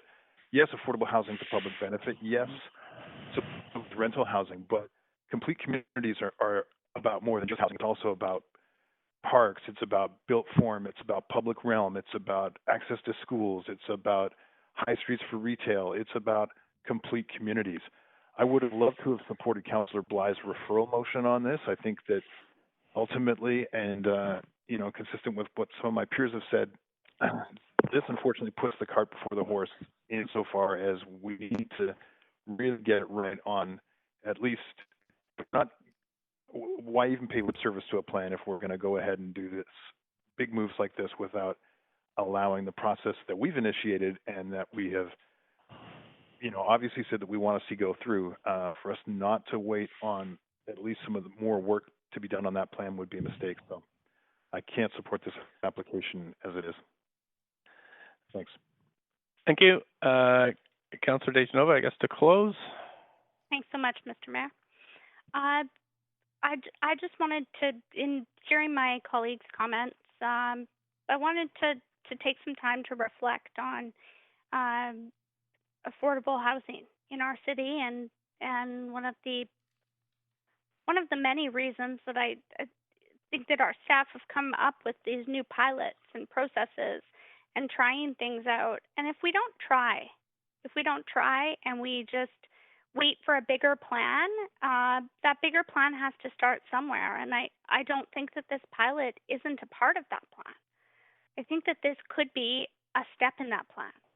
And the last time we made a decision that was this significant, and this is my own personal opinion, is when we were considering a rezoning, over a year ago. And, and the consequences may have been unintended afterwards. We can't tell someone what to do with their land.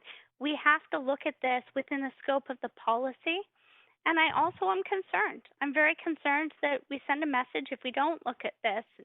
I'm looking at all of the different policies that this meets. Housing for family policy, City of Vancouver, looking at the affordable policies it meets. But if we don't do this, we're essentially just saying that we're okay with the Rental 100 program. And that's, I've supported Rental 100 projects because that's what the policy is. But we have an opportunity to do things differently, and that's what I've heard this council say. And that's why, it's not easy. These are the tough decisions that we make, but this is what we were elected to do, is make tough decisions. And I'm not trying to convince anyone. I just want to state that I look at how many more units there will be for, as Mayor Stewart said, families with pets. I know renters who they don't have equity. If we want to talk about liquor, which we recently have in our city, think about people with pets. When they're excluded from a unit in Vancouver, often they can't find another. I've heard about the 7 family units that there are here. Well, there might be more family units in the Rental 100 building, but they definitely be secured rental units at a secured rate. They'll be able to pop up to whatever market is at the time in the second go round. So I do think it's important to consider that. And when I look at it, what really makes my mind up is there's 2 different pieces to this. Rental 100, the first group of people who move in could be for a couple of months, could be for a year, could be for 10 years. But oftentimes it's less than more. And then the tenant changes over and the rents are at market. And I'm offered comfort that some of the policies that Councillor Swanson even put forward, that looked at vacancy control, This was one of the first significant projects that our staff sort of premiered for that. I look at the families that have told me they can't afford to live here. I look at packing up my, like my kid and taking her out to visit friends who couldn't afford to live here if they had 2 kids because they couldn't fit another kid in their closet. And that's another reason that I'm supporting this. So to those of you who choose not to support this, I'd love to see some motions from you as to how we're going to make our city more affordable, because right now I see that staff have brought this way forward. This is a policy, and those of us who did consider the first MERP projects that we went through, we were really positive about them. We talked about how MERP was going to change affordability in our city. And I think that if we are going to consider that policy, we have to do so in the context of not necessarily, okay, that this project is somewhat different because of these policies that we haven't even decided yet, that haven't come back from staff. I heard some council members talking about that. We have to, as the mayor said, put on our legal quasi-judicial hats and say, this is the policy, this is what the project is. Yes, this is the public input, but is the public input about policy or is it about the project? And I mean, I ask each and every one of you before voting, and I know that this is something that really did tip the scale for me, is a rental 100 building that will go in this building's place, as the applicant said, is that going to be more affordable? And to me, the answer is no. So that's why I will be supporting this, so that families have a place to live in our city that are considered middle income. Thank you. Thanks. Councillor Kirby-Young, up to 5 minutes. Yeah, thank you, Mr. Mayor. This is a tough one, and it's in listening to all the speakers, there's a lot of good points that have been raised, and I'm going to endeavor not to repeat some of them, but just maybe to post some things that I've reflected back, things I've heard, and those are in sort of personal observations. Do I wish we had a complete Vancouver plan that laid out the goals for each part of the city right now? Absolutely. Am I disappointed that we're not going to get to a high-level plan with sort of key directions by the end of our term, or we're just going to get to that point and not specificity in zoning direction in another 2 years by the time this office concludes? Yes, I am. Am I disappointed that we don't have the interim Broadway rezoning plan complete at the moment when we're considering this application? Yes, I am. Am I concerned about the size of the units? Yes. However, when I went back to the original Rental 100 application and I compared the tables on the unit size for the market units, they're almost identical for the studios within 8 feet, for the 2 bedrooms within 3 feet, and for the 3 bedrooms, there's about a difference of 80 feet. It's in the 1 bedroom where I saw they're actually larger in the MERP project, according to the tables that I looked at, than in the originally approved Rental 100.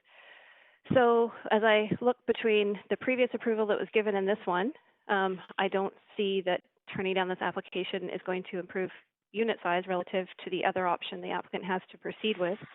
I also consider, would we have better affordability if we turn this one down and the Rental 100 project goes ahead? The answer is no, because there's no DCL waiver necessarily applied for or playable with Rental 100, and they're renting at market, and we wouldn't have the affordable units. I'm also going to say something that might be unpopular, and that is that local input is incredibly important, but it's also coming from the luxury of a lot of people that have the opportunity to be housed already and in this neighborhood, and there's a lot of people that can't be and can't afford it, and it's really difficult to live in the city now with moderate incomes. Really challenging. I actually used to live just a few blocks up around Birch and 13th or 14th some years ago. I rented a 1-bedroom there, and that was, the buildings of an age, as a number of them are, and there are some really beautifully maintained buildings in this area. There's a lot that weren't, and I remember one day leaving cheese out on the counter, and I came back 5-10 minutes later, and it had really unsightly worms crawling through it because a lot of those buildings are decaying. So I think about what is the stock we're trying to protect and how to create new affordable stock. I'm also struck by the fact that this is the one situation so far I've seen on this council and in my experience where industry are actually accepting a form of rent control, and that will create the affordable units of tomorrow. I take the very valid consideration into account of, is this building going to diminish the affordable rental stock? by having a taller building. Well, if we turn this one down, there will be a taller building there anyway, and that's a valid concern and something that we would have to look at. So it's not a clear decision for me. It's not a black and white decision, but I think that we have to be very cognizant of that. I also heard a lot of points around how this would feel in the street and not creating a great public scape. I think that Broadway in its entirety is not a good street. It's not a great street, that stretch between Oak and Granville. I think in order to make it more livable for people, regardless of the size of buildings that we are approving there, it needs investment in a public realm. It needs trees and greenery because it's a bit barren, to be honest. There isn't a human level in terms of the retail and the experience in walking at that scale at this point. So that's a number of different reflections that I've heard. I really appreciate the feedback that has come from people who love and revere this neighborhood. It's heartwarming to see that in the city. And I'm struggling to balance fairly those concerns with trying to deliver a level of affordability on an additional 58 units that we need. To the comments that were made around maybe this model doesn't work and we need to go away from relying on the private sector to government, I don't think there's going to be sufficient money to do that. I think even the city needs to do what we can within our zoning policies and work with government. And even with significant investment, we are so behind in affordability. It's going to take a long time to get there. So I remain conflicted on this one. I'm listening to all of the input and all of the comments in an effort to try to make a balanced decision around planning for people who can't afford to live there and respecting the people that already do. Thank you. Thanks very much. And that's it for speakers. So let's call the vote on this one.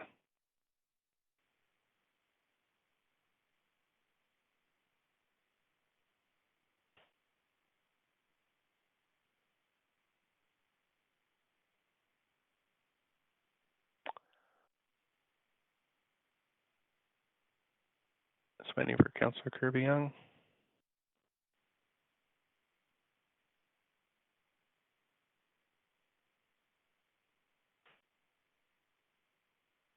Okay, clerks, if you could pull that up on the screen. That has passed with Councillor Bly, Hardwick, Swanson, Fry, and Carr in opposition.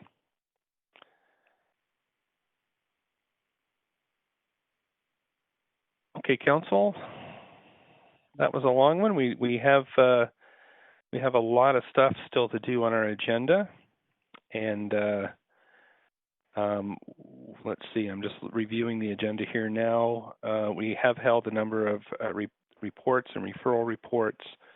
The next item on the agenda, however, is ending street checks in Vancouver, and so maybe I'll just, if I can give Council, let's have 5 minutes to stretch our legs, and I'll just get give the time for staff to turn over. So let's come back at 20 to 4. Is that about right? Yeah, let's come back at 3:40. Okay, thanks, Council, and we'll see you at 3:40.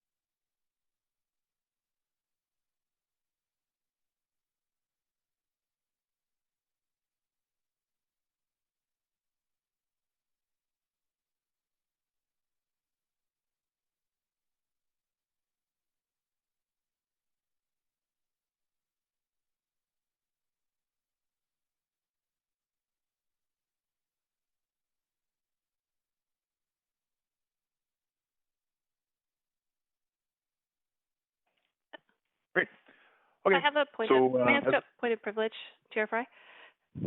surely you, Councillor Kirby. Councillor Kirby. Thank you. I just wanted to ask at which point in the proceedings, or just confirm that any discussions regarding conflict of interest happen now, or they happen tomorrow when council will actually deal with the motion, and this is simply procedural to refer it because there are speakers? That's Get correct. some clarification on that? Okay, so we won't be discussing any conflicts until tomorrow. Is that what I'm hearing? That is correct. Thank you. Appreciate the clarification. Mayor Stewart, Yes, clerks? you have a couple of bullet points to read out just to bring council up to speed before Councillor Fry takes over the chair, if that's possible. Okay, great. Thanks very much. Sorry about that. I will do that. Right. So, council, we will now consider those reports held for speakers, debate, or question. No, that's not what we're doing, is it? Sorry, I'm just looking at which bullet points you're referring to. Is that? It would be the top of page 5, just the next item. Oh, I'm sorry. Right. Okay, thanks. The next item is the member motion entitled, quote, Ending Street Checks in Vancouver. At the council meeting on July 7th, 2020, due to time constraints, council did not deal with this motion. As such, the motion was placed on today's council meeting agenda as unfinished business. This motion was moved by me and seconded by Councillor Swanson. So I'll ask Deputy Fry to take over as chair while I participate in discussion and turn it over to Councillor Fry. Yeah, thanks. Thanks, Mayor. So before we ran out of time at the July 7th, 2020 council meeting, this motion was moved and seconded, and we also had a referral on the floor of council, which we did not have enough time to deal with voting on. The referral was that the motion entitled Ending Street Checks in Vancouver be referred to the council meeting following the Standing Committee on City Finance and Services meeting on Wednesday, July 8th, 2020. Given that the intent is to move the motion for debate and decision, and the date would now be July 22nd, this referral motion would be moved to the council portion following the Standing Committee that is scheduled for tomorrow. Council could also consider an amendment for debate and decision today.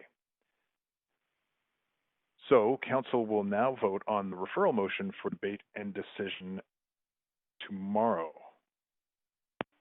A point of parliamentary procedure. Please. Yes, thank you. It's Councillor Carr here. When are we hearing from speakers?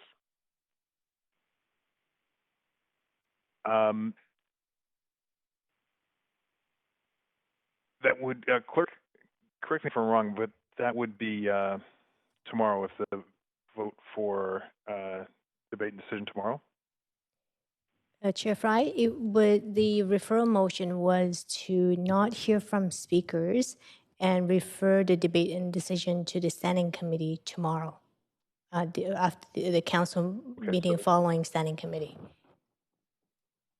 So we're about to vote on the referral motion that was presented originally by Councillor Boyle. Chair Fry, I'm on the speakers list. This is Councillor Boyle. Sure. Clerk, could you please advance Councillor Boyle on the speaker list? Thank you. Thanks. I understand the date for the referral motion that's on the floor has passed, and that what would be simplest is for me to withdraw that referral motion, and then I or someone else could instead refer it to tomorrow's Standing Committee to hear from speakers. My intention, as I said in the last meeting, was to move through this item as quickly as possible, noting the urgency that the community has communicated, but we're 2 weeks later, and so I am hearing it would be best to refer to hear from speakers tomorrow. So I would like to move to withdraw the referral motion that is on the floor that I had moved 2 weeks ago. Okay, thanks, Councillor Boyle. That'll need a unanimous vote to withdraw it. So can we just do verbally all in favor of withdrawing this? Okay. Say aye. Aye. Aye. Any opposed?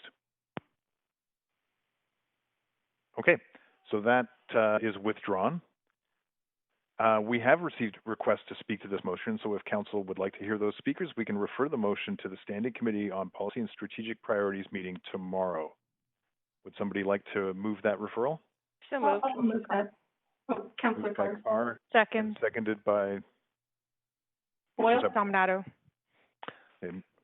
Sorry, Dominato. Moved by Carr, seconded by Boyle. All in favor say yay. Yay. Yay. Yay. Any opposed say nay. All right, then the motion is referred to the Standing Committee meeting tomorrow. Back to you, Mayor. Okay, thanks very much. Nicely done there. Okay, Council. Point of parliamentary procedure, Mr. Mayor. Yes, go ahead, Councillor Carr. I'm wondering if the clerk could advise the public on this particular referral to hear from speakers. There's a great many speakers and other motions with even more speakers, and I doubt if they can all get done tomorrow. What are the backup dates so that speakers are aware? If we do not complete all the speakers tomorrow, then what is the next day and the following day and probably the following day that we would be hearing from speakers? Clerks? Through the chair, we do have some dates available. I think once we complete the council meeting today, we can give the speakers a better sense of when speakers will be heard. This particular motion, we will get to speakers tomorrow. As for the other ones, we're not sure. It's just, as you know, there are a lot of speakers on the list, so we will try and provide an estimates for the speakers. Great. Okay, and that'll be done sometime today before this meeting ends. Is that correct? Did I hear that correctly? It will be done probably after the meeting, shortly after the meeting today. Okay, after 5. thank you. Okay, thanks very much. So now we're going to consider those reports held for speakers, debate, or questions to staff. I'm just going to do in the order which they appeared in the agenda. So Councillor Swanson held the item 1 of reports, which is the amendment to the City's Audit Committee. So Councillor Swanson, if you want to, I have Councillor Dejanova and Councillor Kirby-Young on the list. Do you have questions for this item? I have a point of procedure, Mr. Mayor. Okay, sure. You can yell those out anytime. You don't need to put yourself on the list. So go ahead. Yeah, my point of procedure, just recognizing that we are supposed to break at 5, is just whether or not we could break at 4:15 or 4:30 to ensure we can complete referring the other motions and submitting notices. Motion is our last opportunity to do that before the dinner break. I'm sure we don't run out of time today. Sure. So that would need a motion. I'd like to make a motion that we at 4:15 we pause to complete referring member motions and notice of council member motions and new business. Second, Councillor Dejanova. And then if there is any remaining time, that we resume on the item that we have left off of at that point. Okay, so continue on to 4:15. 4:15. Move to again. Sorry, I'm just looking here. Council members' motions, and then that's right. Refer those tomorrow. Notice of motions. Yep. So, sorry, your council member motions that are already there, we would come to those, and then we would do the notice of council members' motions and new business inquiries and other matters. Is that what you're suggesting? That's what I'm proposing. Yes. Okay, great. Thanks very much. So it's seconded. I'm going to put us on a queue for debate. If anybody wants to talk about that, please put yourself on the queue. Otherwise, I will just call a verbal vote on this one. All in favor of that change, say yay. Mayor Stewart. Opposed, say nay. Okay, Council. Clerks, we're good with that? Yes, thank you. Okay, thank you. Great, Council. So we are going to still go to Report 1, and Councillor Swanson, you've held this. So, sorry, I'm just going to... Councillor Dejanova, did you have anything? No, Mr. Mayor, that's a holdover, but I won't have access to WebEx, so I'll have to call points of privilege for vote. Thank you. No problem. Okay, thanks. Councillor Swanson, please go ahead. Yes, through you, Mr. Mayor. Point of privilege. Sorry, Councillor Swanson, I'll pause your timer. Councillor Hardwick? Sorry to interrupt, Councillor Swanson. The request to speak still says ending street checks in Vancouver. Right, we're just a little bit little bit behind because we're moving along items, but thank you for that, Councillor Hardwick. We'll get clerks to change this as soon as possible. Did you have anything else, Councillor Hardwick? Because I have you on the queue. No, so okay. Okay, great. So, Councillor Swanson, please continue. Yeah, through you, I'm hoping we can ask the manager. I sent in some questions and about the audit, and they were answered in the memo, but I was hoping they could be answered by the manager so the public could hear them too. Do you, so I'd ask the city manager, do you have those answers handy, or would it be more helpful for Councillor Swanson to prompt the questions? Yeah, hi, thanks. I do have the memo handy. There were many of them. And Tony Huey is here. I'm going to ask him to respond to them, but I wonder, Councillor Swanson, are there any particular ones that you would like to make sure we answer? Just guide us along, Councillor Swanson, with the ones you want answered most specifically. Do other cities have internal audit committees? Are they composed entirely of staff?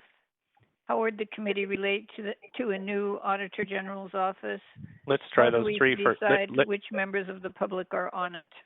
Let's just try the first three. And so if I could turn it over to the city manager's Actually, team. if you could do 4, that would be good. Okay, we'll try our best. Mr. Huey? Yes. This is Tony Huey.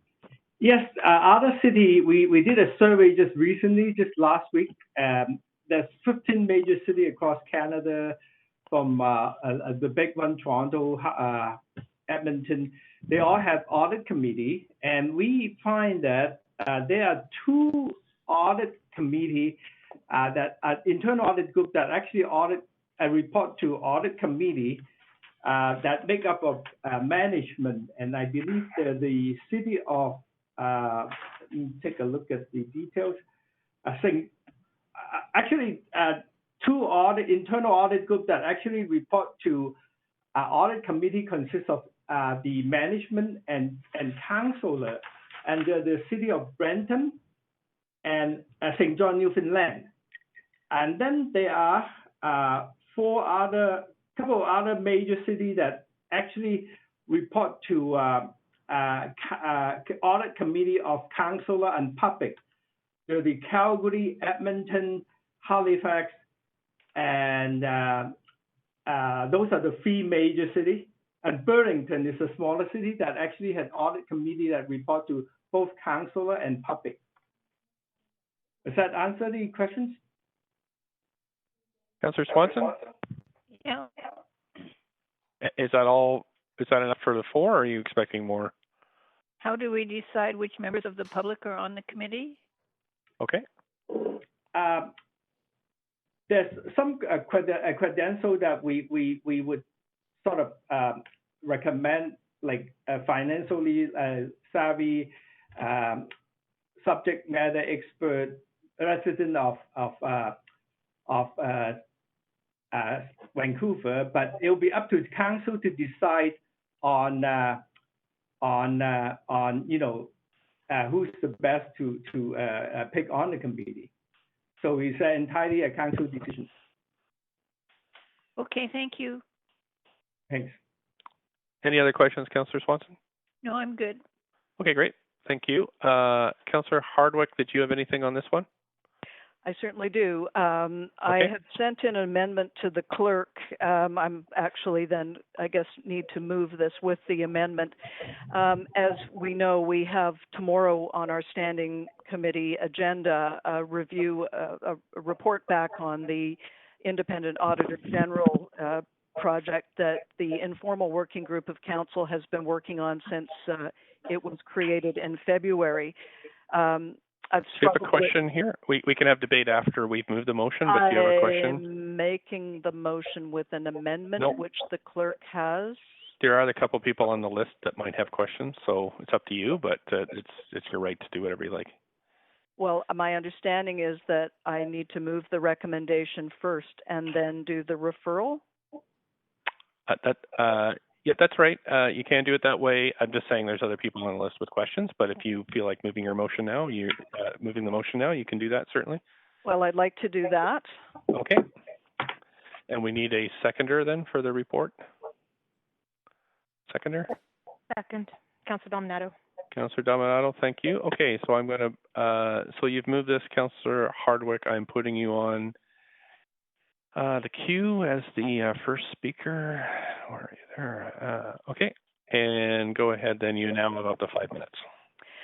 Yeah, we, as you know, have been working on the Auditor General file for some months now, and this staff initiative has come up the day before the Auditor General is coming to Standing Committee. And there, I think as we've all observed, there's been some confusion created around this and the difference between the different types of audit committees between the internal audit committee, which is what we're talking about right now, and an audit committee of council, which is part of the discussion around the Auditor General. And it just seems to me that this whole discussion would really benefit from a clear articulation between the different types of audit functions and audit committees. And since that's something that we intend to get into in substantial detail tomorrow, I think this is a good idea to just delay the decision on this report until we've heard the Auditor General presentation from the Canadian Audit and Accountability Foundation. So that's what I think is a wise thing for us to do to, again, deal with the unfortunate confusion that has arisen around having these two related but separate items come back to back in Council and Standing Committee. Okay. Is that it, Councillor Hardwick? Yes. Thank you. Councillor DeGenova? Thanks, Mr. Mayor. I'm very supportive of what Councillor Hardwick has proposed for several reasons. I think that, you know, it's sort of a chicken and an egg situation. I appreciate the work staff has put into this and the opportunity to have council members and to understand a little bit more about the audit committee, how it works and how we could maybe improve it at the same time.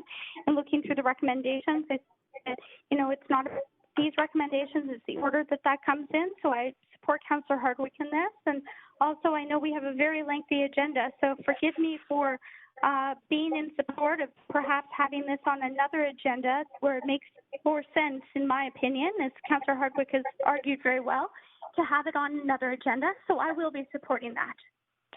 Okay, thanks. I don't see anybody else on the queue, so I'll call a vote on this amendment and be a recorded vote. I'll need a vote assist, Mr. Mayor.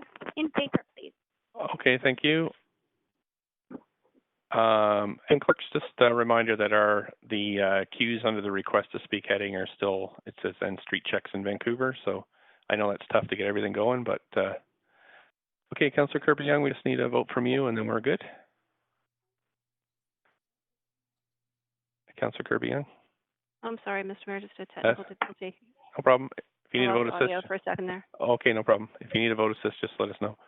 I think I'm okay, thanks. Okay, thanks. Great. Okay, Council, that has passed with none in opposition. So thank you. We're going to move to the second item here, which is, I'm just making sure I got my right page. Right. We have the cultural grants. We have speakers to that. Clerks, are the speakers available? Chair Stewart, yes, we do have one speaker on the line. Great. And so is it, I guess it's been held because of the speaker, so we can proceed with the speaker? That's correct. Okay, great. So let's go ahead and welcome the speaker. And if you could just let us know if you're, what your name is and if you're a resident of Vancouver, that would be great. And you have up to 5 minutes.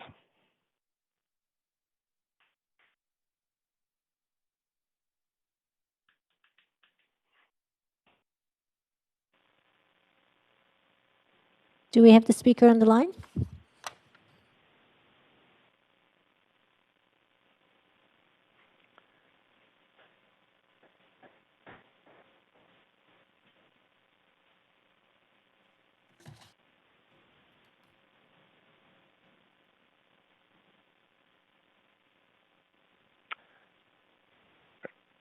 Clerk, so we check with the moderator.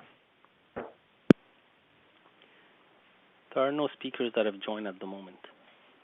Was that for me? Oh, yes, it was. Thanks very much.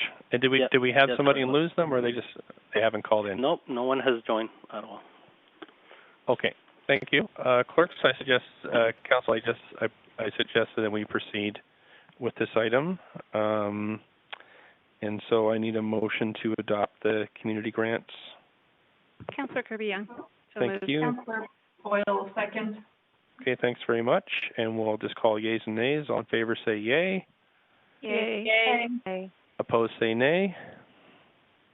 Thanks, Council. That's passed unanimously. We're moving now to report number 5, Bear Bangers. And we have some speakers to this one. I just checked with the moderator. Do we have any speakers on the line for this item? There are no new speakers that have joined at the moment. Okay, clerks, can you let us know if did we send out notifications in terms of speaking? And I know it's been a tough schedule to follow today, but can you just let us know the procedure by which we've interacted with the speakers? Mayor Stewart, I'll get right back to you. Okay, thanks very much. And Council, I'm conscious of our timing here. 4:15 is our kind of hard stop here, so we're at 4:02. Councillor Dejanova? Could you add me to queue? Sure. Thank you. Just ask councillors to mute as well, just to check that you're on mute. Mayor Stewart, we have one speaker on the line. Great. Okay, thanks. And if the speaker could let us know your name and whether you're a resident of Vancouver, and then you have up to 5 minutes to speak. Mr. Deacon, are you on the line?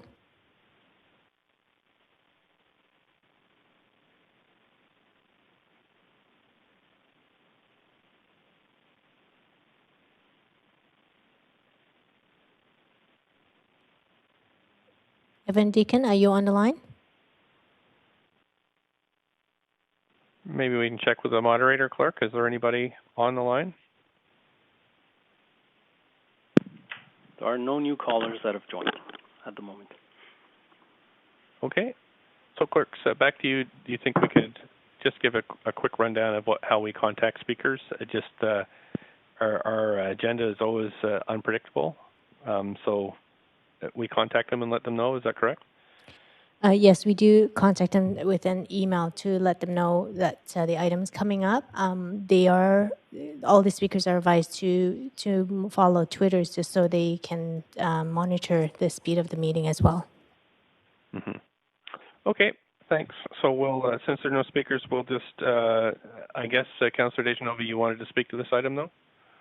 I'd like to move the motion and speak in support of it, Mr. Mayor. Okay, do we have a seconder?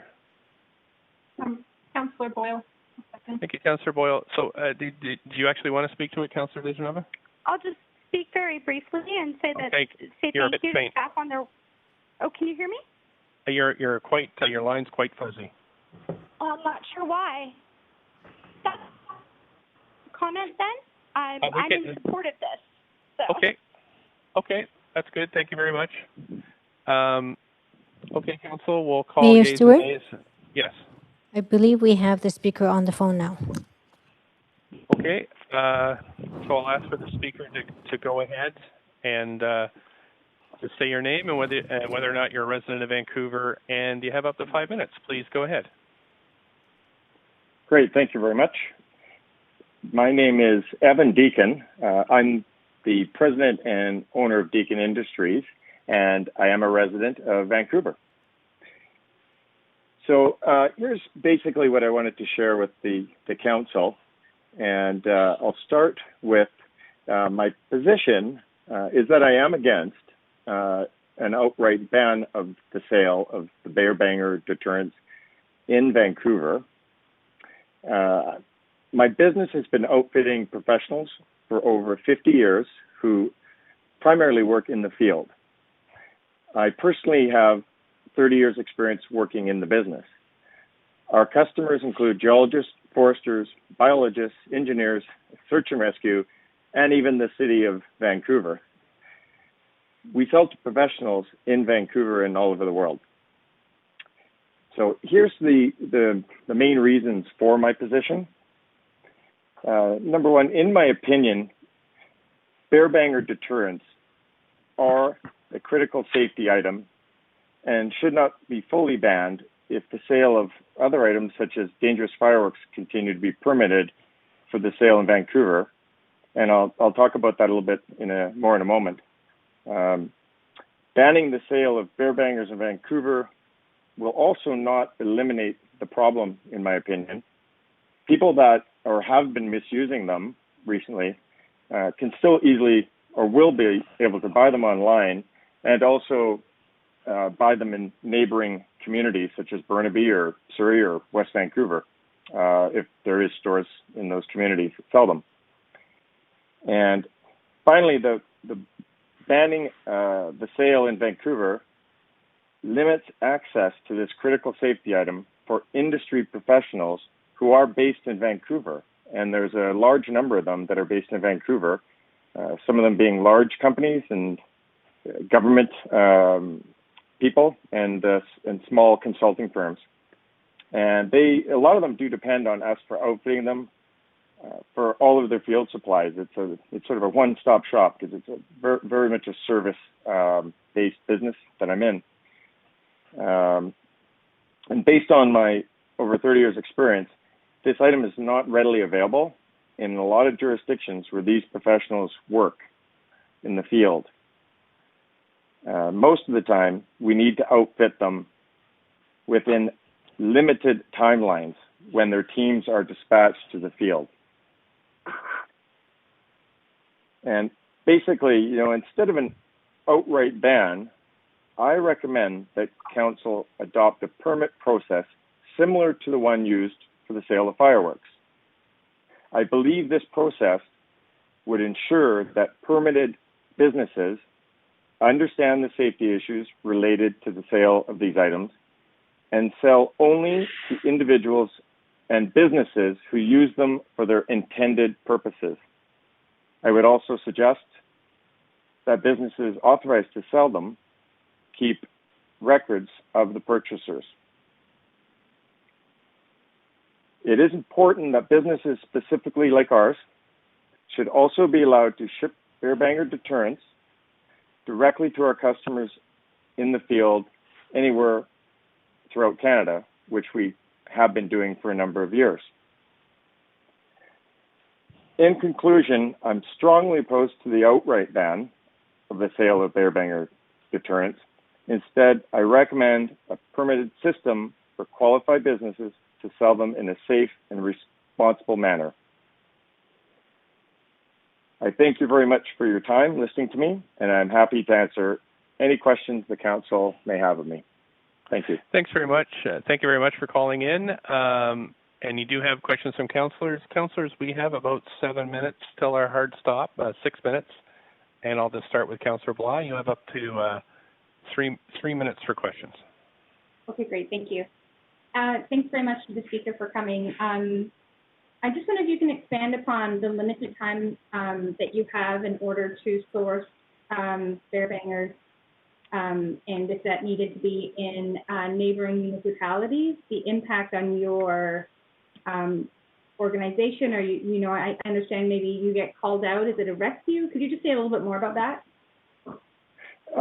Okay, I believe I understand your question. It sounds like there's maybe two or three, but first off, I just want to clarify, my company is solely a supplier, an outfitter, directly to the professionals that work for these companies or they're independent consultants. And I would tell you that the vast majority of the time when they order, a lot of times they need stuff like immediately, right away. They might call us, at 10 in the morning, and then need to pick up or have us ship the items to them the same day. And it's like that with all the industries we sell. I only have 3 minutes. So under what circumstances is there such an urgency of your customers needing them right away? It's just the nature of the business. Some industries more than others. For example, geologists that work in, mineral exploration throughout the province and the world that are based in Vancouver. They could be people that work out of offices downtown, like tech, big companies like tech, or a lot of them small consultants will work out of their home office, and they get a call or it's just such a time-sensitive business where they have to get out there and do the work, and they just don't have in a lot of cases they don't have a lot of planning time. So and that's people coming and picking up the product from us, from our Vancouver warehouse, because we are not as much a retail store as like MEC or Atmosphere and these guys. We're an industrial supplier, and the other part. Gotta cut you off. Sorry. Okay, sorry, go ahead. That's okay. How many other suppliers like you are in Vancouver? I would say a handful. Just to also note, I was just going to say, just to note, I have a fair amount of background. Sorry, go ahead. In your opinion, why do you think the spike of these bear bangers being set off in the last 2 months? Why do you think the spike has occurred, in your opinion? We recently banned fireworks. You mentioned that, but I just wonder if you can comment. Yeah, I live right down at Cole Harbour, and I have heard, certainly the odd bang. We hear a lot of things. We hear a lot of loud cars at 2 a.m.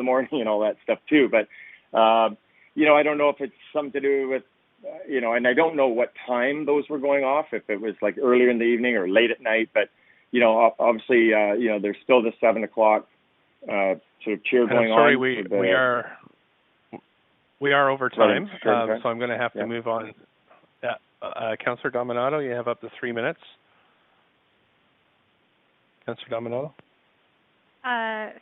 Thanks, Mr. Mayor. I had a question for the speaker, which is briefly around, I believe that you were one of the organizations that was consulted, and I'm just wondering, in the consultation that took place, was there any conversations around specifically the points you raised around articling the people who do purchase bear bangers, and so sort of a registry of sorts, as well as consideration for permits and so on? Was that part of the consultation? Do you know what? It might have been. I was emailed to give some feedback or my thoughts, and I didn't have a ton of time because I was coming back, I think, in town. And it might have been, but I'd have to look and see exactly what I had said, or because there wasn't any two-way back and forth. It was just a quick email that I had sent to reply. So I hope that answers your question, or the best I can. Yes, thank you. Okay. Anything else, Councillor Dominato? Point of privilege, Mr. Mayor. Councillor DeGenova? Just 1 second, Councillor Dominato. Anything else? Not to the speaker, but Mr. Mayor, I may need to seek a recess, and just I'm just gonna. Yes, I just need in this minute. I just need a motion to lay this on the table. I'll move. Councillor DeGenova.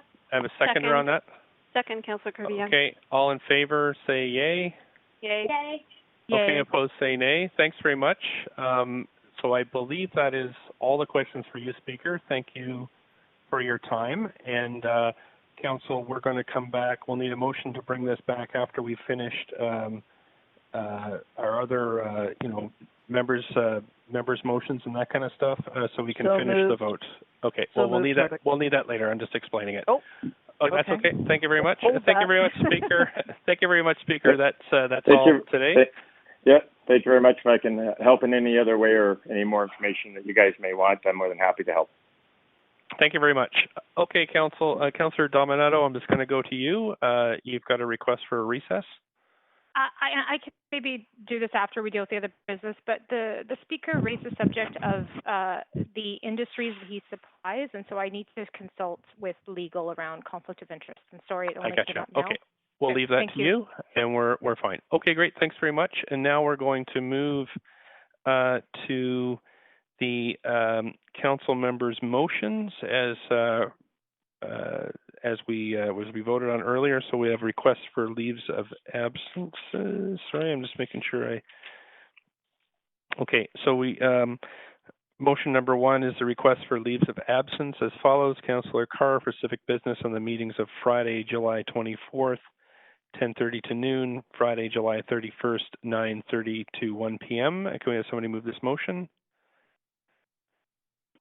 Moved Hardwick. Thank you. Second, Councillor Dejanova. All those in favor say yay. Yay. Opposed say nay. Okay, thanks.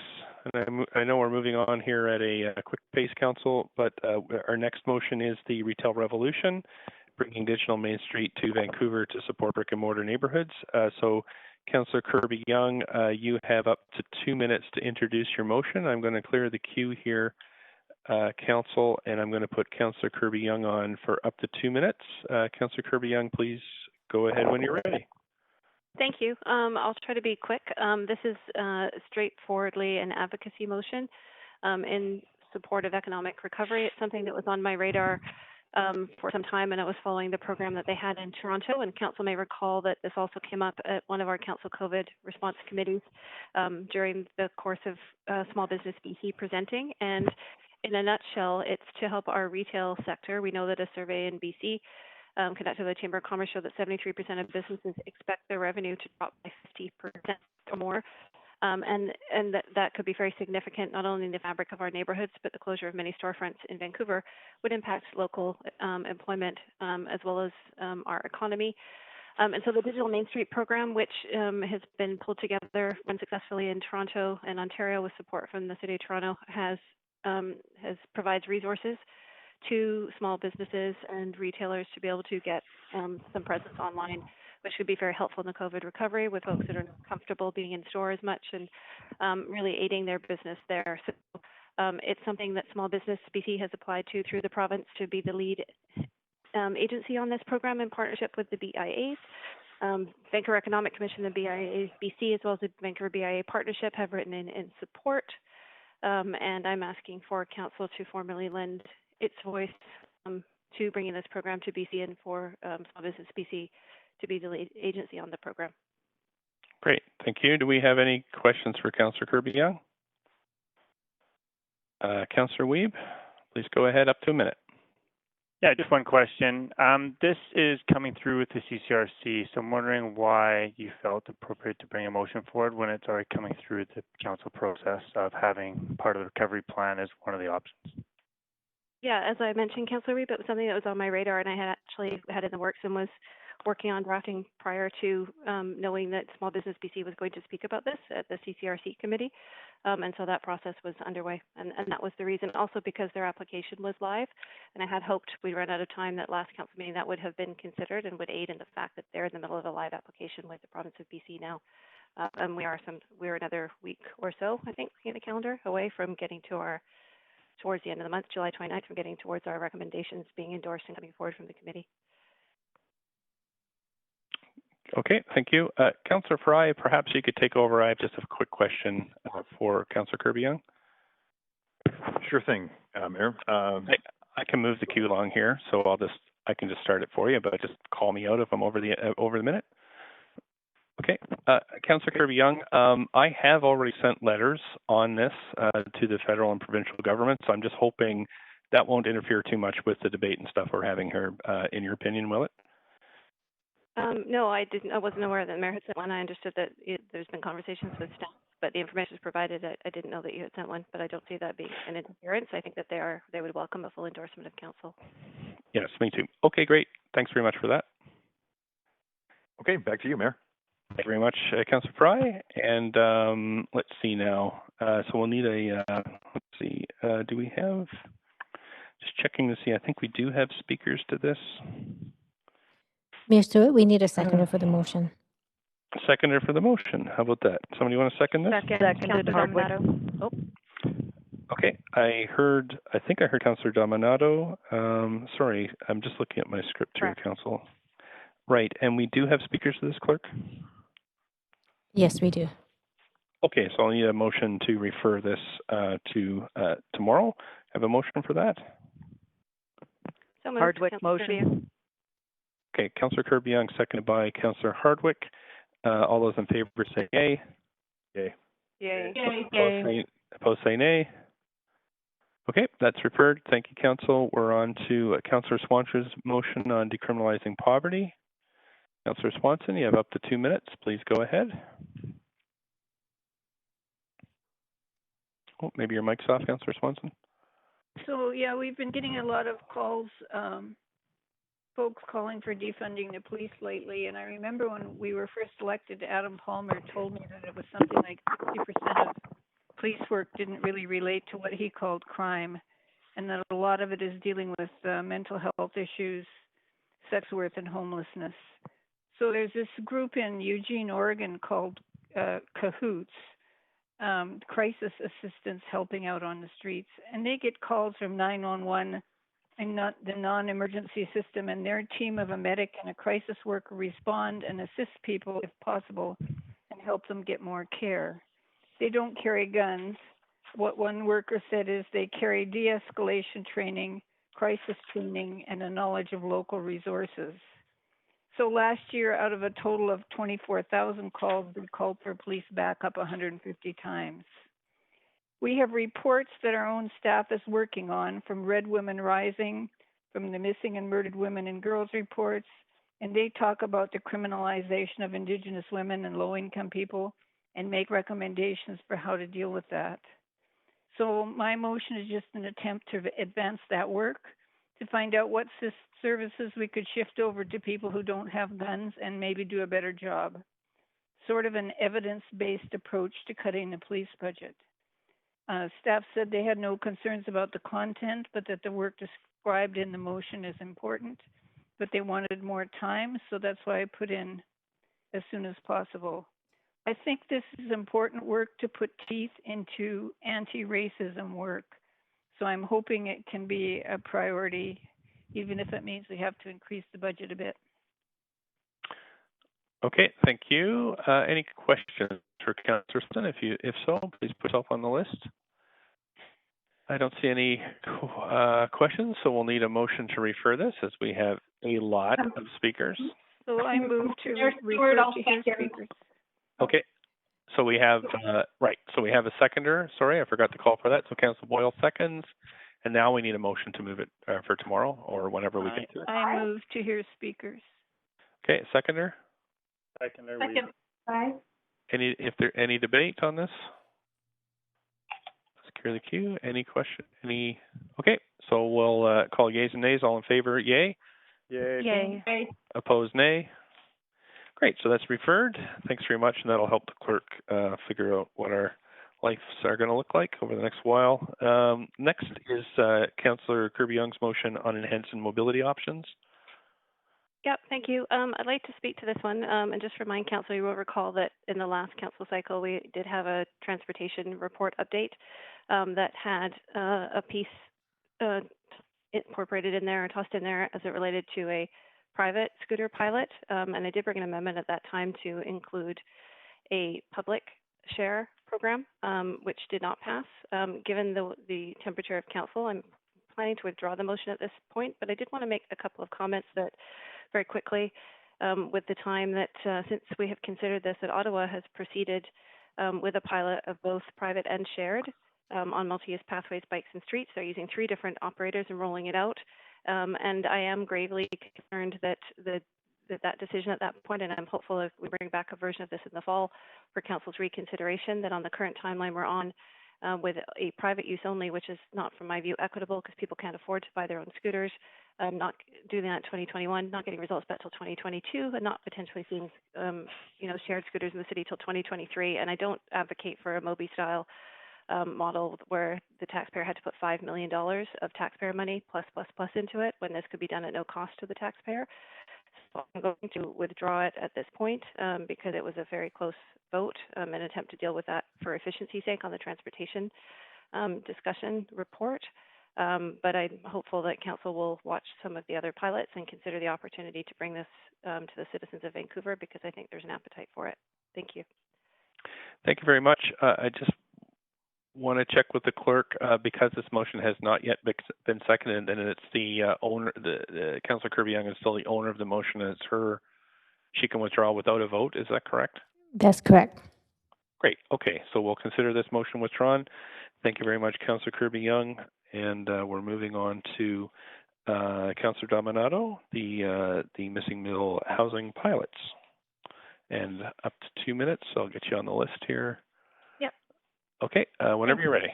Yeah, thank you, Mr. Mayor. And just briefly, this motion is really to be responsive to a number of things. A recent presentation by staff about shifting the Vancouver plan. We heard that recently in an update around a real focus on recovery and looking at short-term actions. That was a presentation to Council. And also the growing and continued need that we have for more ground-oriented, family-oriented housing in the city. We know that there is a lack of townhomes, mixed homes, 3-plexes, 4-plexes that meet the needs of a spectrum of Vancouver families.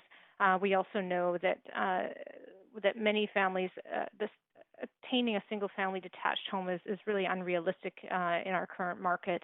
No matter where you live in this or look at this part of the city in terms of different neighborhoods.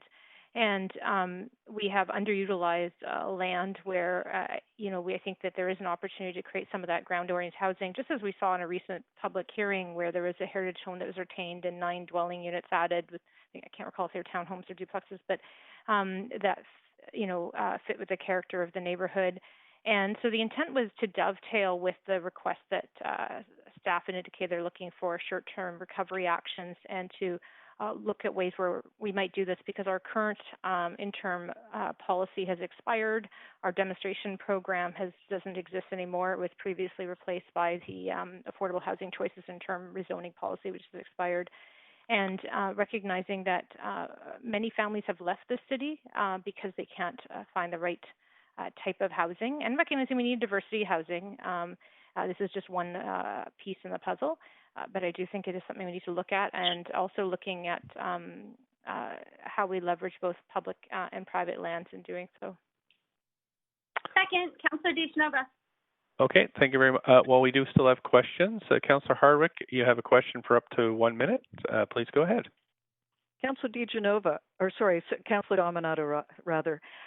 You're aware that the Planning Department are bringing forward new data at the end of this month as part of the recalibration of the Housing Vancouver strategy, are you not? Yes. Why would you not wait until that data had been collected and reassessed to look at what the housing needs are of the city in a comprehensive way? Because in my view, that information, which I know we'll receive hopefully in the next 9 or 10 days, is that information can be used to inform this. And I was very cognizant that this motion likely wouldn't be heard till now or possibly into September. And so it's my estimation that staff would use that data and council to inform decision making. This is just a consideration to be part of the recovery actions that staff are planning as part of the Vancouver plan. Do you think that this will have an impact on spot zoning? Sorry, we're just at the 1 minute, and that's the time for this. So thank you, Councillor Hardwick. Any other questions for Councillor Dominato? No? Okay. We need a second. Okay, so Councillor DeGenova has seconded Councillor Dominato's motion, and we have speakers, so we'll need a motion to refer. So moved. Councillor DeGenova. Okay, I think I heard Councillor Kirby-Yung seconded by Councillor DeGenova, so that has been referred to the standing committee. Where are we now? Sorry, Council. We are now, I think that's it. Clerks, we're on to notice of council members' motions. Is that, I think that's correct? That's correct. Point of privilege? Yes, Councillor DeGenova, you want to be on the list? Yes, please. Thank you, Mr. Mayor. Okay, no problem. Councillor Kirby-Yung, please go ahead with your notice of council members' motions. Thank you. I have 2. I'm emailing into the clerk for calling notice today for the July 21st council. The first one is titled Open Option Parking Policy, Removing On-Site Parking Minimum Requirements. And the second notice of motion is titled Making Pop-Up seasonal patios a part of every summer in Vancouver. Okay, good. Councillor Dejanova. You might be on mute, Councillor Dejanova. Yes, sorry, Mr. Mayor, okay. I was. Can you hear me? Yep, please go. The first is short-term actions to preserve mental health access, resources, and housing in Grandview Woodlands. And the second is turning the key on affordable home ownership in the city of Vancouver. Sorry, your phone was cutting out there, Councillor Dejanova, and just also a reminder that you need to email in your motion titles to the clerk. I'm doing that right now, Mr. Mayor. Again, I'll just read into the record. The first is short-term actions to preserve and expand mental health access, resources, and housing in Grandview Woodlands. And the second is turning the key, and then affordable home ownership. So with a colon in between, just so it didn't sound like a broken sentence. Thanks. Thank you. Councillor Dominato. Thanks, Mr. Mayor. I have one notice of motion entitled Mental Health and Addiction Reform. Okay, thank you. Councillor Wiebe. I have one motion on notice called Circular City Strategy. Circular City Strategy? Okay. Thank you. Councillor Bly.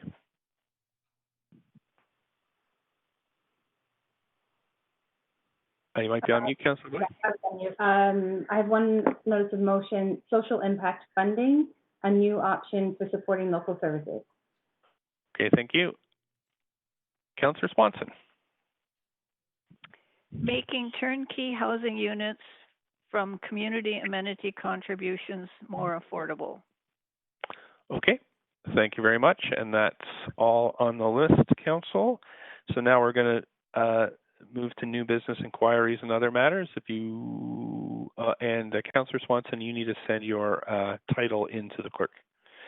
So we have requests for... Yes, go ahead. You want to be on the queue? Thank you. Thanks. So we first have a request for leave of absence, which is me from Civic Business on the meeting of July 22nd from 9:30 a.m. to noon. Could somebody move that motion? So moved, Councillor Dejanova. Thank you. And that's a seconder on that? Second, Councillor Carr. Great. Yeas and nays. All in favor, yay. Yay. Yay. Opposed, nay. Yay. Thanks very much. That's passed. And now I've got, I'm starting with Councillor Carr on the list for new business inquiries and other matters. So we'll lump those all together. Councillor Carr, please go ahead.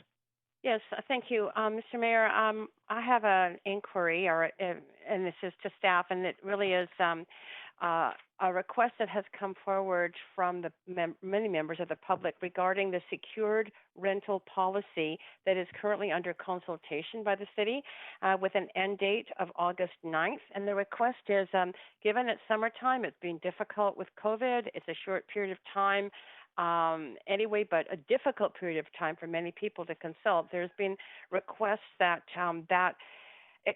that consultation period be extended into the fall, and I'd appreciate a response back from from the city manager on whether or not staff would be willing to consider that. City manager? Yeah, thanks, Councillor Carr. Let me look into that, and I will respond to you.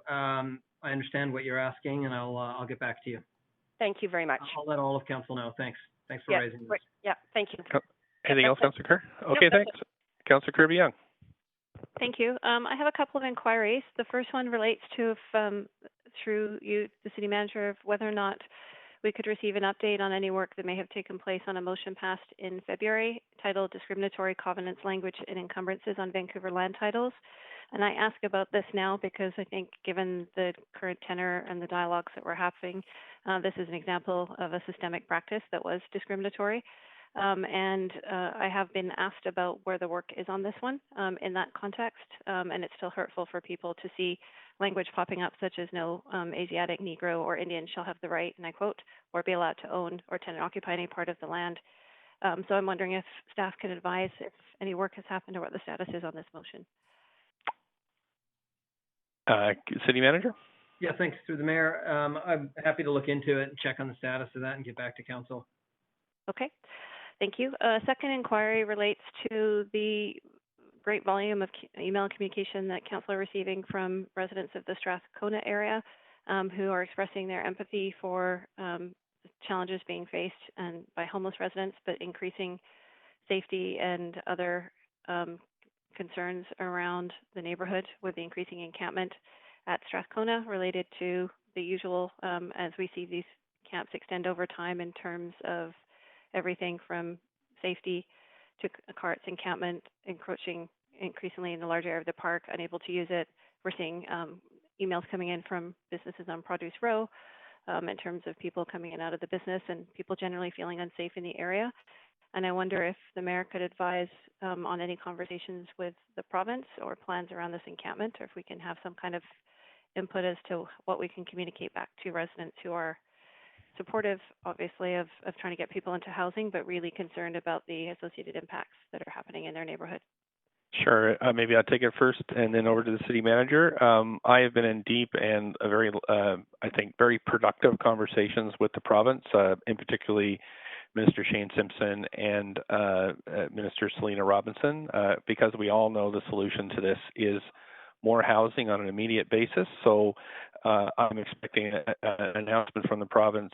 We just had 3 hotels purchased for about $200 million, which is a good step forward. But there will be more announcements coming along this line. I do have also another conversation with the federal housing minister coming up, where and actually at this point I'll be moving on to the Prime Minister's office to request that they fulfill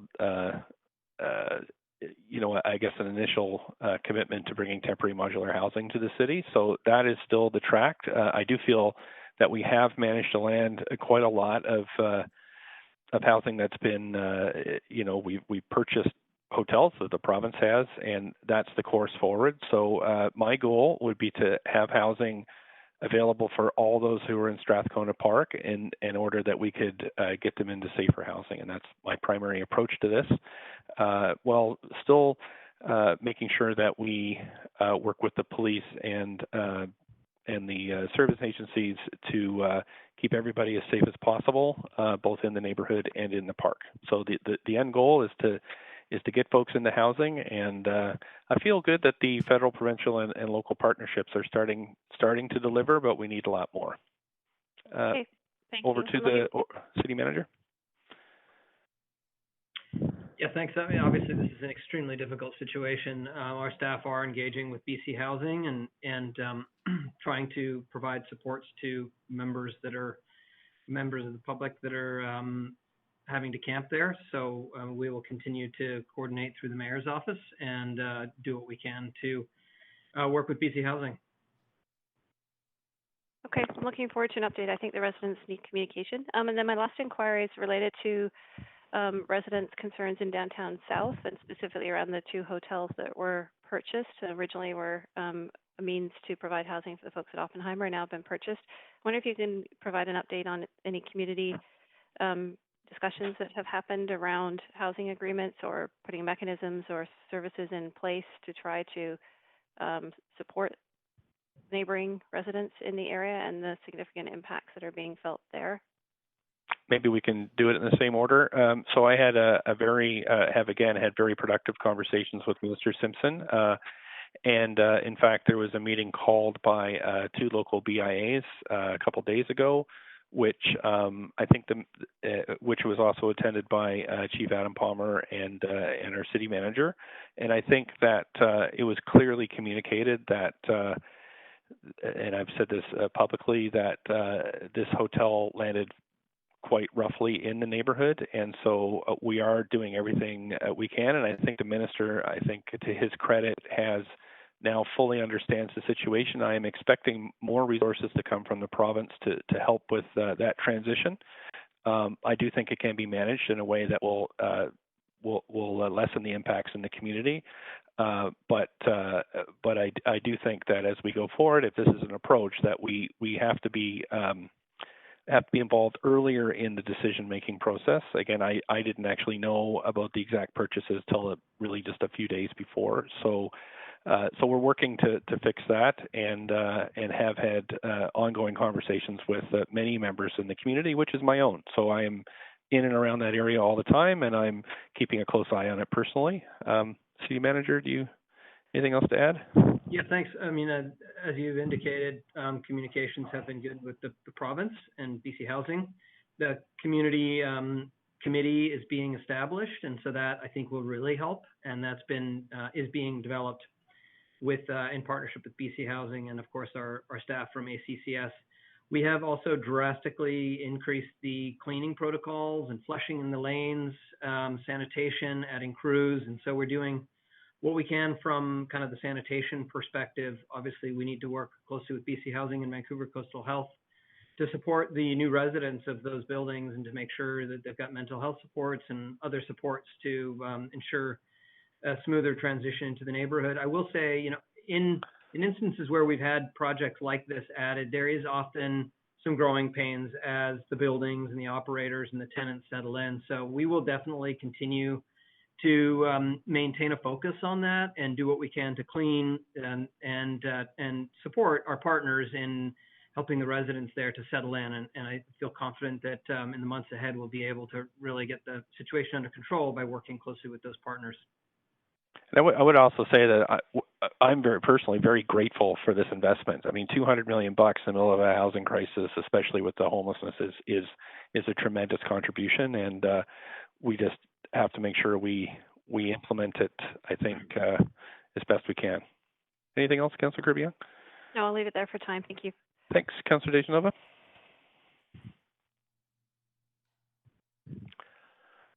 Oh, sorry, I was on extra mail. That's okay. I may, from time to time, be able to be on WebEx, so I was hoping under new business, I sent a motion to the clerk for leave of absence for myself for portions of this evening's public hearing. Okay, can we... for personal reasons. Great, so we'll need somebody to move that motion. So moved, Councillor Carr. Thanks, the seconder. Councillor Boyle. Councillor Boyle, thank you. Let's yeas and nays. All in favor, yay. Yay. Yay. Yay. Opposed, nay. Thanks very much. On to anything else, Councillor Dejanova? That's all, Mr. Mayor. Thank you. Thank you, Councillor Fry. Yeah, thanks, Mayor. Just a couple of follow-up inquiries on the Strathcona Park encampment. As I'm in the neighborhood and observing it daily, it's significantly expanding, and I am certainly concerned that over the course of August, we'll see it getting even larger. There's one of my big concerns is it's not the homelessness per se, it's some of the ancillary activities, and we're getting a lot of theft and chop shops that are operating in a park right now, and increasingly residents of nearby Stamps Place and Strathcona are heading into the park to retrieve their stolen property, and I'm very concerned that we'll see some kind of serious confrontations over that kind of activity. I'm worried that somebody's going to get hurt. So I'm wondering if there's been any updates around addressing some of the chop shops in the encampment. And secondly, I'm wondering if there has been, as we know, the park board made a move to adjust their bylaws, which is something that we've been talking to them about and requesting that from the park board to really sort of tighten up around some of the overnight camping and the restrictions around permanent structures, and ensuring that those are gone in the daytime. I'm wondering if there's any updates from staff on those matters. City Manager? Yeah, thanks. Definitely, as you're correctly pointing out, this is the jurisdiction of the park board. And so as the city staff, we don't have the jurisdiction to enforce or to pursue an injunction. So, we are obviously engaging closely with the park board staff to understand what the intentions of the park board commissioners might be, and are looking to support them. The bylaw is obviously something we've been looking for a while, because it does enable us to prevent encampments from forming. At this point, this one is growing, and as you've indicated, you're concerned. I'm definitely concerned, and as the we head into the summer here, it will continue to grow most likely. So, and areas of conflict will continue to expand as well. So, just to say, as staff, we share your concerns. We have issued a fire chief's order, and we will look to do what we can to partner and work with the park board as they determine what steps they want to pursue. This is not within our jurisdiction to enforce or to pursue any efforts. We are also engaging with the BC Housing staff to understand what their intentions might be for helping with housing. So I'm wondering on a follow-up to that, I'm wondering if I've heard from our staff that our homeless outreach team are no longer welcome in the encampment and they're actively being barred, and also following up if there's any direction on the chop shops that are operating in the park. Yeah, thanks. I'm sorry I missed that question. Yes, our housing staff, much like the last encampment at Crab Park, our housing outreach staff are not welcome in the park. So we're not able to actually offer housing and offer supports to people there as we're not welcome. So that is obviously a concern. We have that dynamic in Oppenheimer Park as well. Regarding the chop shops, this has been an area of concern with Oppenheimer and other encampments, and it really falls into the jurisdiction of the police department to determine what enforcement efforts they want to undertake. And so I'm not exactly sure what they're working on, but I'm happy to pass along their question and ask for an update to council on your behalf. Okay, thank you for that. Yes, and certainly there's, in speaking to our MLA, Melanie Mark, she's also expressed concerns around this and interest in seeing some kind of solution, even the navigation center that has been talked about in the provincial budget, and some way to sort of triage the people who need housing away from the people who are there to cause mischief and indulge in crime. Mayor, I wonder if you might indulge me one just new bit of business and just mentioning in the passing of Ken Chin, who many will know as Chai Pig, and he was the lead singer at SNFU, who got a start in Edmonton, but spent a lot of time here in the city of Vancouver. And for many of us who may know him from more recent times in the downtown east side in Gastown, and his passing last week, we've seen a huge outpouring. SNFU was a real, for those of us who grew up on the West Coast and were into the indie music punk rock scene, SNFU were one of the sort of the holy trinity of DOA, No Means No, and SFU. And Chai was really fantastic, really kind, wonderful person, and a fantastic showman. And he was a real fixture in our city, and he passed away after some lengthy illness. And I just wanted to acknowledge all his contributions to our city and the independent music scene in our city.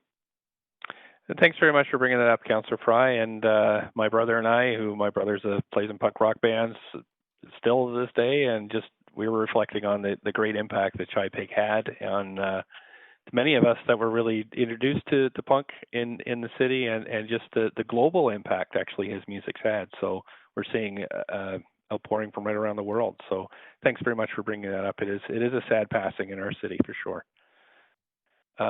Over to Councillor Dominato. Thank you, Mr. Mayor. Following on, a couple of councillors have raised the subject of Strathcona Park and the encampment, and also Yale Town, downtown Granville, and some of the concerns have been raised around supportive housing and wraparound services for individuals. I'm just wondering if we might, if we have any news with respect to the provincial announcement in February around the 2 navigation centers, whether we have any news or indication of when those navigation centers might be put in place, and whether they would both be in Vancouver or one in the Lower Mainland, and wondering if the city manager has any information on that, because I think it is critical to that sort of enhanced shelter space with wraparound services. I can assure you, Councillor Dominato, that I'll definitely get my staff to check in. I mean, we're kind of in constant contact with the minister's office, so I'll do that, but perhaps the city manager has. Do you have any other information to add about the navigation centers? Yeah, thanks, Mr. Mayor.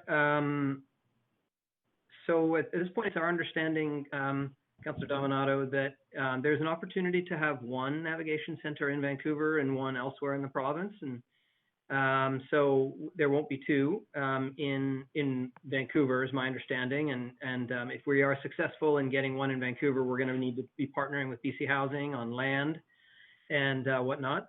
So we have been working on a proposal in partnership with BC Housing to propose a navigation center, and something that we've been actively working on even before the province announced them. So we've also been working with and talking to Street to Home Foundation to see if we can make it a partnership so that outside funding could be brought in as well. So we're actively working on that, and really see it as a significant opportunity to help people find their way off the streets and into more stable housing and other supports. Great. Thank you for that update. And then I have two other quick items, Mr. Mayor. Okay. One is just to draw city staff attention to, as well as the public, that councillors have, and I'll share it with the city manager if he hasn't seen it already, have received a letter from the Kettle Society wanting to work with the city to enable housing at Venables and Commercial. My understanding is that they have 50 units of shelter rate housing that can be delivered by BC Housing, and it's specific and unique to the proposal submitted by the Kettle Society, but they have recently written Mayor and Council around wanting to advance that, and I bring it up in light of the Planning Department's recent presentation to Council around how the pandemic has really revealed to us some of the gaps and fractures in our housing network, in particular that particularly some of our most vulnerable citizens and who are either don't have housing or very precariously sheltered in the city. And this particular housing proposal is around providing housing for people with mental illness. So I just simply, not asking a question at this time, but simply wanting to draw that to everyone's attention. And then my third item is just to reflect on... Point of parliamentary procedure, Mr. Mayor. Yes, Councillor Carr. Yes, I realized we're getting close to 5 o'clock, and rather than seeing the potential of unfinished items on this agenda just being left in limbo, I would like to move that we extend this meeting to 5:30, take our break from 5:30 to 6:30, returning for the public hearing at that time, but extend to 5:30 to try and get the rest of this business done. I'd say, Councillor Carr, that there's no way we're going to be able to get this done. So alternative suggestion for me, and I was going to make it just after Councillor Domino was finished, was to we need to first have a motion to bring this business back, return to where we were in the queue, but then a motion to recess council and to be reconvened on July 23rd at 9:30 a.m. Just again, when I look at the number of reports that have been held, the number of bylaws that we have to go through, I don't think we're going to be able to get through it. So to come back on, that's what the clerk suggested. So would that be? So we would do that after Councillor Domino's finished. We'd need a motion to bring back this information, business back to where we kind of left off, and we a motion to recess until July 23rd. We'd come back with finish our bear banger discussion. There does look like there's amendments to a couple of these things, so that might take some time. Is that okay? So, Mr. Mayor, yeah, I see it as a reserve. Okay, there's just that a lot of us have been invited to participate in a meeting from 11:30 to 1 that day, and it's been a long-standing invitation from the BIAs. And there's no time now to be able to do a leave of absence. Well, maybe if the clerk could advise if there could be a possibility for. Well, if you put yourself on the queue right now after Councillor Dominato, you could request a leave of absence. Thank you. Okay. Thank you. Thanks. Councillor Dominato, I'm sorry. Can you finish? Go ahead. Yes. One last item. It is just I want to relay to council and also to I think the public. It's important to note that the Liquid Waste Committee at Metro Vancouver has just recently endorsed design concept for the Iona wastewater treatment facility. And I flag it here because it will be going to the Metro Board, I believe, at the end of this month. But it is one of probably the most substantive Metro Vancouver infrastructure projects the City of Vancouver will see in the next number of years. And the committee endorsed a model that would include tertiary treatment as well as recovery for heat and energy, as well as major enhancements and protection of habitat. My understanding is that the Musqueam Council has endorsed this concept as well, and I'm happy to circulate the report. It was also one of the lower cost options within the suite of options that were presented, but it will obviously go to the board for a formal endorsement. But I think it's an incredibly important piece, and there will be presentations made to the respective councils like Richmond and City of Vancouver, I believe in the early fall, because I think it's an important piece of public infrastructure and important to our system, and I think success to see support for tertiary. So I just wanted to relay that as well. Thanks very much. Councillor Carr, I've got you on the queue. Yes, sorry, I was just in some communication, and I'm going to leave it for now. Okay. Well, actually, Mr. Mayor, is it possible for us to take a lunch break from 11:30 to 1 on Thursday? We'd have to adjust the agenda once it comes on the floor of council, I think. We'd have to adjust it on the morning, I understand. Is that... I don't know, and again, I'm looking that we have 4 minutes left here, so I don't know. I gotta, yes, the clerk says we can deal with this on Thursday. Okay. Right. Meanwhile, you need a motion. Are you going to move a I motion do. to? No, what I need a motion for is to bring the back on the back table. Back on the table of the bear bangers, then Or- a motion, and then following that, a motion to recess council to reconvene at 9:30 on July 23rd. Absolutely. Would you move that? Yes, please. Okay, thanks. The seconder? Second, Councillor Dominato. Okay, yeas and nays. All in favor, yay. Yay. Yay. Yay. Opposed, nay. Great. Okay, we're recessed, council, and we'll see you back here at 6 p.m. to start the public hearing. Thanks Mayor very much. Stewart? Oh, yes. We need another clerk? motion to recess, please. We just did a motion to recess, I think. Or was that a reconvene? That Right. that motion was to bring back the business that we put aside. So we need a second motion. Recess. Okay, motion to recess. Second, Councillor Kirby-Young. Okay, thanks. All in favor, yay. Point of procedure, that's to reconvene July 23rd at 9:30. I thought I did move that, but that's okay. I just want to make sure we're reconvening at the time. That's right. Okay, yeas and nays. All in favor, say yay.